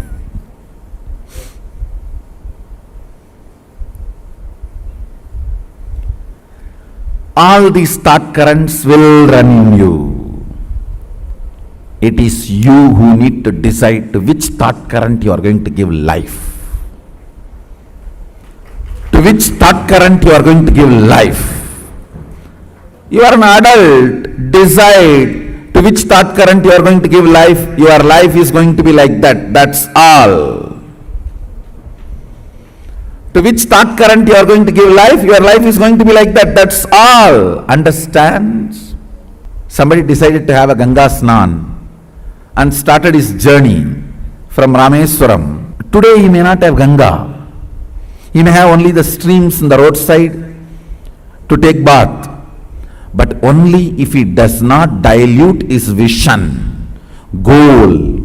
At least after 1 year, he will reach Ganga and have Ganga Snana. Today you may not be as you really expect you to be or as I really want you to be. You may not be.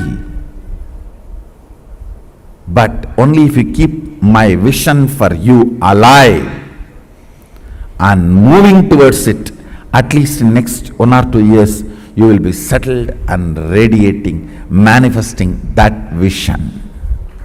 Understand?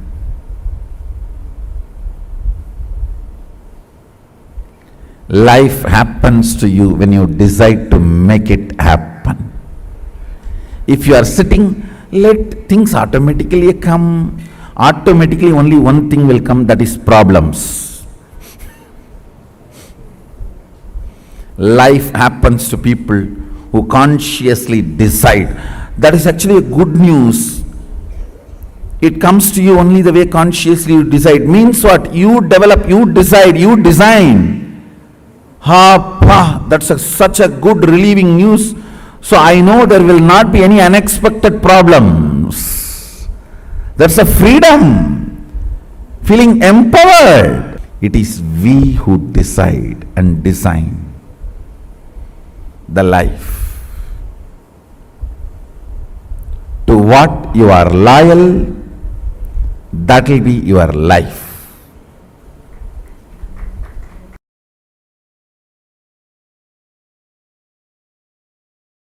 Dhyana means Tailadhara Patra. That's all is defined. Means when the oil flowing from one vessel to another vessel, when it is poured, that is called Dhyana. Same way, Ganga moving from one ghat to another ghat, one place to another place, is called Shravana. Understand?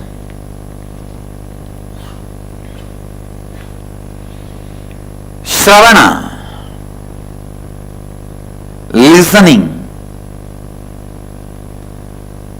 is one of the most powerful process to achieve completion. Most powerful process to achieve completion. When no one stands by you, completion can stand by you. When no one listens to you, listening will listen to you. Develop this habit of listening. You having the habit of listening itself will be such powerful friend to yourself. Please understand. You can develop a best friend for yourself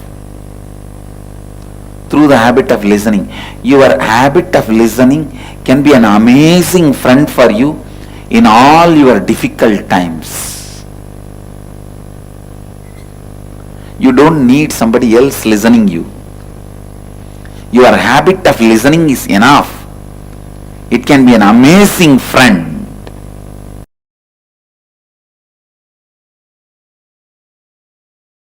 For that 6 days, all of you who want to do Kandasashti Vrata, gather in one place. Cook together. Have only one meal during the sunset.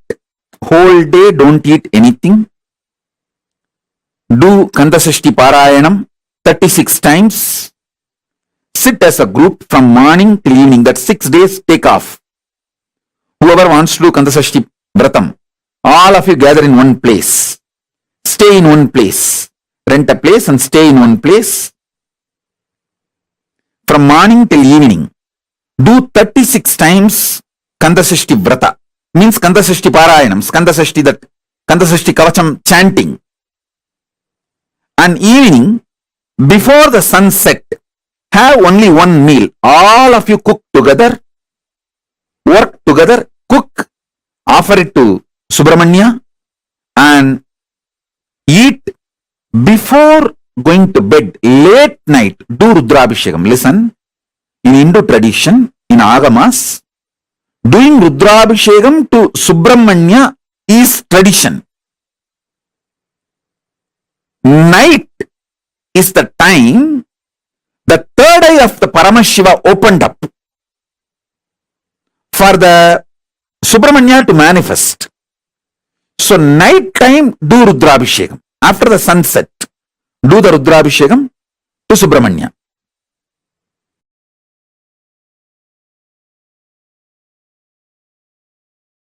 Kailasa lifestyle is a beautiful preparation for you to live comfortably in the higher planes, vertical time zones. When you go there, you won't feel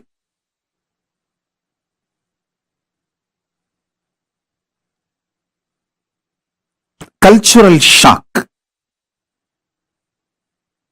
You will not feel cultural shock when you go to the higher planes if you learn the Kailasa lifestyle here on the planet Earth.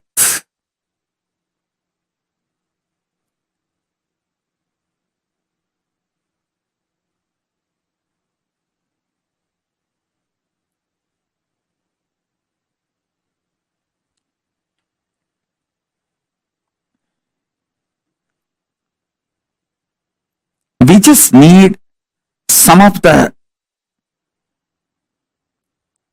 dedicated people. You see, you don't need cunningness, strategy to make Kailasa. You just need Tyagis, dedicated people who have a conscious stamina, will, persistence, making it happen. Will stay strong and make it happen, like Arishchandra, Satyavati, the Savitri, Satyavan Savitri.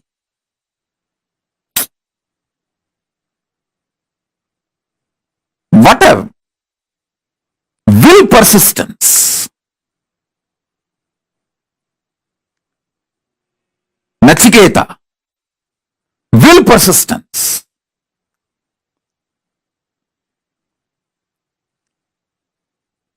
A child fasting for 2.5 days without food and water is equivalent to an adult fasting for 2.5 years.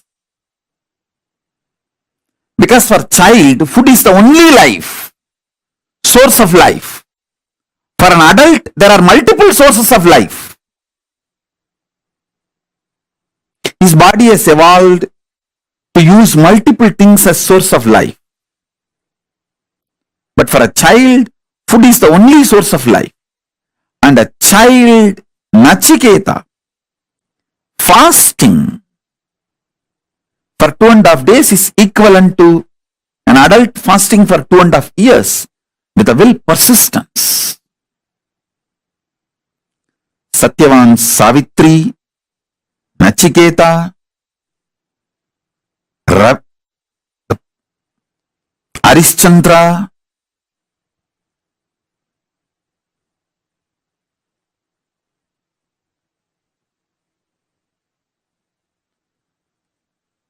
what a will, persistence. We need just few people with that kind of a conscious stamina, will, persistence to create collective integrity, to make collective integrity for Kailasa to happen. They become the foundation of Kailasa's evolution. Not any efficient, cunning, strategic, no. It is dedicated, Tyagis,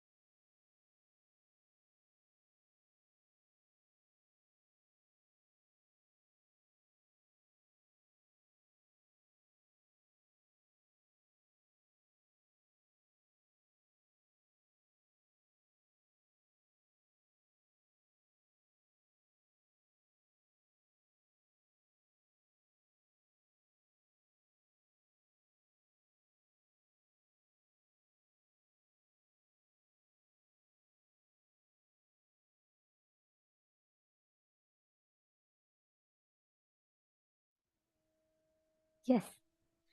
Swamiji revealed a very, very beautiful truth.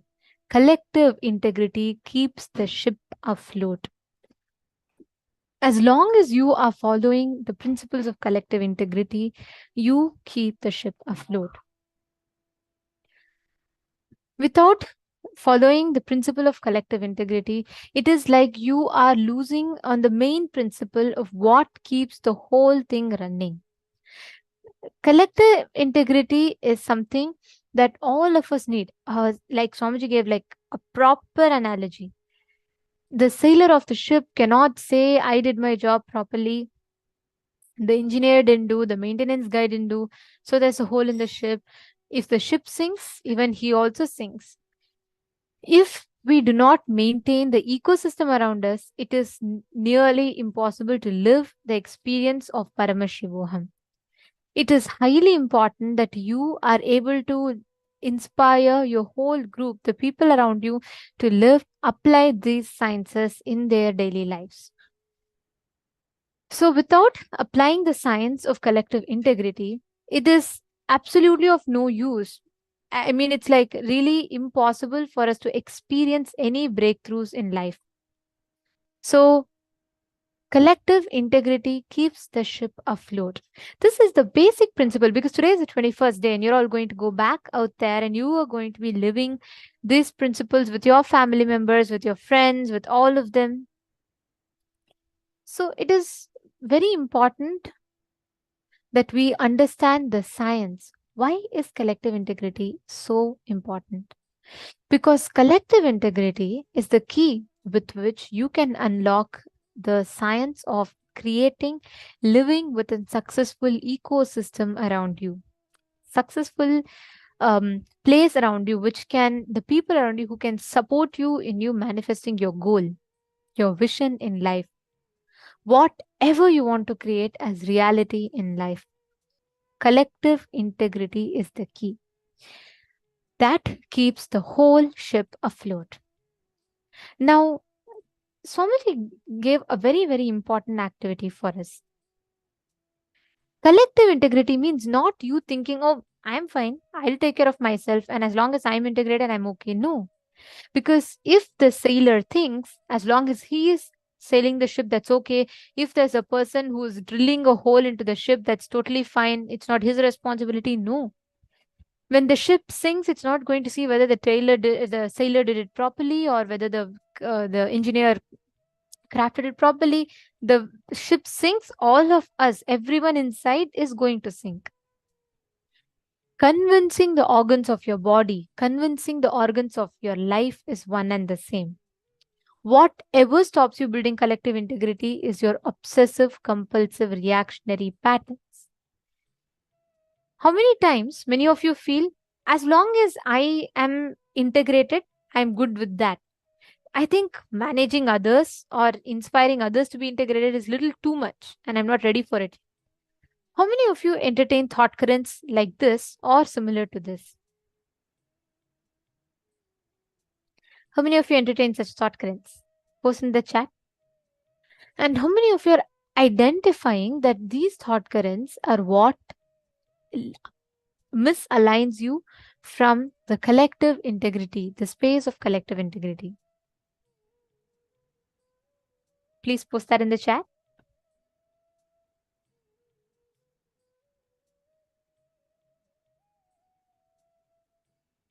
Beautiful. Understand whatever is the thought current. Sometimes you may feel like it's fine.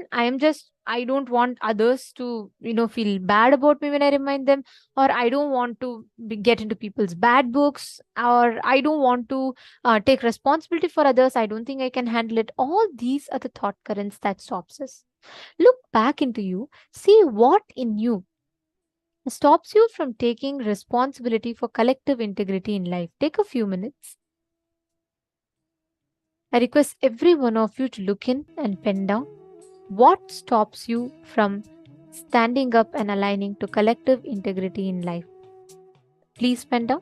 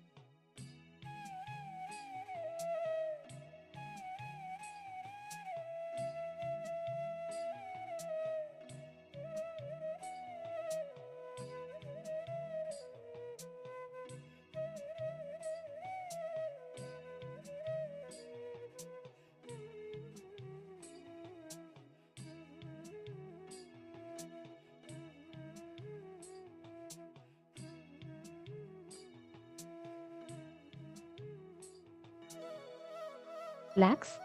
Now, as all of us are writing this down, let us actually apply this principle of collective integrity to enter into the power manifestation. See, it is not just manifesting what you are, it's also manifesting not just with yourself. You can never manifest power just by yourself, right? It's an ecosystem around you. Why don't you all do this? Connect to the people, any one of your friends, family members, and manifest this power of scanning or reading their mind, connecting with them, manifesting this power of being able to read their mind and identify what exactly is the thing that they are thinking in their mind. Do it from the space of oneness. Do it with the context of understanding, with the clear understanding of the science of collective integrity. So the science is very simple. You're going to connect to a person. Let them remember any incident, their birthday parties, their wedding, their anything it could be. And then let them write down the date and the incident. And what you are going to do is you're going to connect to them. You're going to scan and identify what that incident is, what happened on that exact particular day. Okay, shall we all start? Please start. Connect to Swamiji. Chant the Mahavakya. Actually, you will be able to see it clearly appearing like a movie visual on your third eye. And sometimes it may happen very randomly. It will start with one, continue with, like it will start with showing you a tree, and then suddenly it will show you a family, then it will show you a car.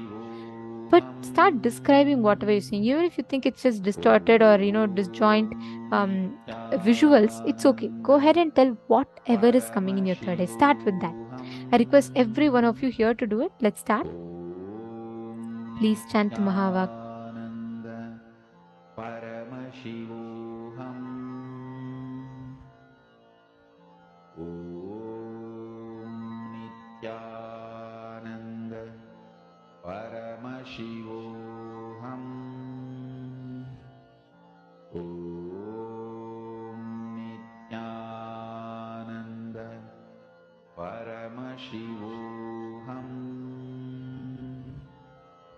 Om Nityananda Paramashivoham. Om Nityananda Paramashivoham. Om Nityananda Paramashivoham. Om Nityananda Paramashivoham. Om Nityananda Paramashivoham. Om Nityananda Paramashivoham. Om Nityananda Paramashivoham. Om Nityananda Paramashivoham. Om Nityananda Paramashivoham. Om Nityananda Paramashivoham. Om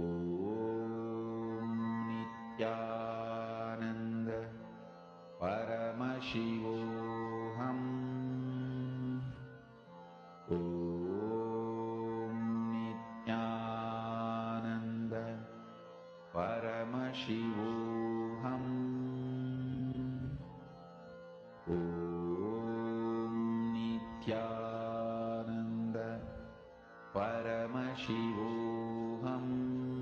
Om Nityananda Paramashivoham. Om Nityananda Paramashivoham. Om Nityananda Paramashivoham. Om Nityananda Paramashivoham. Om Nityananda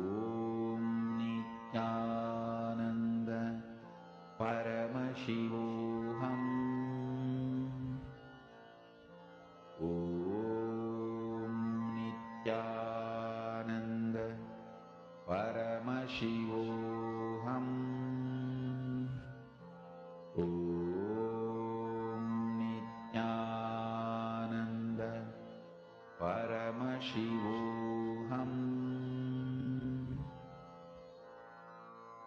Mahā spiritual lullaby for samadhi, and Suprabhatam, wake up call, wake up song for Paramashiva. This Mahā is spiritual lullaby for you to fall into samadhi. Suprabhatam, wake up song for Paramashiva to wake up in you. Just remember this one powerful cognition. This Mahā puts me in samadhi. This is spiritual lullaby for samadhi, and Suprabhatam, wake up song for Paramashiva in me, for Paramashiva to manifest. With this one spiritual powerful cognition, chant this Mahā.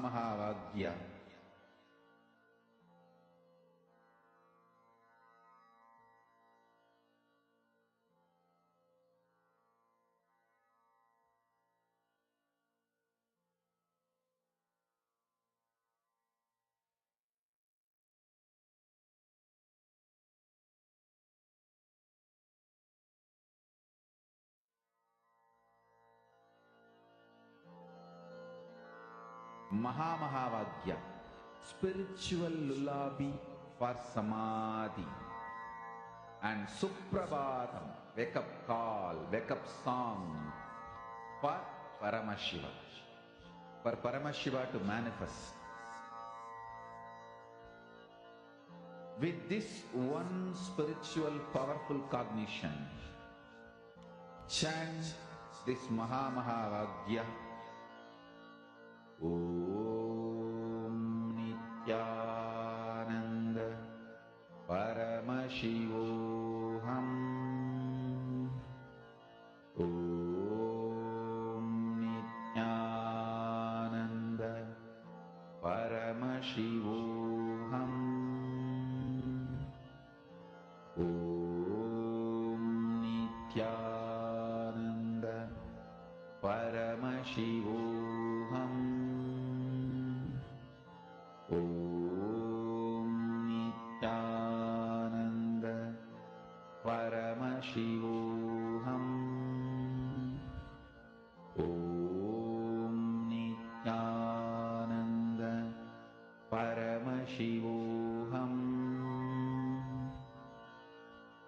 Om Nityananda Paramashivoham.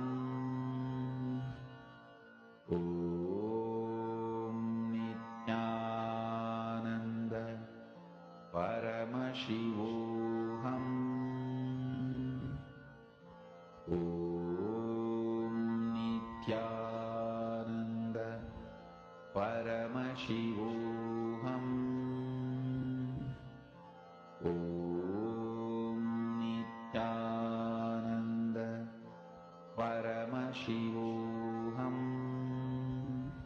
Om Nityananda Paramashivoham.